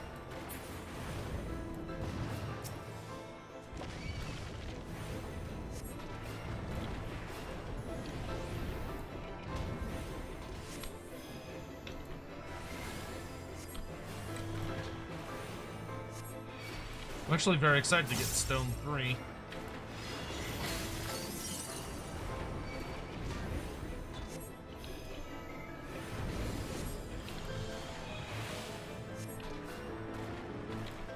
Does anyone know what level I have to be to get my chocobo to have, like, a separate profile? Because I heard somebody said there's a way to get, like, more experience levels. So you can, like, so instead of my chocobo only being spec for healing, I could spec it for, like, healing and DPS. And then it can, like, switch between them. If I understood that correctly.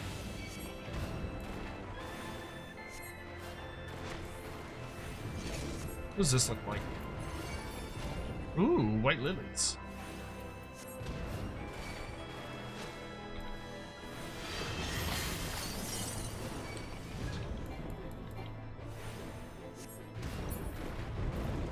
Sion, thank you for the super chat. What would happen if the Godly Empire was thrown into Warhammer Fantasy?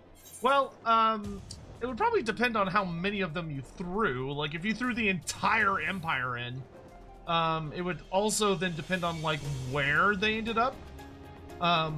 Presumably, they would settle rather quickly. And probably take over one of the relatively empty reach. Ooh, that's an aura. Oh, let me get through this.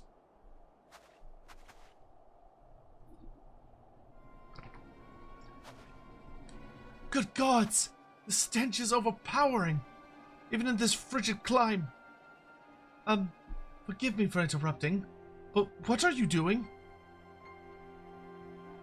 Searching. Rather more damage than I would have liked, but it will serve. After all, the experiment proceeds apace. Experiment? What in the heavens are you doing? Why must I justify myself to you?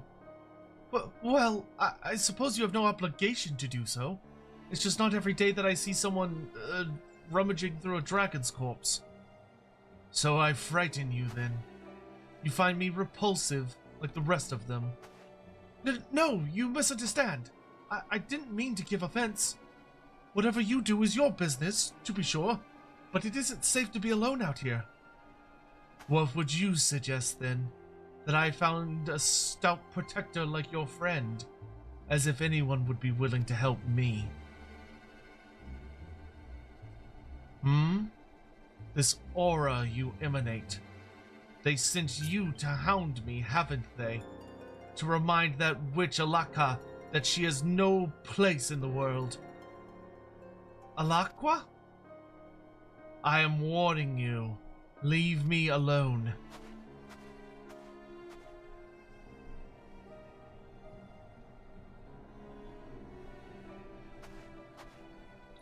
Well, that was certainly queer. I know not what compelled me to speak with that woman. Alakwa, I believe she called herself. But I must confess to being morbidly curious about her experiment. But I mustn't let myself be distracted. We have work to do. Unless I am mistaken, the taint is manifested in this area. Let us split up and search for it.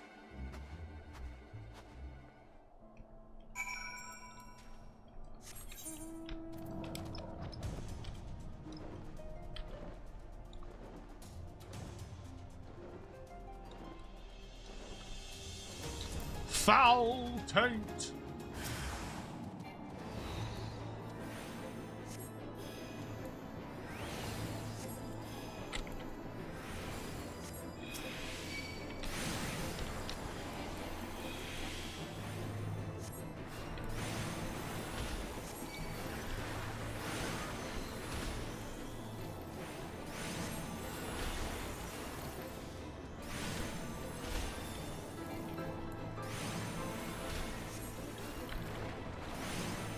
Get rock, son!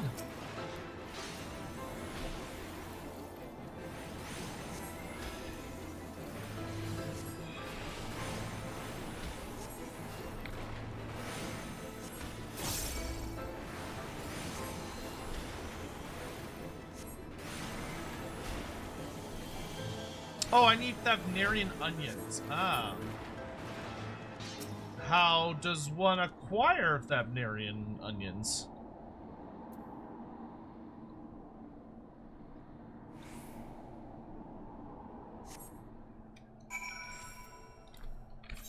Alright. Well, there's some taint purified at least.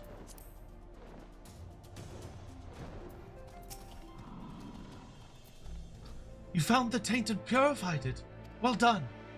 Though, I cannot help but wonder, is it truly a coincidence that the taint chanced to have manifested where we met Alakwa? Being frozen to the bone isn't conducive to conversation. Let us return to Falcon's Nest and warm ourselves before we discuss matters in earnest. Market board? Oh, you have to buy them. Okay.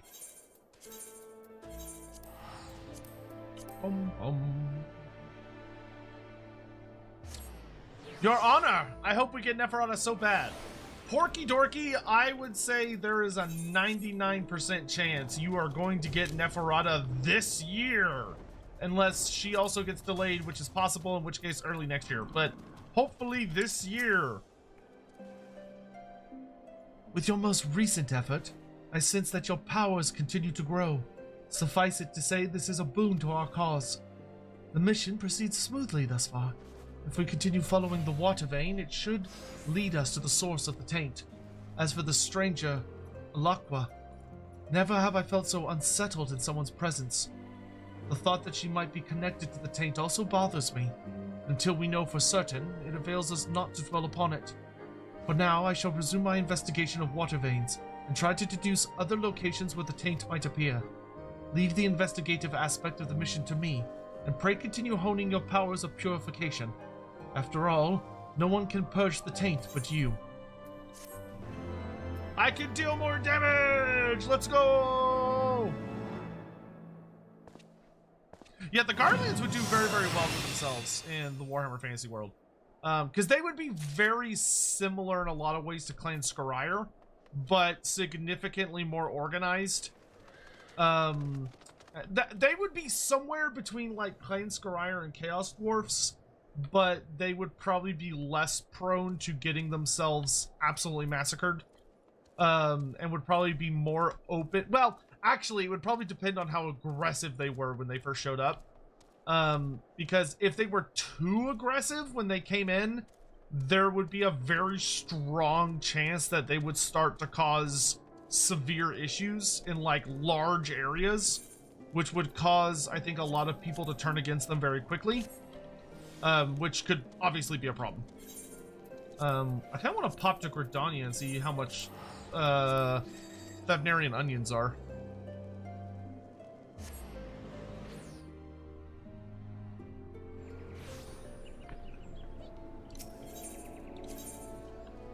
Yeah, because the thing that would be really interesting about the Garleans is that their obsession with like trying, because a lot of their obsessions with the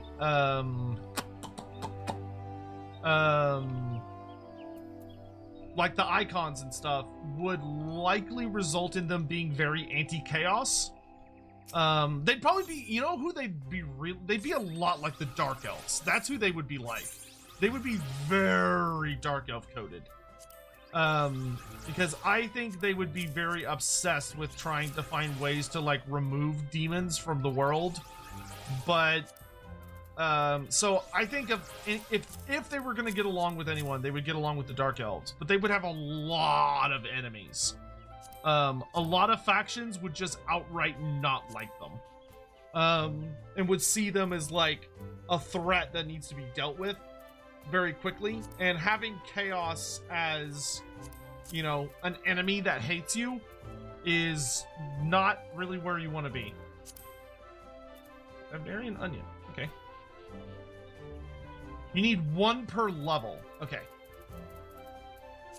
Thank you. Duly noted. I shall acquire a feast of onions.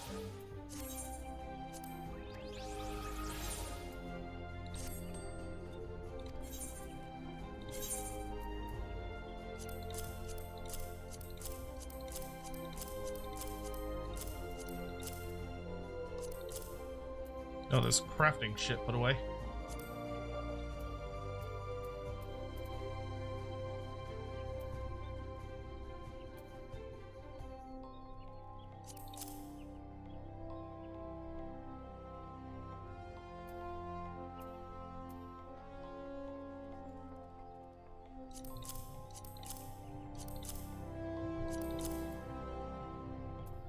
Sounds like it might be storming outside.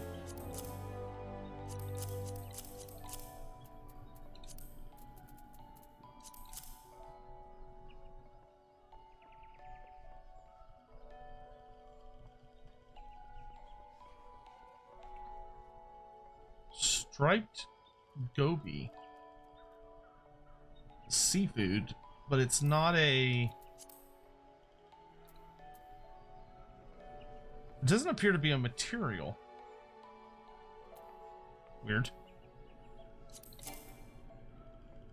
Oh, she's full. Dang.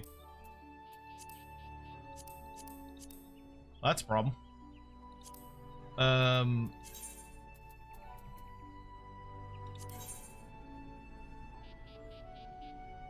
Okay, I'm just gonna put all my duplicates in there. That makes life easier. Huh.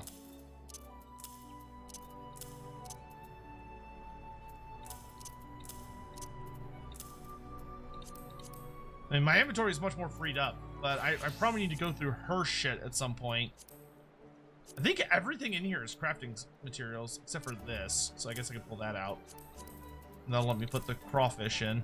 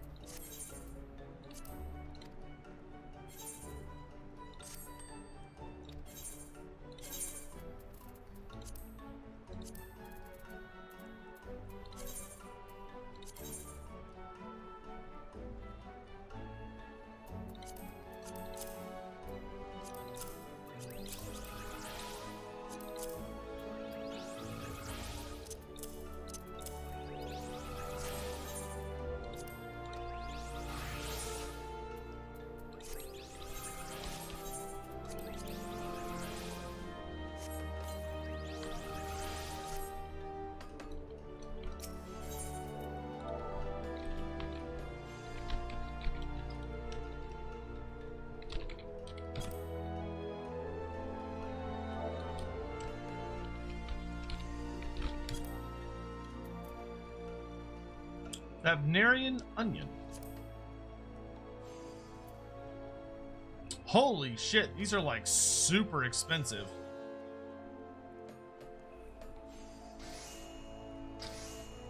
God, is there any way, is there a way to get them without paying absurd prices? Is there a natural way to get these? Like, my God, those are expensive.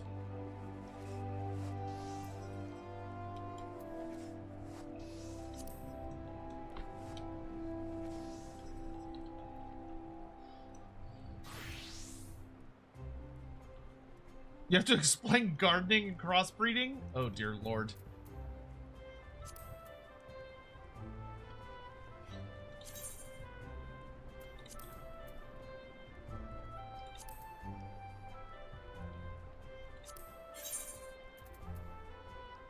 Oh, I forgot my chocobo has a saddlebag. I can put like random shit in there too, can't I?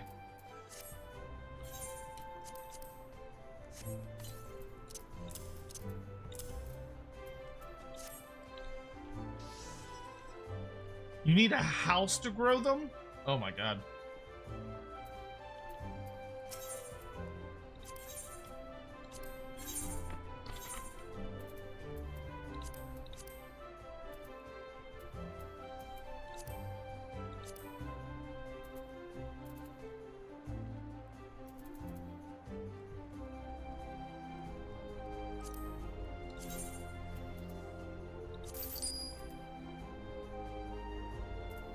None of my classes are wearing this.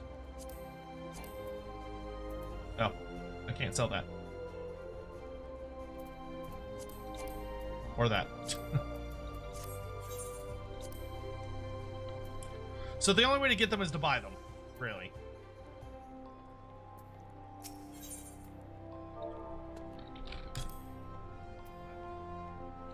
I'm fine. I'll buy a couple.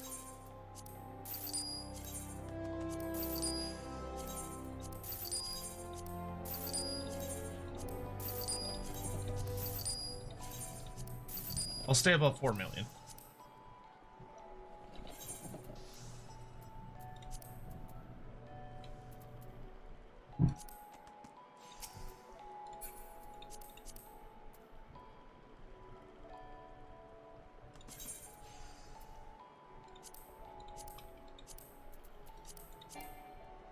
No.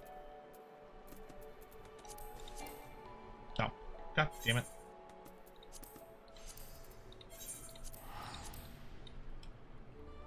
You only need 10 total? Oh! Well, in that case, I'll just buy all the ones I need. I already have 7. I'll just get 3 more. Oh no, you have to buy 11 from that guy. Why is that guy saying 11? If he sold 10, he'd be more likely to sell them.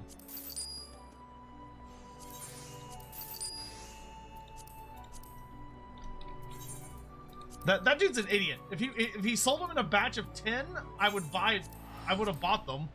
But he sells them in a batch of 11. I don't need 11.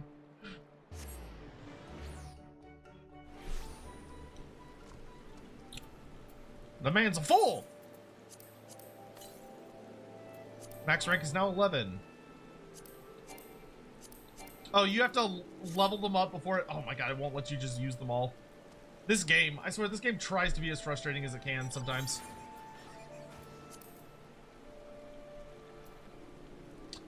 Alright. The highest level dungeon I can do now is still level 50 dungeons. Oh. What's my item level right now?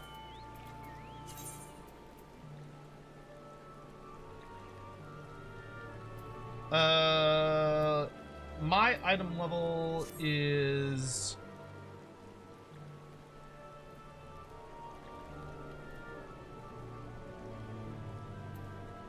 80. Could I get up to 100 if I went and bought better stuff? Because I'm level 54.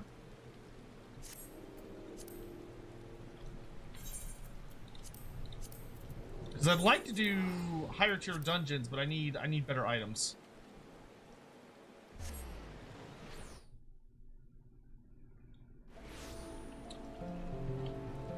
But before I do that, I'm gonna go down here and put this outfit in the chest.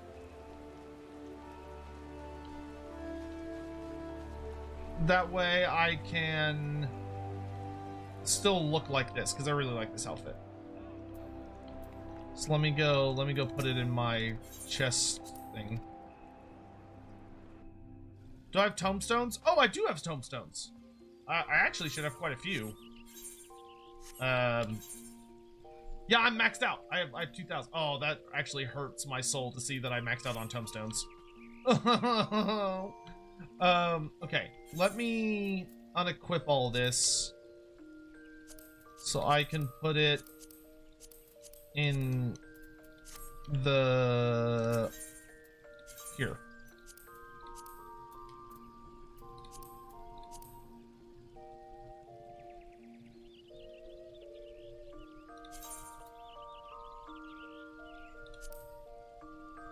God damn it.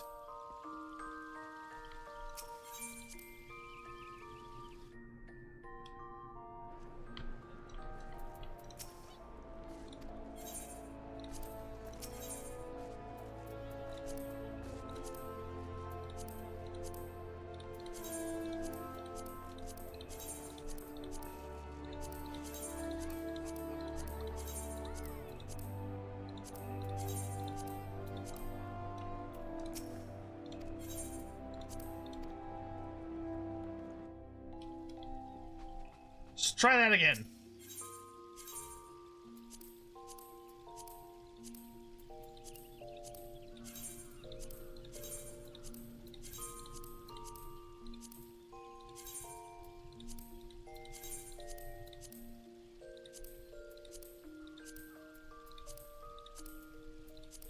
Okay.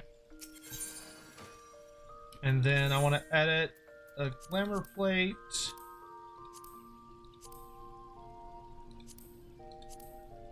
This one. And I want for white mage.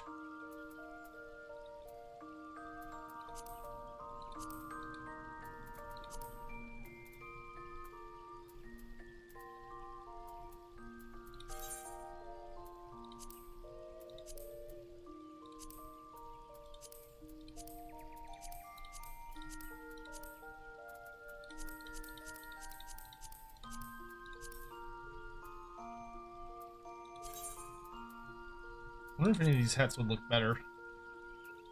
And a wizard's hat.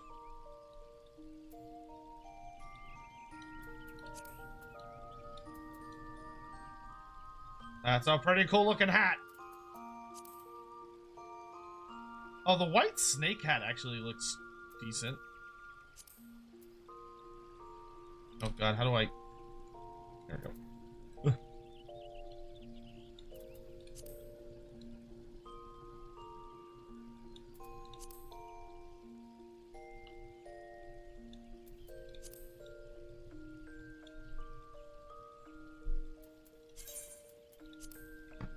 What do y'all think? Should we go with the circlet?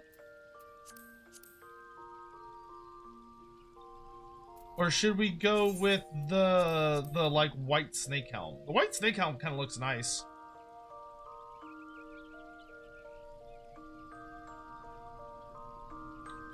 What lord would I want to do after Neferata?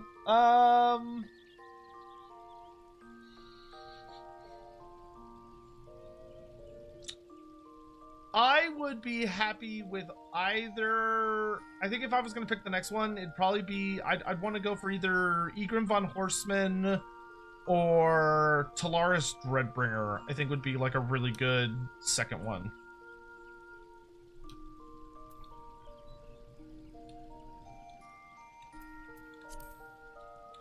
I don't think the Black Dragon helm looks. I think I like the Snake Hat.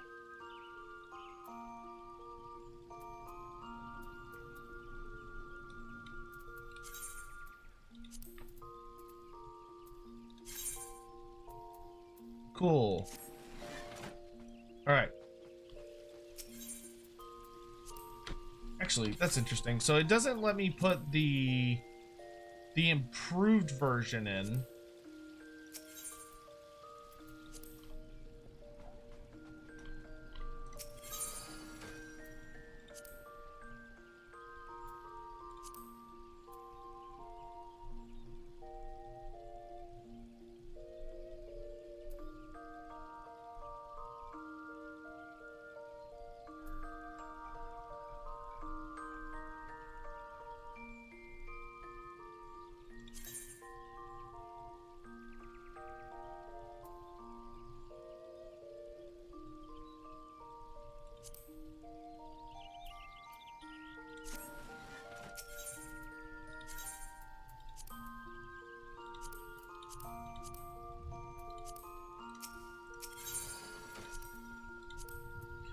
All right, what else do I want to put in here?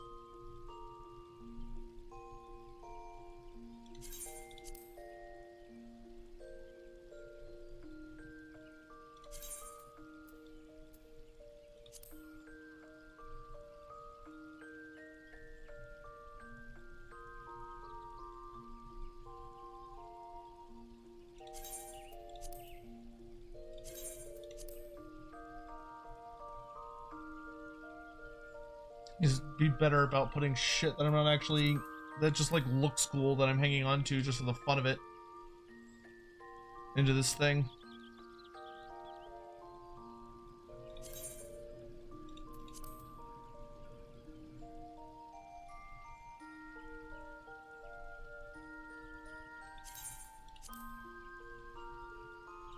Because that'll actually clear out some goddamn inventory space.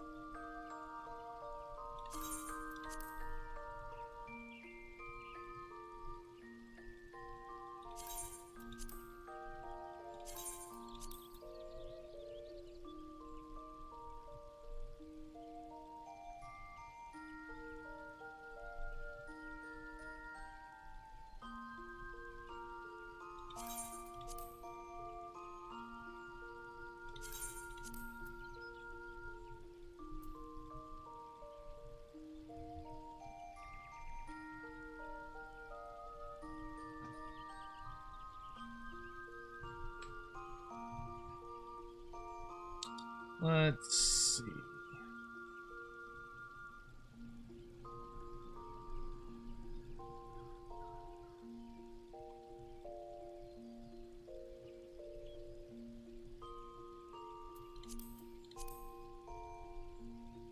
Sorry, this is like long overdue.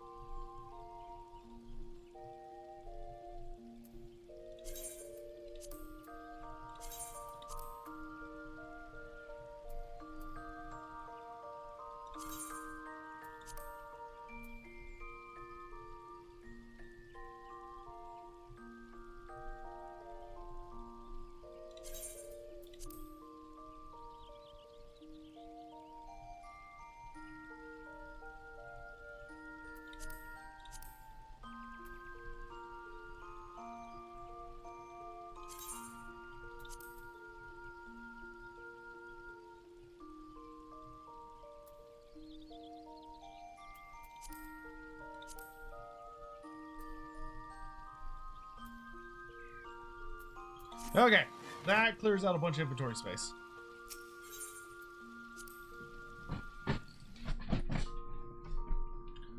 Could save the white snake for when you level samurai? I mean, I could, but I could also just use it then. I don't need to like save it. Okay, so let's go to Mordona, and I can go see Rowena to get to get some gear. Or no, it's not Rowena, it's just near Rowena, right? Also, thank you for the super chat sign. I appreciate it.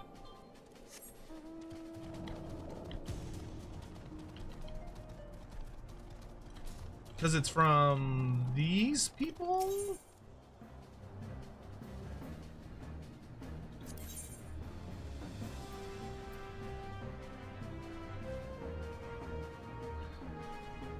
What set do you want for healing? Is it, you want the augmented ironworks of healing, right? Is that what I want?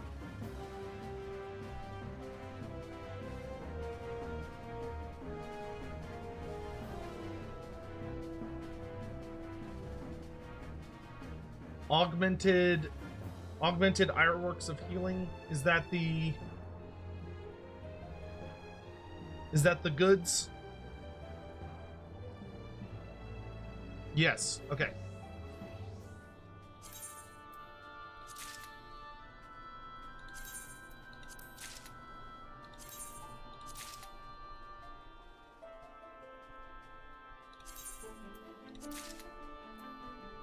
The only thing I couldn't afford was the boots. I really hate that the maximum... I don't like that the maximum amount of stuff you can have is frickin' it's actually not an ugly outfit. I don't like the helmet. The helmet's stupid. That's better. It's not hideous.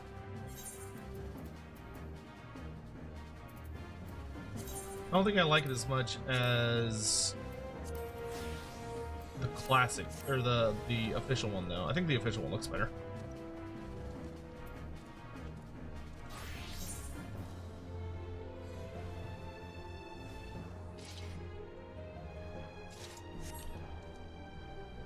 Oh, the accessories are cheaper? Oh, yeah, my accessories suck. That's a very good point. I should have thought about that before. Nope.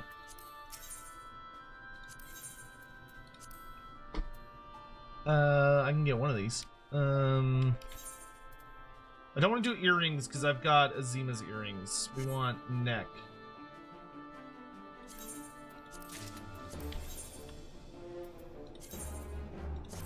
I wish it would stop switching my ring off every fucking time. Well, that gets me above 100 item level at least.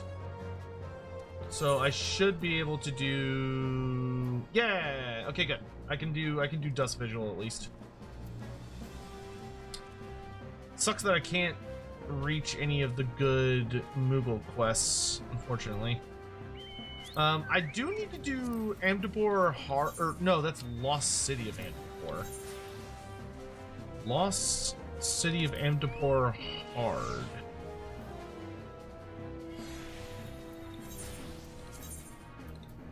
Oh, I haven't even talked to the person I'm gonna go talk to for this, I think.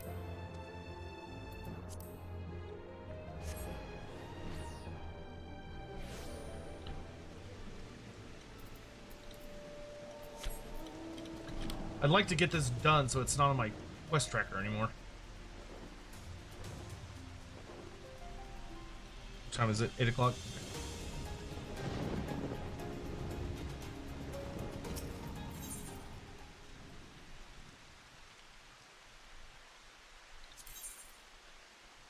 Oh no, it's a level 60. Okay, that's why I couldn't find it.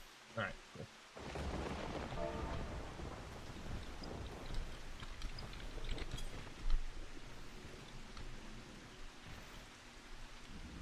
You can buy decent accessories from Ishgard's Market. Ishgard's Market.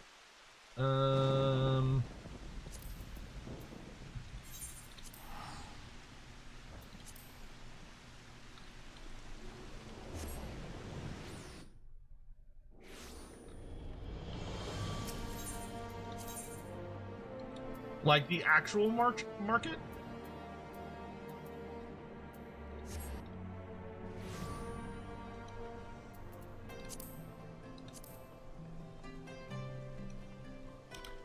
I would assume it would be the jeweler.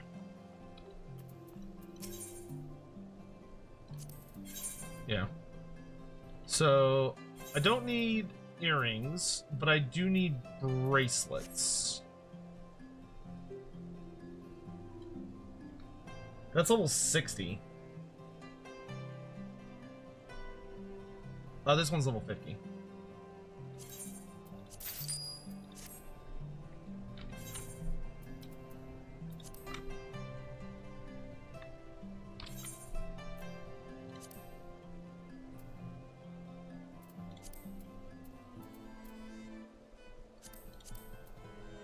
It's at level 18.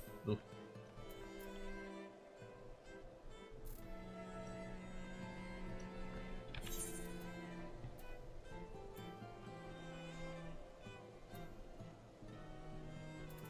Okay, that kicks me up to 112. So that's better.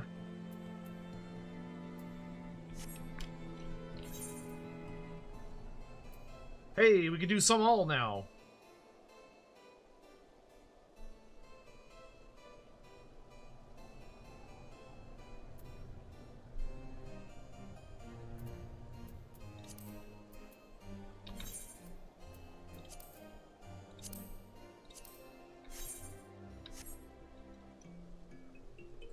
I have a level 30 ring equipped.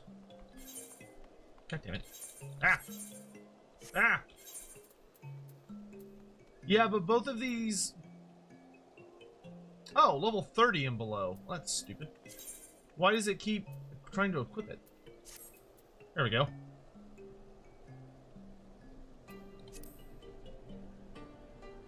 Okay, that kicks me up to 120 item level.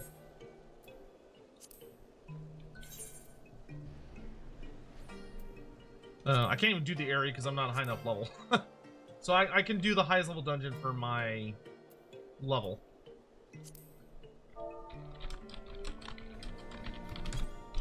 I don't understand why it keeps bugging and trying to equip that ring then, considering that ring doesn't do anything for this. What level I currently am. What item level? Yeah. Okay. So the next thing, when I have enough tombstones, I'll want to switch out my wrist for the tombstone wrist, and then eventually I'll want to get better boots and a better staff.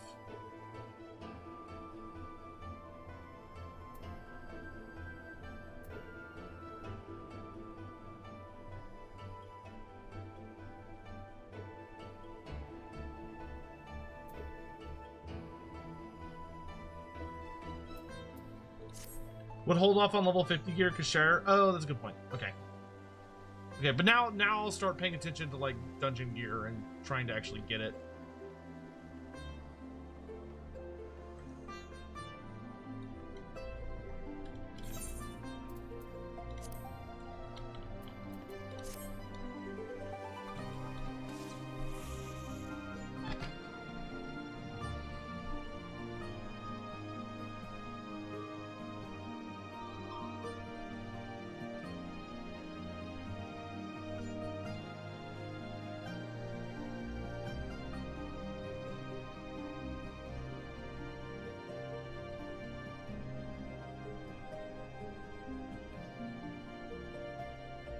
Let's see. I do need to do something about dinner. It is getting late.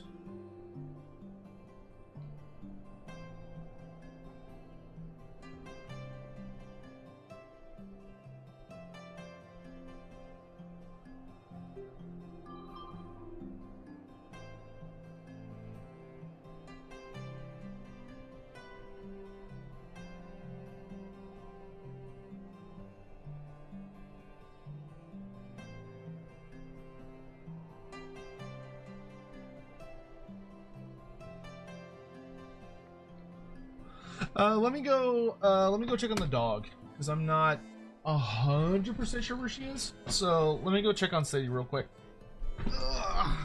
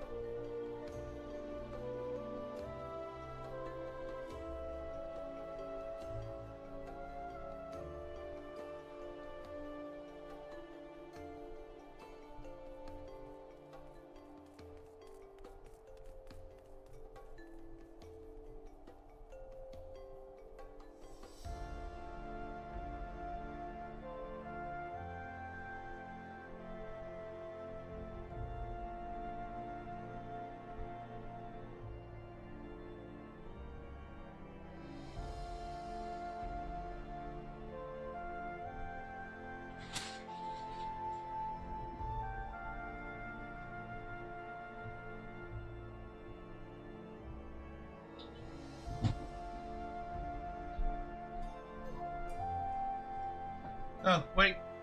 I forgot to get a drink. Let me get a drink.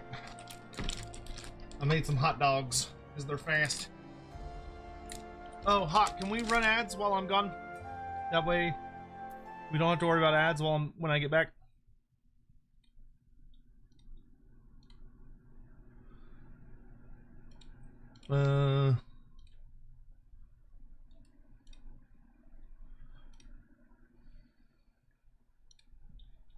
You have food.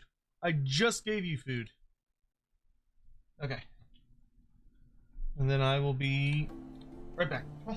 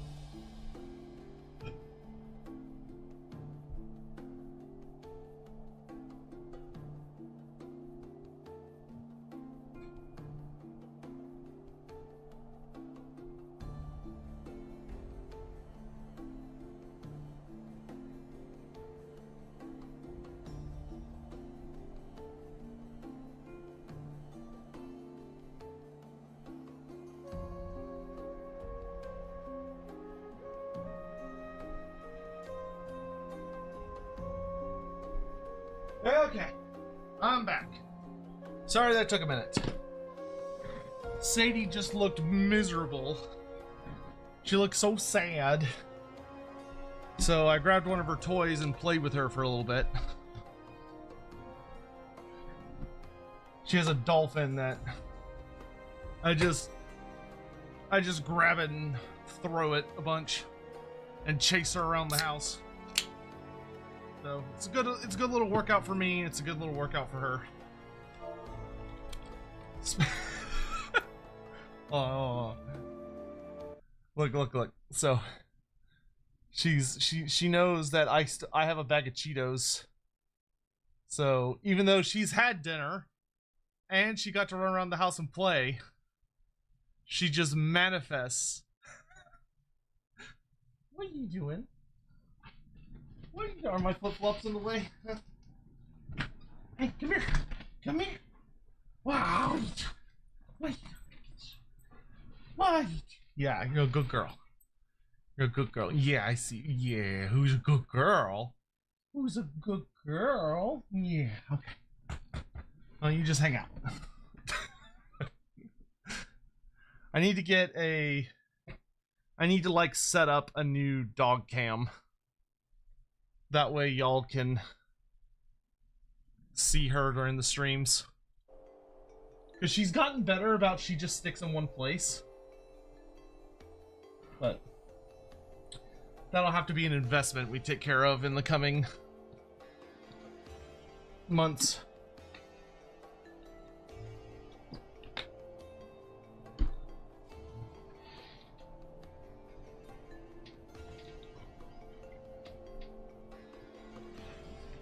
All right.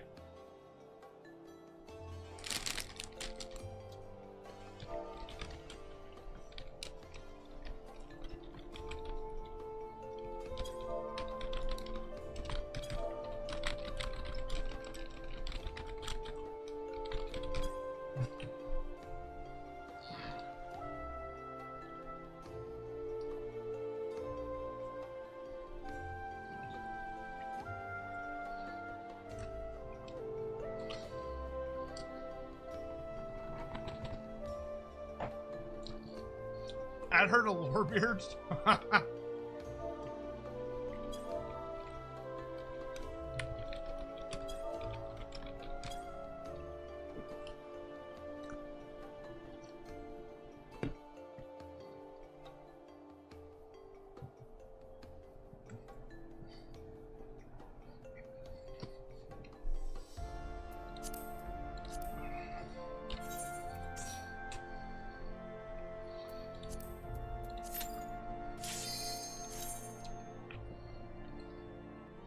To some all.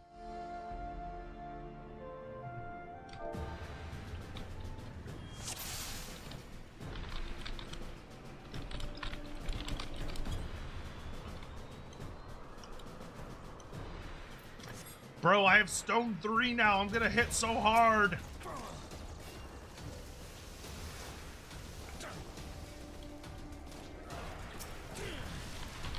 Holy shit.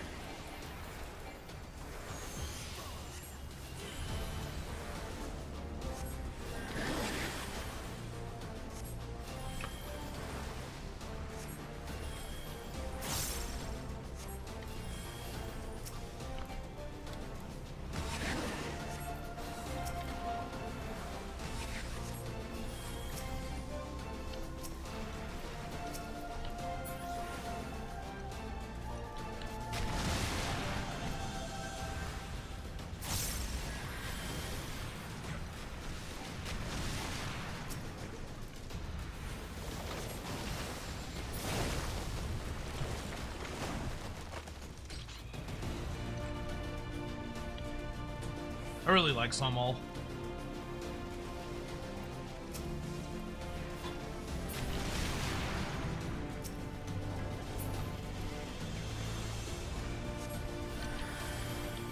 I can do the big one! Oh, it's instant.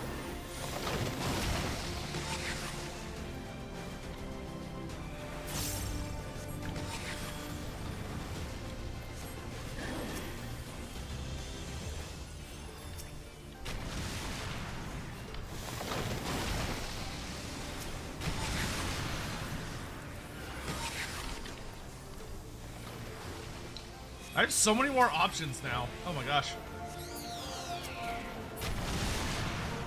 Stop exploding on me. It's rude.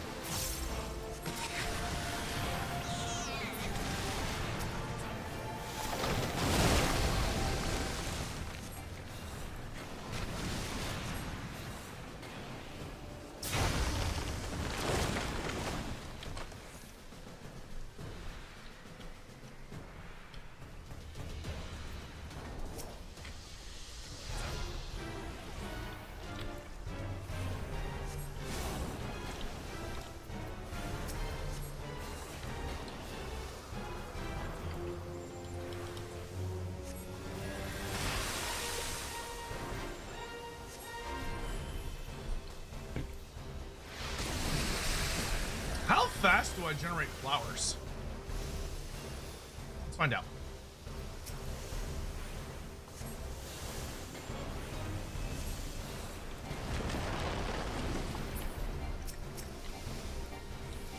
Pretty goddamn fast, actually.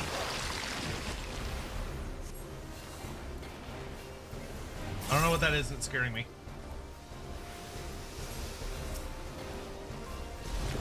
Oh, that's what it is. Ah!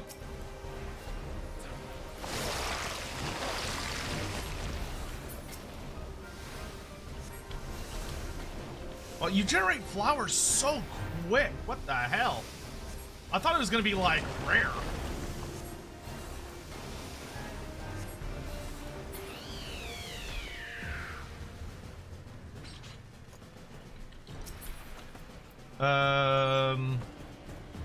All classes. That doesn't look very good for me, so I'll pass.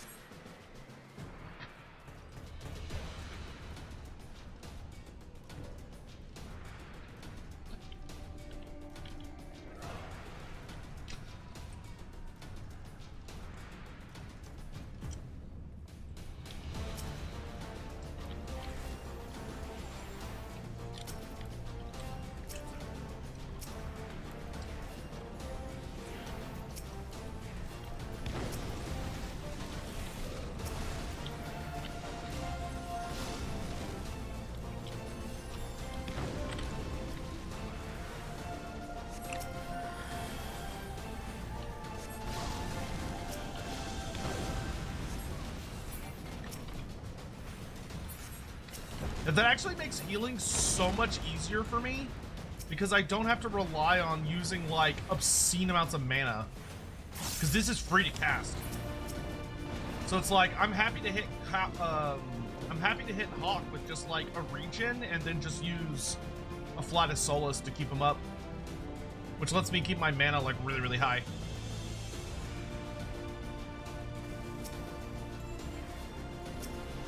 Other than, like, you know, needing AoEs.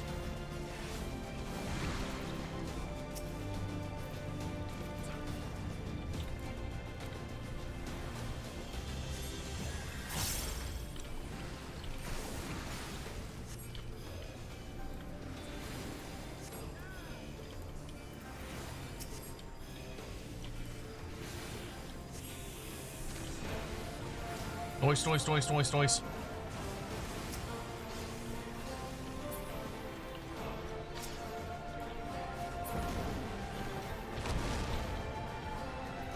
That was rude, you big bitch.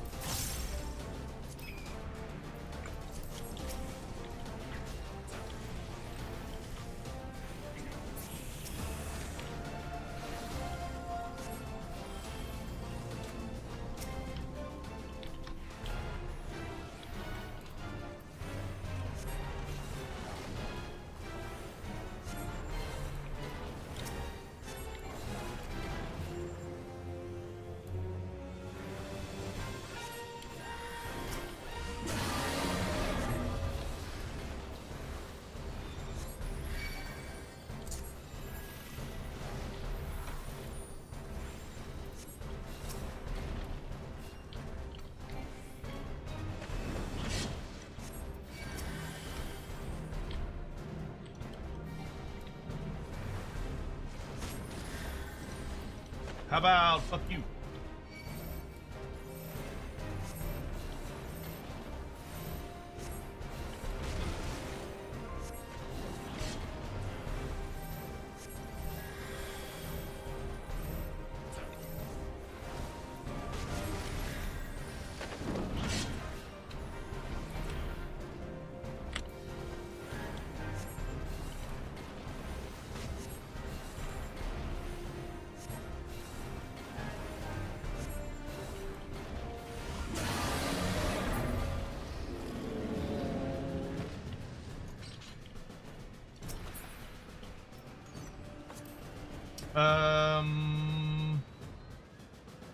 It's not.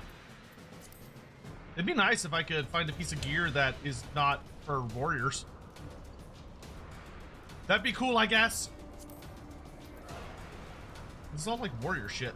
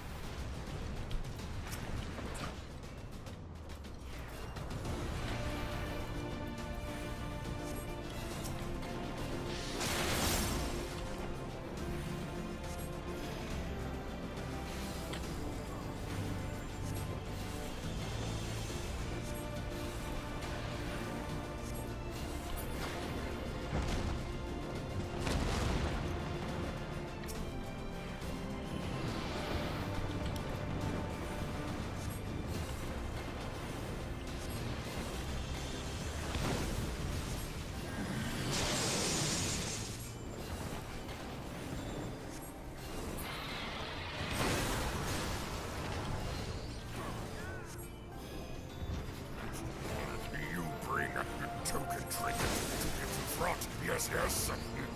Good, good. I accept your offering for the clan. Scion of the Emperor donated 20 Australian dollars through Super Chat. Next Warhammer 3 campaign you should be a challenge run. I say Skullpecker with blood letters only. Blood letters.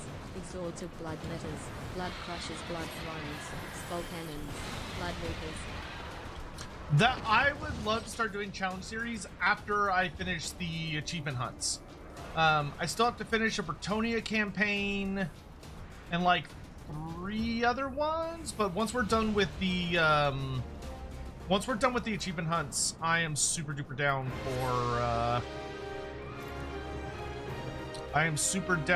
for the next step, which will be challenge campaigns. Nope. Garbage. Garbage. More garbage. Oh, wait, no. Mind and... I probably could have used that one, but whatever.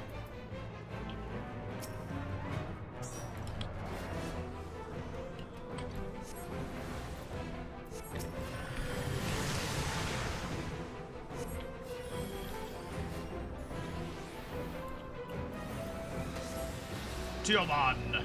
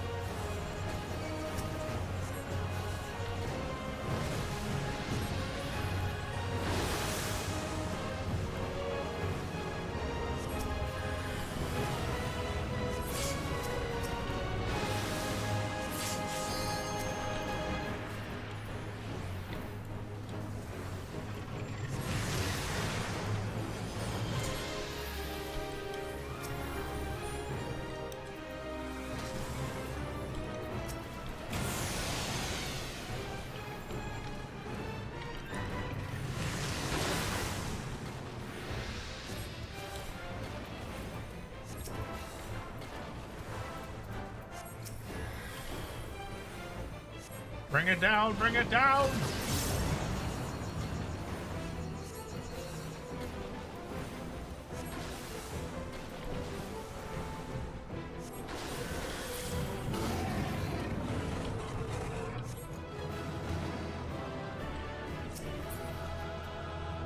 Sag, that didn't even level me up.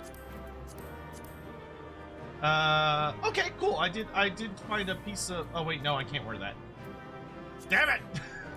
I didn't find a single piece of gear.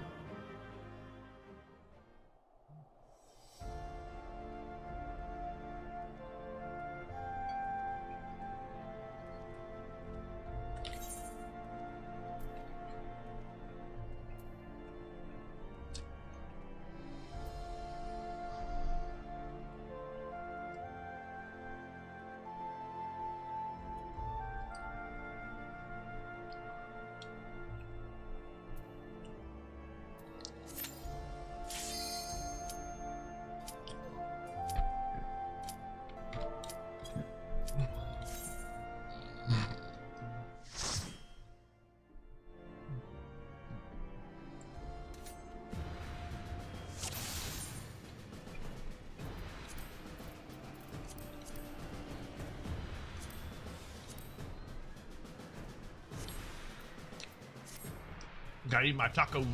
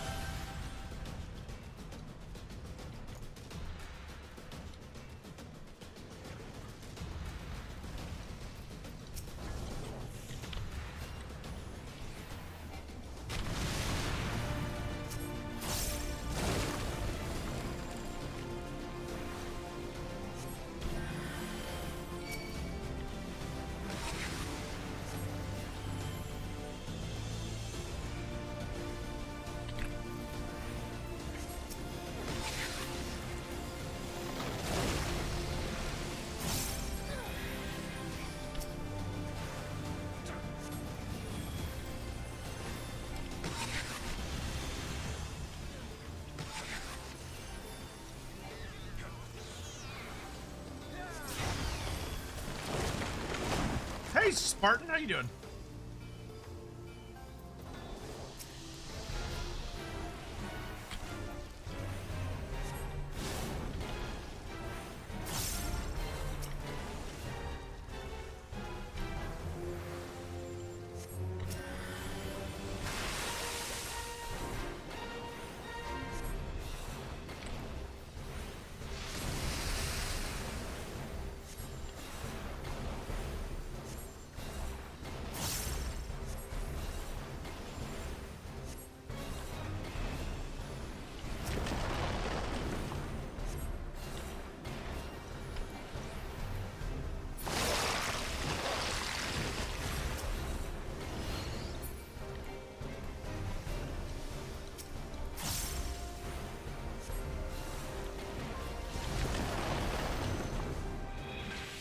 No, thank you.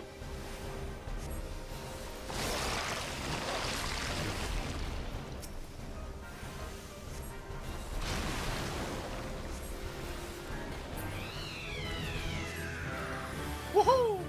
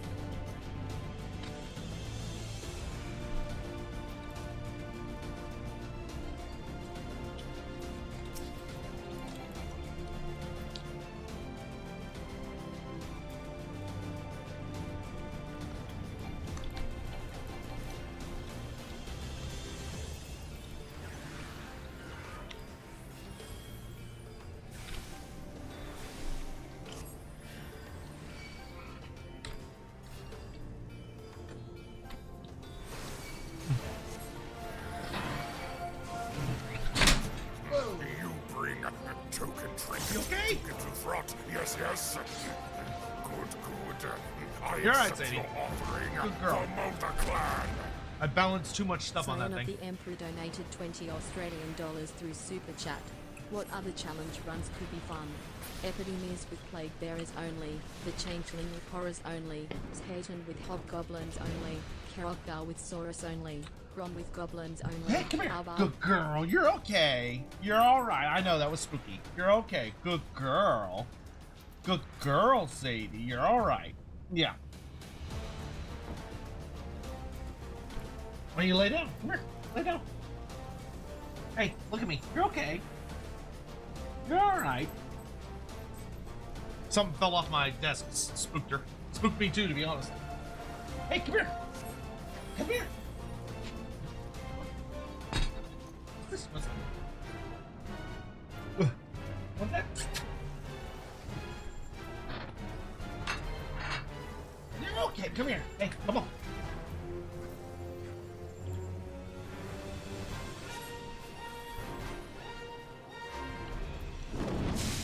You're okay. Good girl. Hey, come here. What's this? What's this? Come here. Come here. What's this? Come here.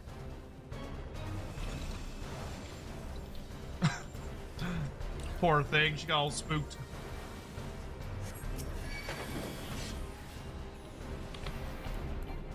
You're okay.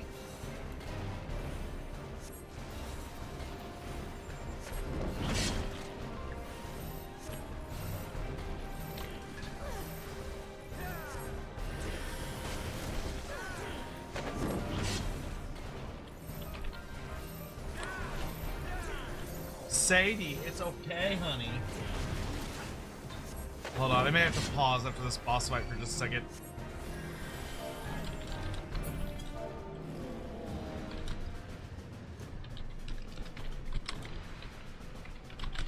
Sadie, look, come here.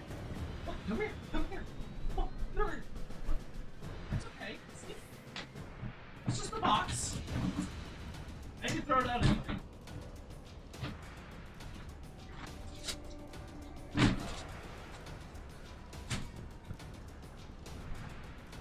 See? It's okay. It's okay. Come here. Come here. Come here. Come here. Come here. Come here. Come here. Come here. You're okay. You're all right. It's okay. Good girl. Good girl. Good girl. You're all right. Here, you want Cheeto? Yeah. Good girl. You're okay.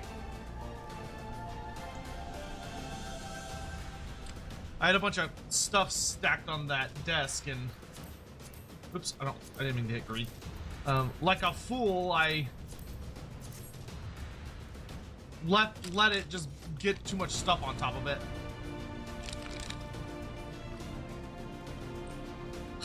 Oh, so a challenge run that I was thinking actually could be kind of fun would be doing a Goldback Maneater campaign, but you're only allowed to use mercenaries. So like, you can only use allied units, dogs of war, or regiments. So you can only use regiments of renown and mercenaries, and that's it. Which would not give you a lot of and characters. So you could use heroes.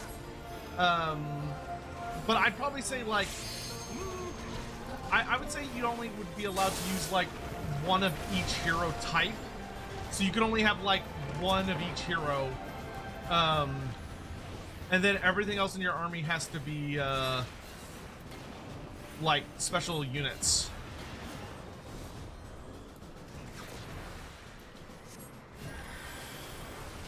Or maybe it should be, actually, maybe it should be you can only have like one wizard and then legendary hero, and that's it. Like you're not allowed to use normal characters in your armies. Like you can use them as agents, but you can't use them in your armies. That could be kind of fun.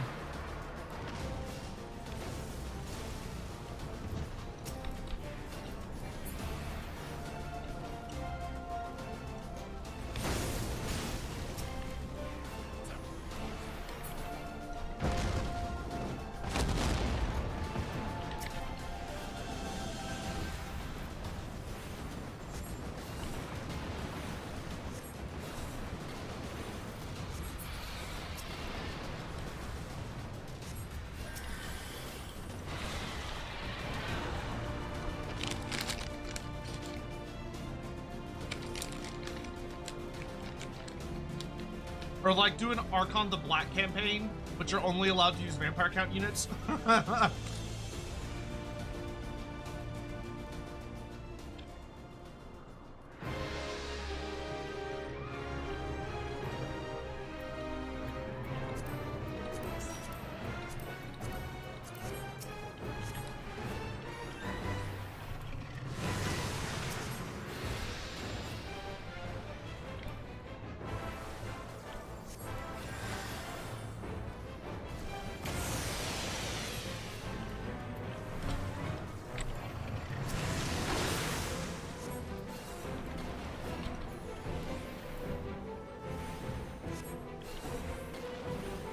Yeah, she's casting Comet.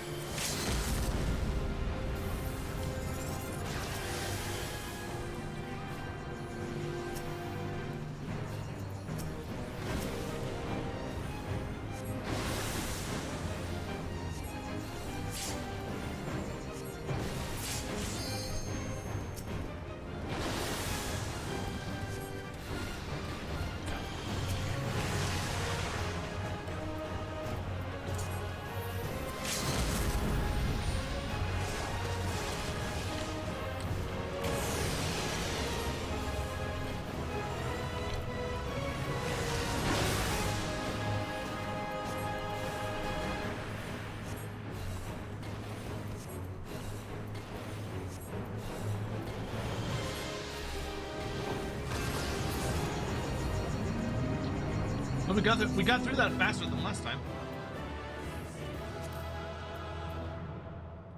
Man, I'm not finding any gear in this dungeon. I already have the Gala kit. I'm not finding any gear in this dungeon that I could actually wear.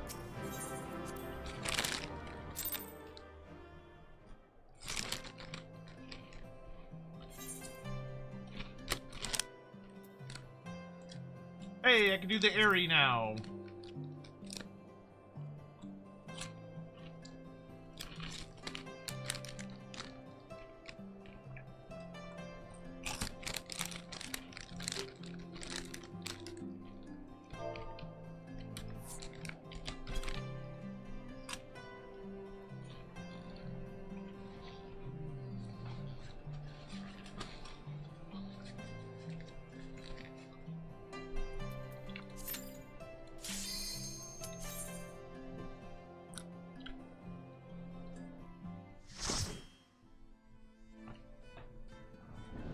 Yeah, Arball would be fun. Big question. How's the doggo? Oh, she was having a great day, and then something fell off the desk here and scared the shit out of her, so she's being a big baby and ran off.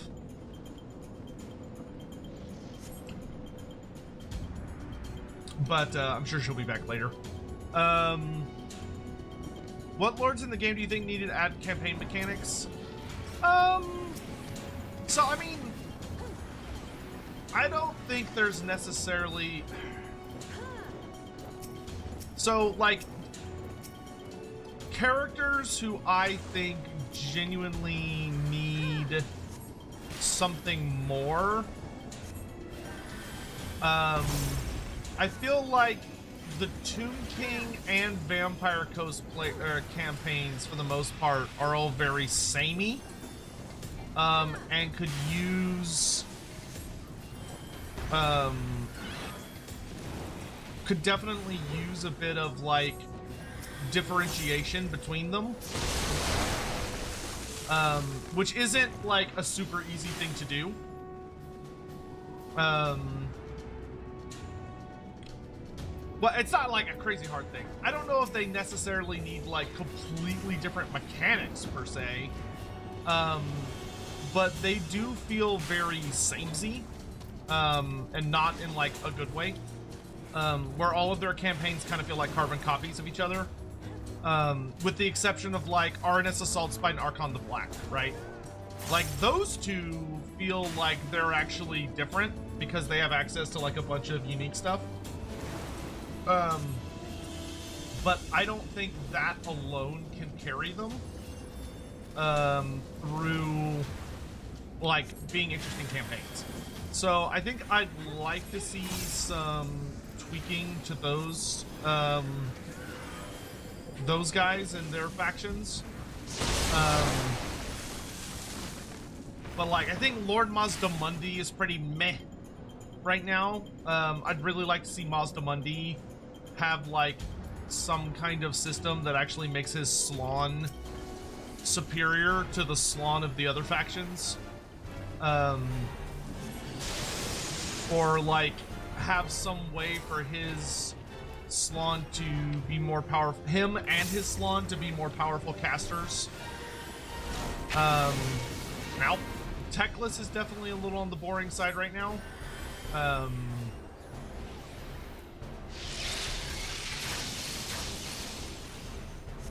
This guy just like shitting out lightning.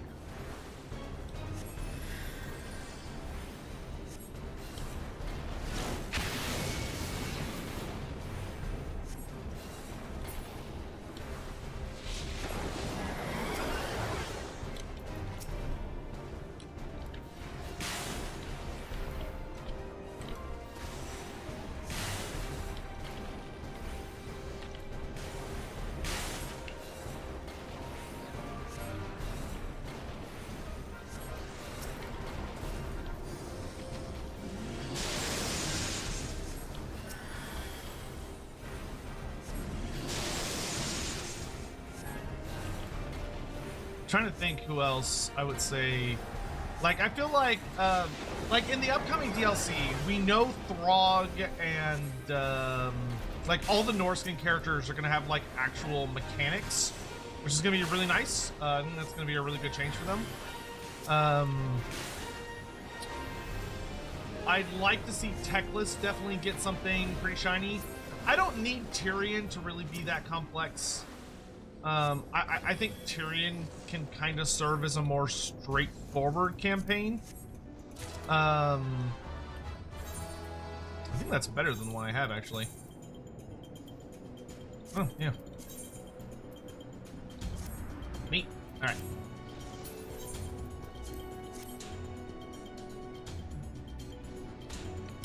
Come on.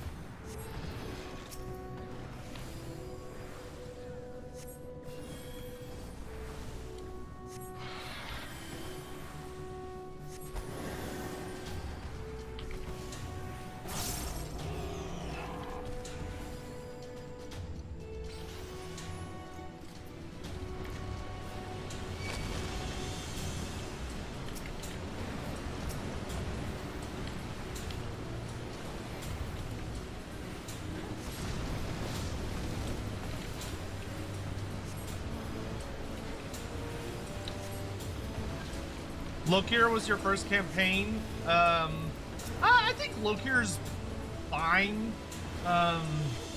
He's not like in desperate need of a new system. You know, in a perfect world, he would be treated more. He'd like function more like a Vampire Coast character with the Blessed Dread instead of the Blessed Dread being like a separate, unique Black Arc. But I think he's fine. He's not like crazy exciting different, but he's perfectly functional and like is a fun campaign. I don't think he necessarily needs like the kitchen sink thrown at him. There are characters that I would consider a much higher priority.